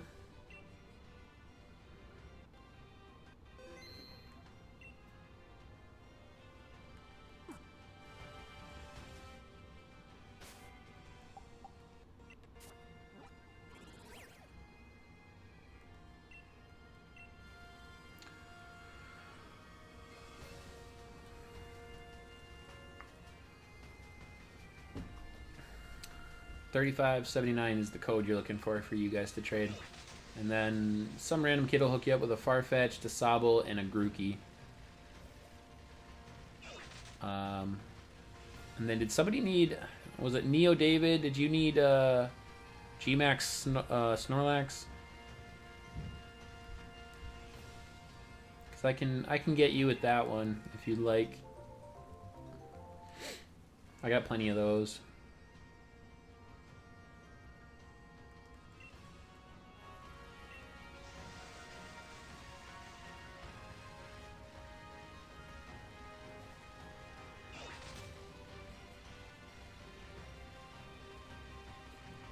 Yeah, Pokerus is a really good thing to have, you guys. So if you get it, make sure you keep it in your box.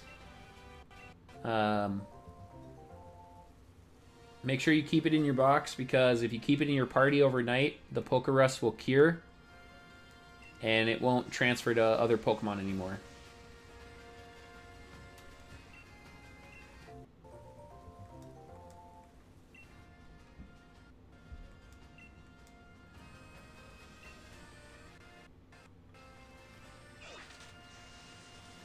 And then I think it was Neo David. Let me look back in the chat here.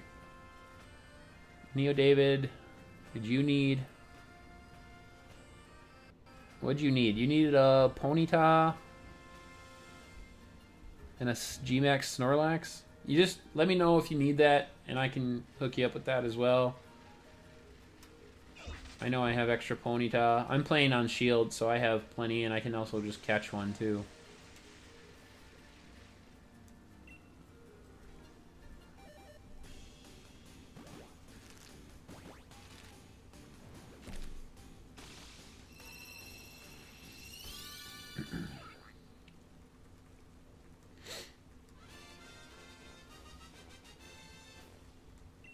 Hopefully we get this Farfetch'd soon.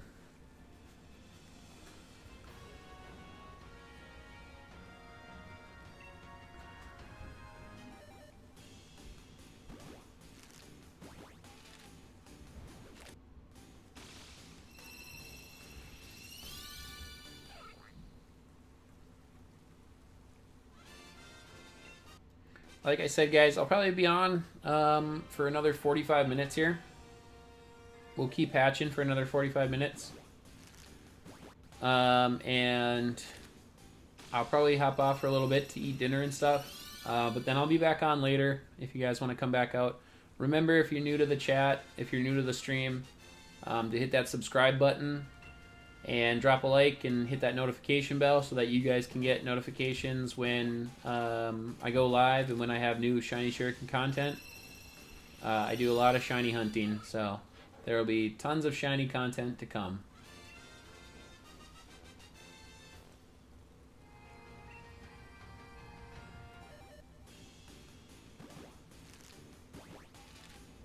And we've got Draft League battles starting this coming week, so we'll have regular battles coming out. Neo David's here. Hey, you had said earlier that I think you were looking for like a Ponyta and a G-Max Snorlax. Is that right?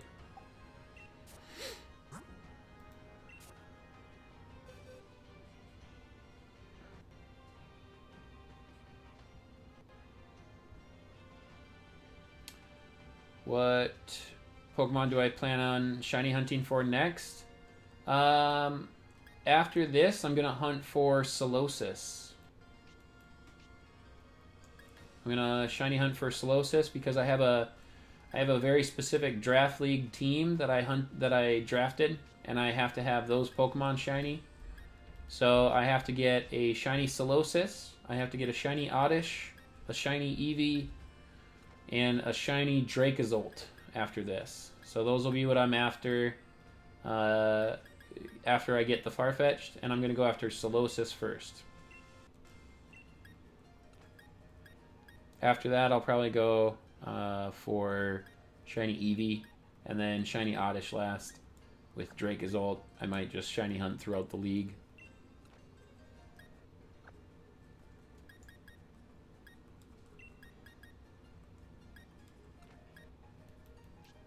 Oh man, you know, if I still have Stacy in the stream here, Stacy, you know what I just realized is how absolutely terrible Farfetch'd ability is. I can't even get a Scrappy ability on it. That is going to be interesting. At least Surfetch'd gets Scrappy. I keep forgetting that Farfetch'd doesn't get that.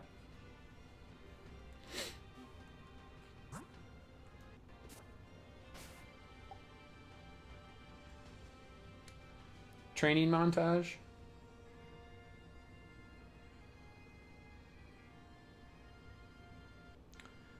Just do this. Stand up while hatching an egg, close your eyes, and you'll have the shiny. Alright. I'm gonna try it. I remember when the game came out and people were spinning around making the, the champions pose. They would spin their character around in a circle and do the champions pose, hoping that their next encounter would be a shiny. Anything for the shiny, right? Play a shiny song, it works. What's the shiny song? I don't think I've ever heard the shiny song. Shinies come to me right now. Come be my friend, Mr. Shiny. Is that it?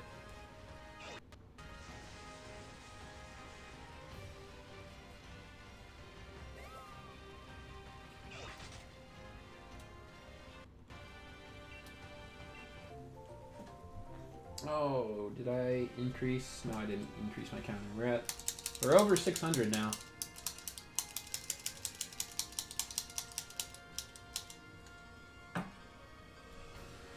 Oh, am I on a Switch or an emulator? I'm on the Switch. I have the Elgato HDS60 cap card set up, so I can play my Switch on the streaming softwares, and I'm using OBS. Look up Shiny Song on YouTube and hope. I'm always hoping. I'm always hopeful.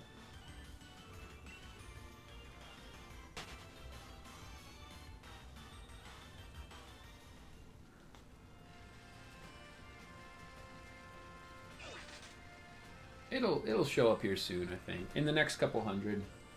Like I said, I think I'll get it around 800 eggs. And we just crossed over 600, so soon enough it'll be here. How do you evolve Farfetch'd? I know it needs to hold an item. It doesn't need to hold an item, actually. What you need to do is you need to get 3 critical hits in a battle with the Farfetch'd. And if you can find the item Leek, L-E-E-K, that's a held item that increases Farfetch'd's ability to get critical hits. You could also give it something like a scope lens. That'll increase critical hit chances. Leek is the best item, though. But even if you don't have that, what I would do is I would go over to the Lake of Rage and look out for a Ditto. Excuse me. And then I would bring a Pokemon that has no attacks. So like what I did, because I'm on Shield, and Shield you can't get a leak item. You need to get it from Sword. And what I did was I took a Jolteon, for example, and it had 0 attacks on it that could hurt me. It just had like attack lowering moves, so like Baby Doll Eyes and things like that. So you go find a Ditto and let the Ditto transform into your Pokemon that has no attacks, and then you can just spam attacks on the Jolteon or on the Ditto, and then just try and get critical hits. And so I got 3 critical hits in one battle, and I evolved into a Farfetch'd to finish out my decks. It's pretty easy, actually. I mean, that's a creative way, but you don't want to have your Farfetch'd too high leveled, because you don't want to like KO the Pokemon. You want to make sure you get 3 critical hits in one battle. That's what I did.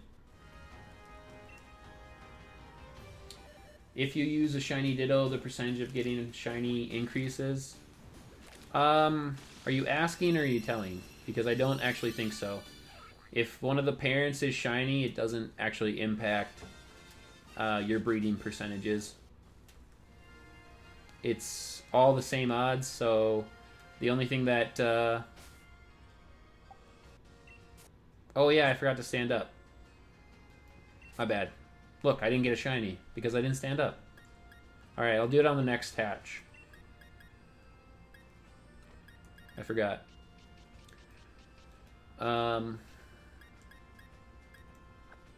Yeah, the only thing that impacts your shiny chances off of breeding is if you use 2 Pokemon from different language version of the game.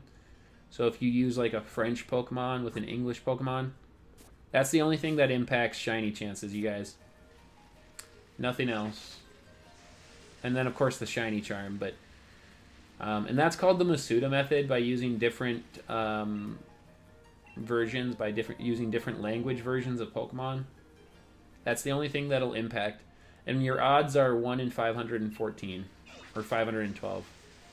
It's one of those 2 numbers. It's 515-ish. So you could breed 512 Pokemon and not one of them be shiny, or you could breed 1 Pokemon and it could be shiny. I'm Spanish. Can I give you one from Spain? Like a Ditto? Yeah. Do you have like a really good Ditto? Do you have like a 5 IV Ditto? Because I already have a Spanish, or I have a French Ditto. And that's like what I'm breeding with right now. So I don't exactly need a foreign Ditto, but what I would need is a good IV foreign Ditto so that I can breed better IVs. So like if you click your plus symbol in the boxes, it'll tell you like what the stats are. I'll show you. You don't know how to trade? It's pretty easy.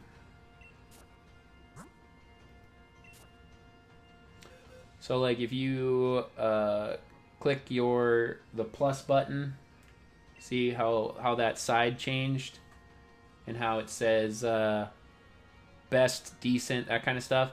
So a perfect IV will say best, and what you want are perfect IVs. So like this is a perfect Appleton that I did not even realize that I had. Holy buckets, that's cool. We're gonna move that one because I don't want to trade that. That's awesome. So like that's perfect. That is a perfect IV Pokemon, you guys. Because he has 6 perfect IVs. And that's what you want to get. So if you look at your Ditto, for example, and you see good IVs, like that's what you want to breed with. Like I'll show you mine. Like I have a 4 IV Ditto, right? So this one's 4 IV because it has 4 perfect stats. Its HP, attack, special attack, and special defense are all perfect. You need the online for €30. Really? You should just be able to connect to Wi-Fi. Unless there's something like in Spain or like foreign. Like I don't have to pay anything extra to go online with my game, I don't think. Not that I remember. I think I pay like a monthly Nintendo thing to have online capability, but Nintendo Online? Is Nintendo Online really €30 a month? Wow, that's a lot. Yeah, I have the Nintendo Online membership. But I think that's only like I feel like that's only like $5 in America. No, it doesn't allow. No, that's too bad. I'm sorry.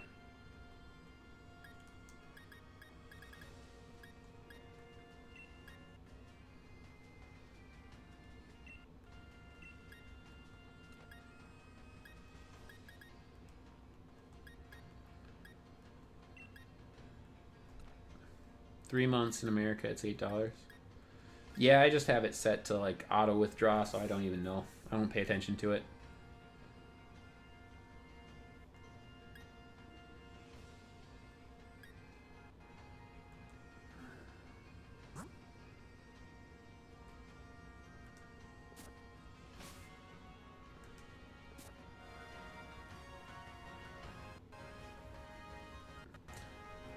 All right, El Forley. Thanks. Yeah, I hope we get it soon. Thanks for stopping by. Make sure you come back for more streams, and we'll help you out with whatever you need. Keep trading. Have a good night.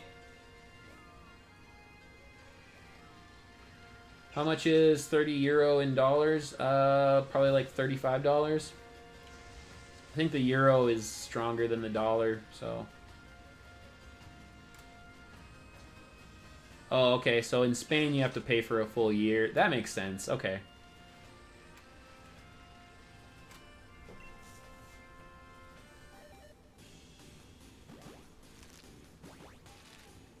So you're talking about the 1-year subscription, whereas we have it like on a monthly. Okay. Interesting. Yeah, I guess I've always just had it set up, so I didn't know that you needed to pay. I didn't think about having to pay anything extra just to have the online capabilities.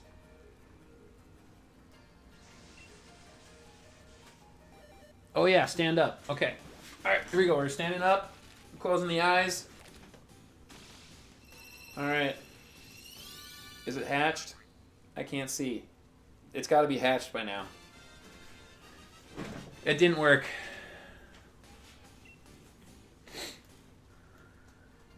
Here, we'll do this. Oh, I can't do it. I can't spin around. Fail. Yep. I tried. I stood up. It didn't work.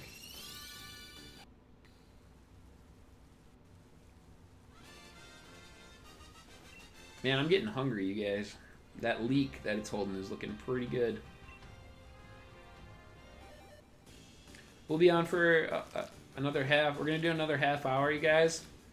And then I'm going to go offline for a little bit. And then we'll pick the stream up later. Because I'm going to continue hunting later, so. If you guys want to come on back. You have a Salazzle raid? How many stars?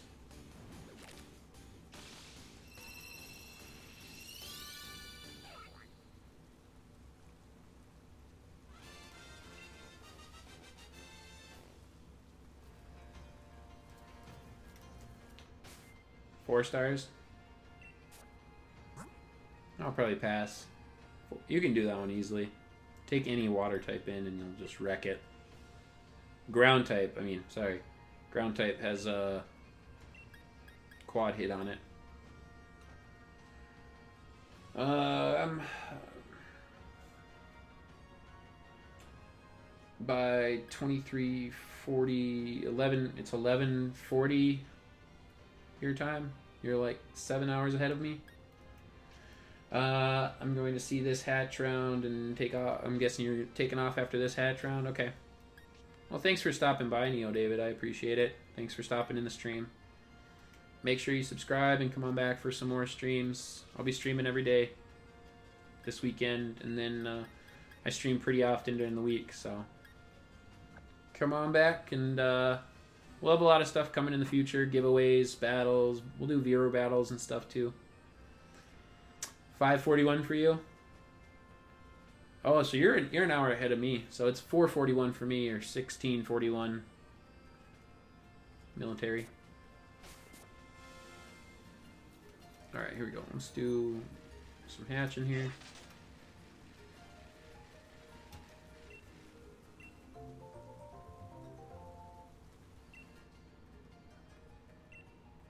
Yeah, make sure you guys hit that subscription button, because we'll have a lot of streams coming up. We'll have a lot of content coming in the next couple of months, especially. I'm in 2 different draft leagues, so we'll have that. I mean, that's going to be the big one, of course. Is all of the draft battles. You'll be able to come back and watch some good competitive battles with shiny Pokemon from my end, of course.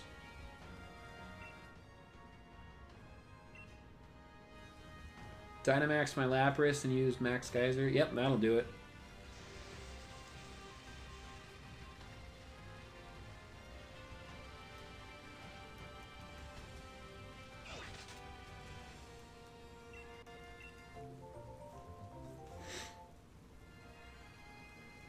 And shout out to some random kid too. Been with us for 4.5 hours. That's a long time to be in the same stream, so I appreciate it. This is a long one.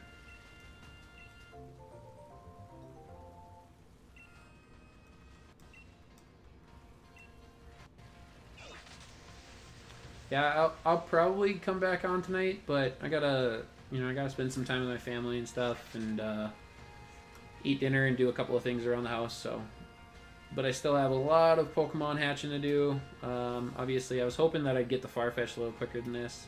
Oh, come on, lady.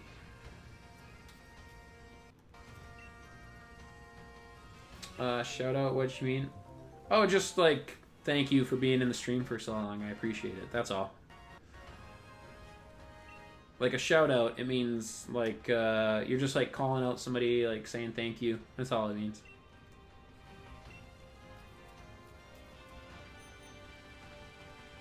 Yeah. I mean, when we get like normal subscribers and stuff in, obviously you want to give them recognition.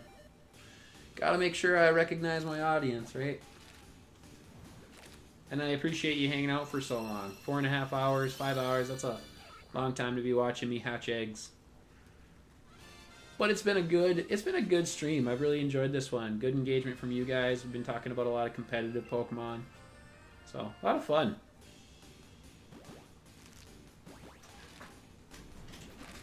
Still don't have a shiny Munchlax, in case anyone was ready, and in case anyone was wondering. No shiny Farfetch'd, no shiny Munchlax.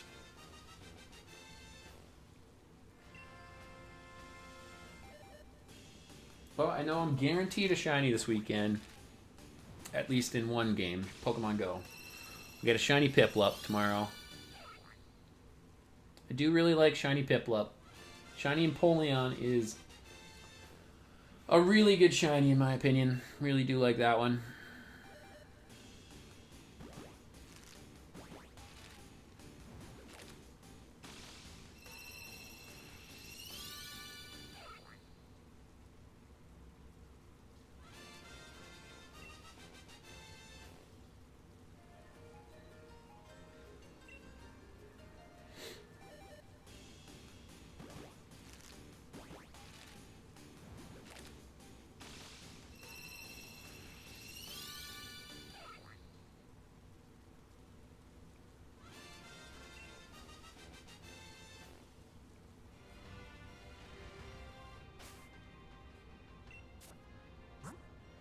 When do I think my next stream will be? I'll be on the same time tomorrow at noon.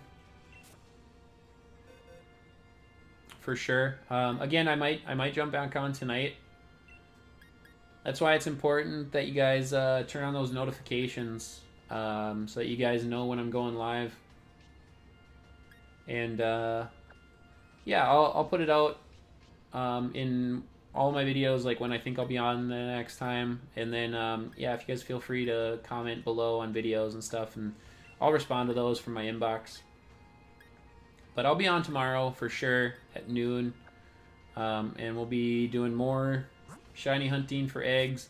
Hopefully we have the Farfetch'd here soon, so hopefully we'll be hunting something differently tomorrow. Something different. Hopefully we're hunting Solosis by tomorrow.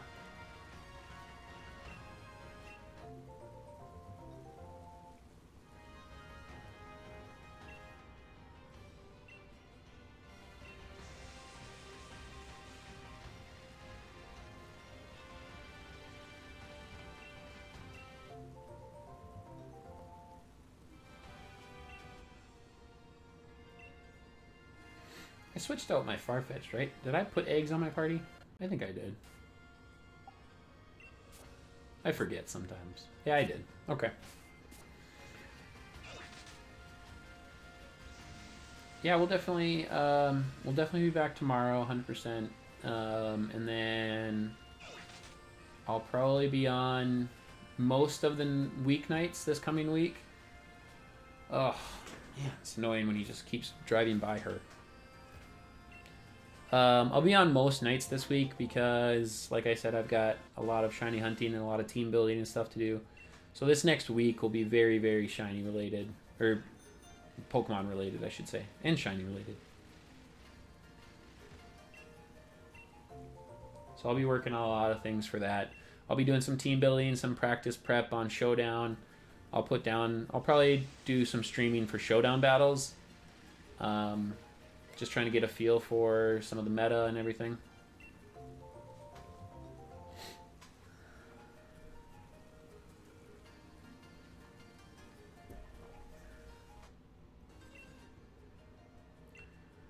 Got Wallace. What's Wallace? Walrus? Salazzle. That's drastically different. Wallace to Salazzle. Nice. Is it a good one? You get the corrosion ability on it.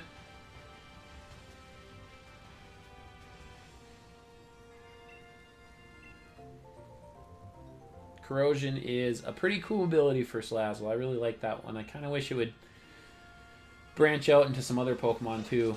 To be able to poison type Pokemon. And steel type Pokemon too. That's big. To be able to poison, or to put a toxic on Ferrothorn, that's huge.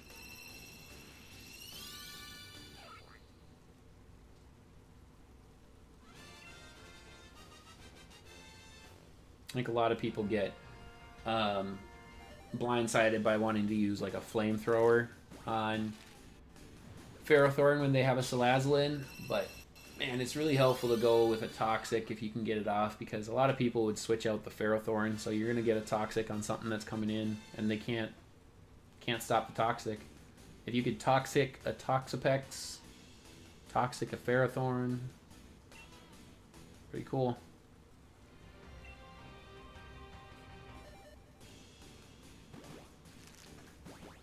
We've hatched a lot of eggs today.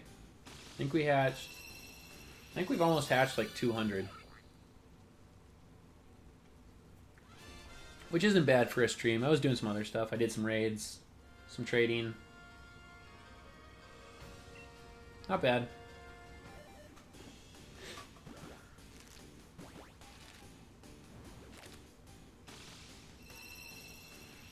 And once we're done with having to shiny hunt draft league teams, I can do a lot more like max raids and stuff with viewers, and we can even jump into like viewer battles and stuff too.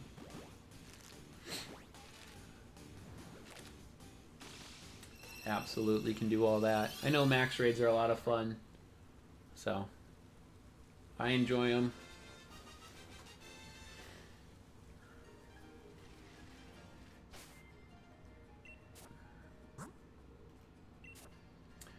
think my wife made some jambalaya, and it smells good.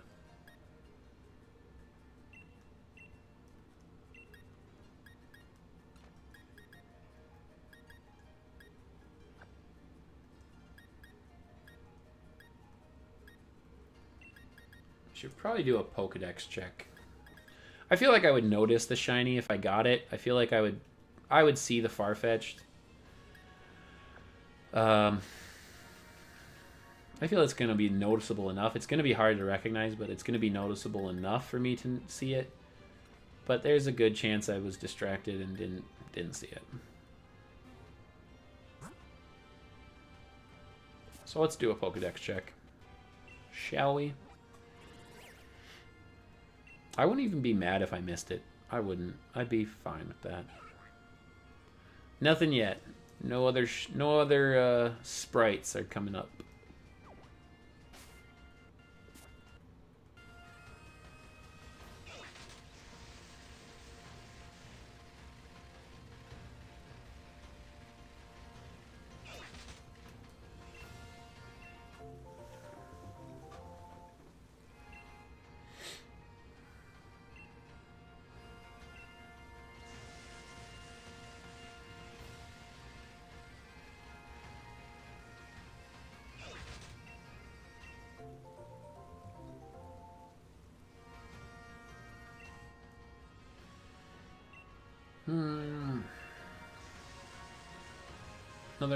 I think in another 150. Another 150 eggs, and I think we'll have it. Gotta stay hopeful, though.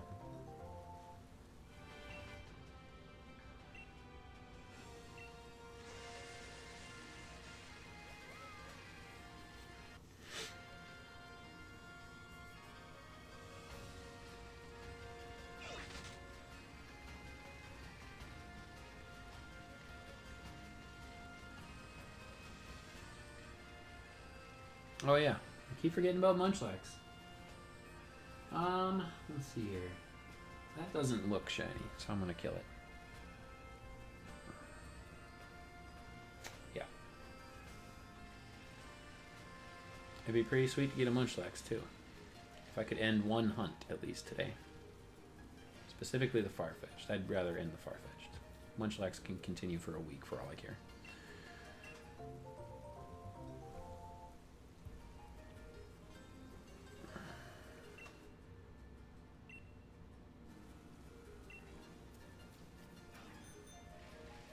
I wish that Gen 8 would have brought all shiny hunting methods together.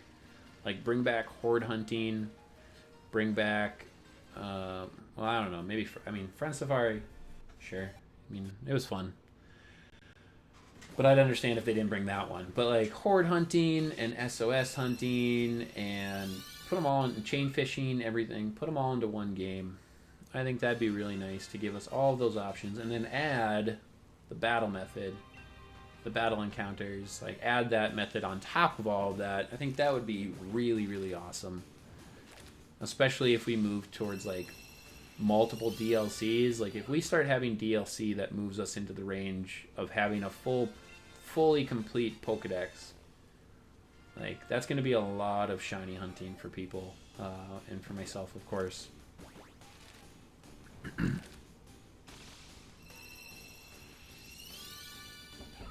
Gotta go. I'll be expecting that noti for live stream either today or tomorrow. Alright. Thanks for stopping out, some random kid. Always nice having you around. Absolutely see you tomorrow for sure. And then we'll see you about tonight.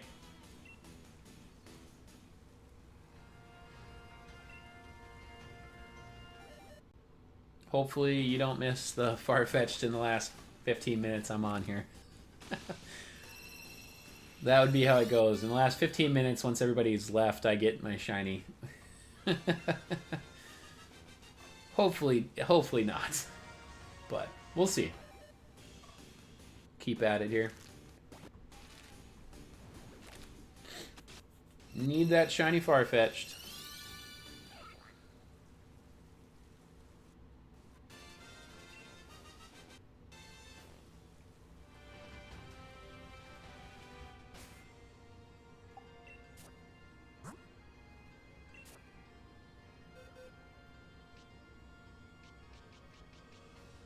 probably, while I eat and stuff, I'll probably release all these Farfetch'd. Just so I have the boxes ready for more breeding. That way I'll be ready to go and nobody has to watch me do that on stream. That can be very boring and very dull. I wouldn't want to put anybody through that.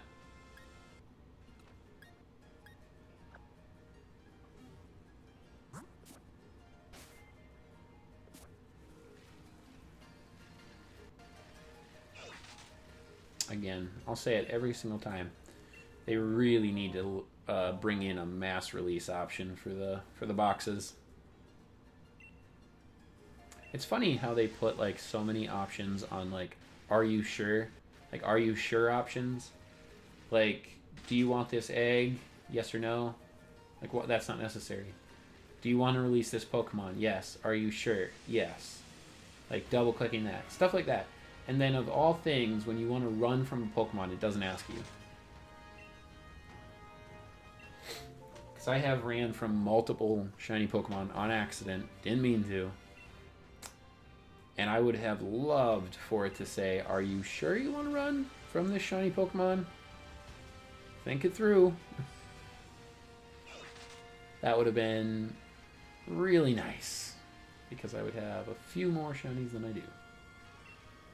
Nothing in this game yet. I haven't, outside of like, I failed a couple of shiny raids. Shiny Duraludon G-Max is the worst, but I also lost a shiny Phalanx, and I lost a shiny Togekiss through raids, so that one was kind of a bummer. Especially because I got back into the Togekiss raid, and the ability was Hustle, but it was a different day. So I think it was a different den, and I mean, obviously I would really like to have Togekiss with Serene Grace. Is that the hidden ability? I think, isn't Serene Grace hidden ability for it? Let me check real quick.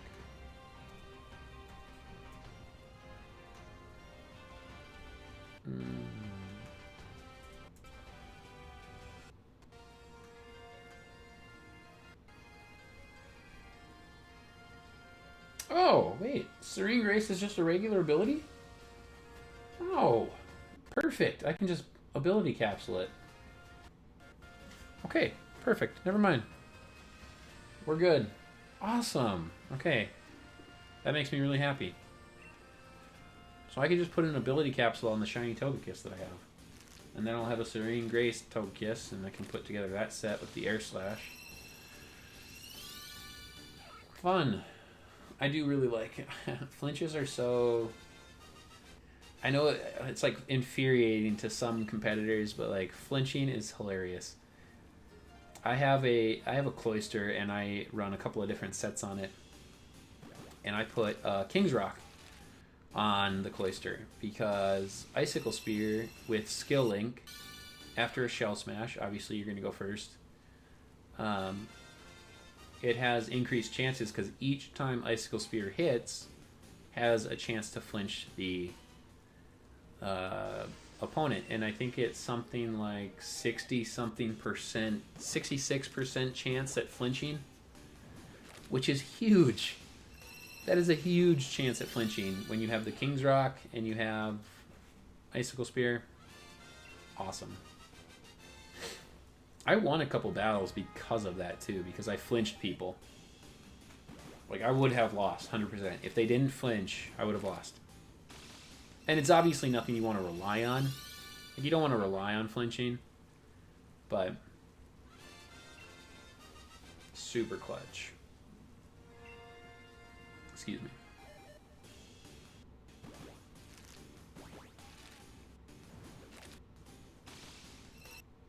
Rock Slide's another one. I've seen Rock Slide a lot in the VGC competitive right now. Maybe that's what I'll do offline here after this. Maybe that's... I'll release all those Farfetch'd, but I think I might do some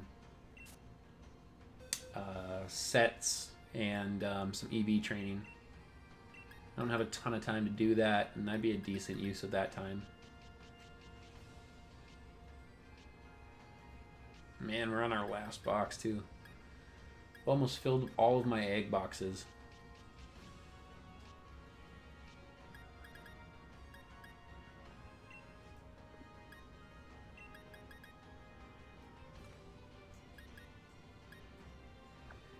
So many Farfetch'd hatches.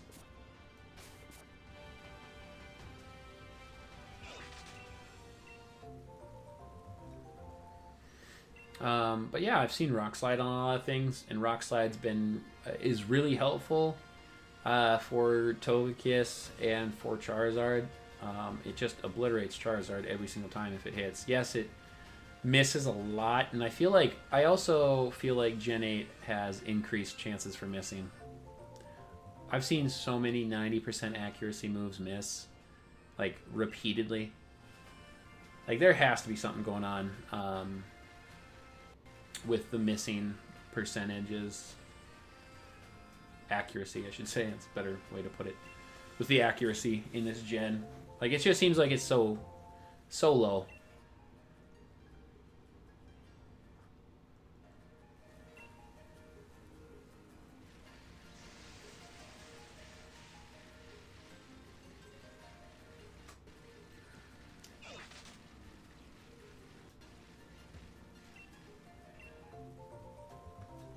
I do have some moves that I have to switch around on, like Excadrill and Inteleon. I need to put their sets together, so I could do that. That'd be helpful to get those things done ahead of time. Figure out how I exactly want to use those. Maybe even do some team prep. I could actually, while I eat, that'd be a good use of that time. I could look into my opponent's team. I'm going up against a Hail team this first week. Cloyster, Obama Snow, Beartick, something else that I can't remember.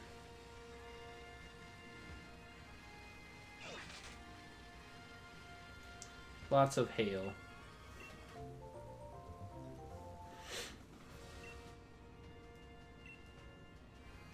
I don't really have a fire use. And I don't even think I drafted I didn't draft a fire type user.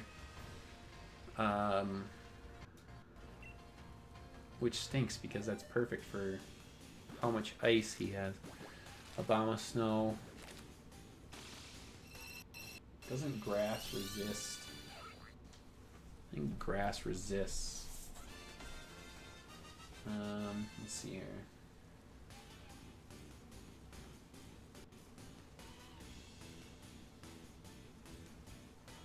No, grass doesn't resist fighting.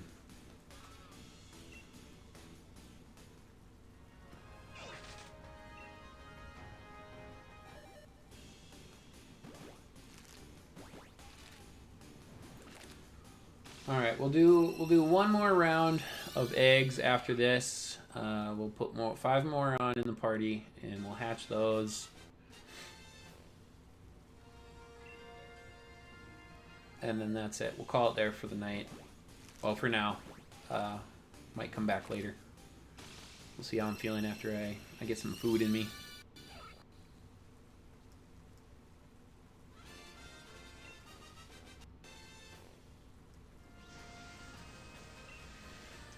Okay, come on, shiny.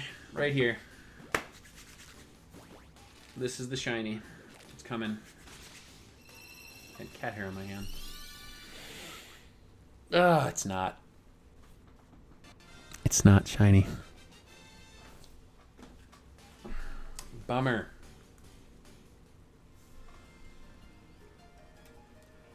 Oh, we got one more. I think this is the 5th one.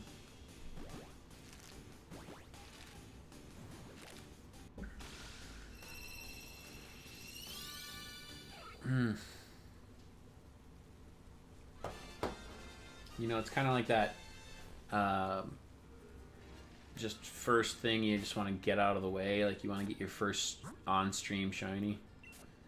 Just get that done.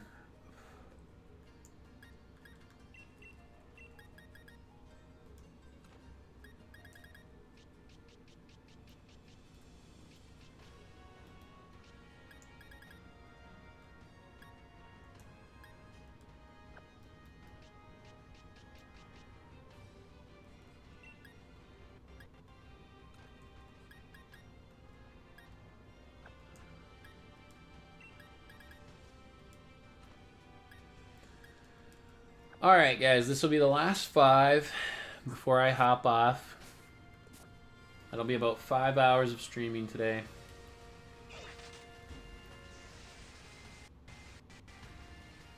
We're gonna hatch these, and we'll get a shiny here, and then I'll be able to set up for the next shiny hunt. That would be clutch. Honestly, that would be so clutch. And you're like the last 5 that you say you're gonna do for the stream, and then you get your shiny, so you can set up for your next one off stream. Like that would be so clutch.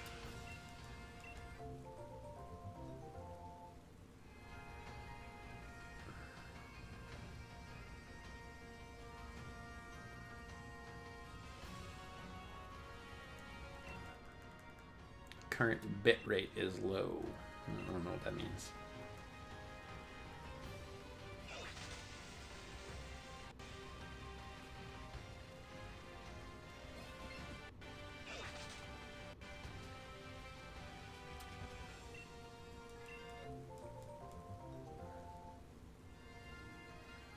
Stream seems to be okay, I think.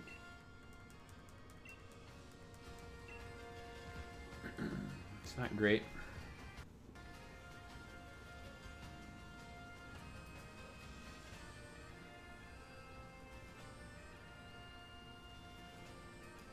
Oh, I see.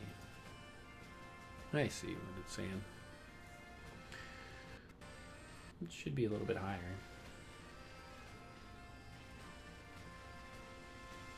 I know that my wife is streaming Netflix, so that might impact it a little bit.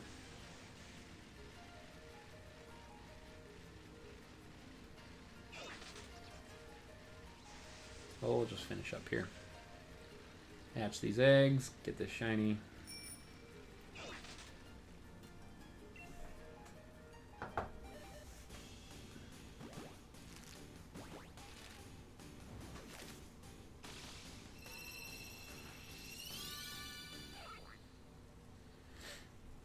Alright, first one's a no.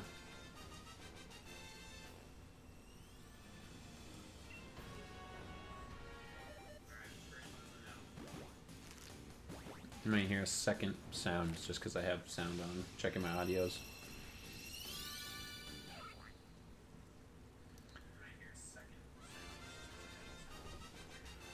Second is a no.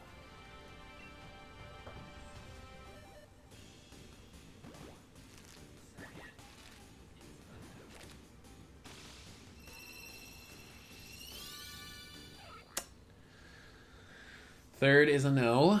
All right, two more eggs, guys. 2 more.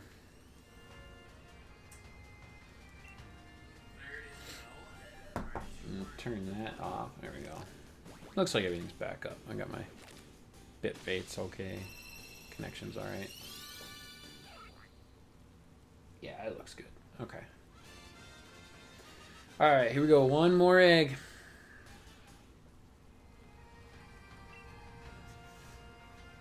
I think where are we at? About 650. We're in between like 650, 675. I haven't updated my counter yet. Alright. No shiny today, guys. Not yet, anyway. Bummer. Well, I think we'll call it there. That's about 5 hours. So, 5 hours with no shiny. I want to thank you guys all for coming out. Remember to subscribe for more Shiny Shuriken content. Drop a like below, please. Thank you. Appreciate it. And remember to hit that notification bell so that you guys can get notifications when I upload new content and when I go live. I appreciate everyone stopping out, and we will see you again soon. Thanks for coming.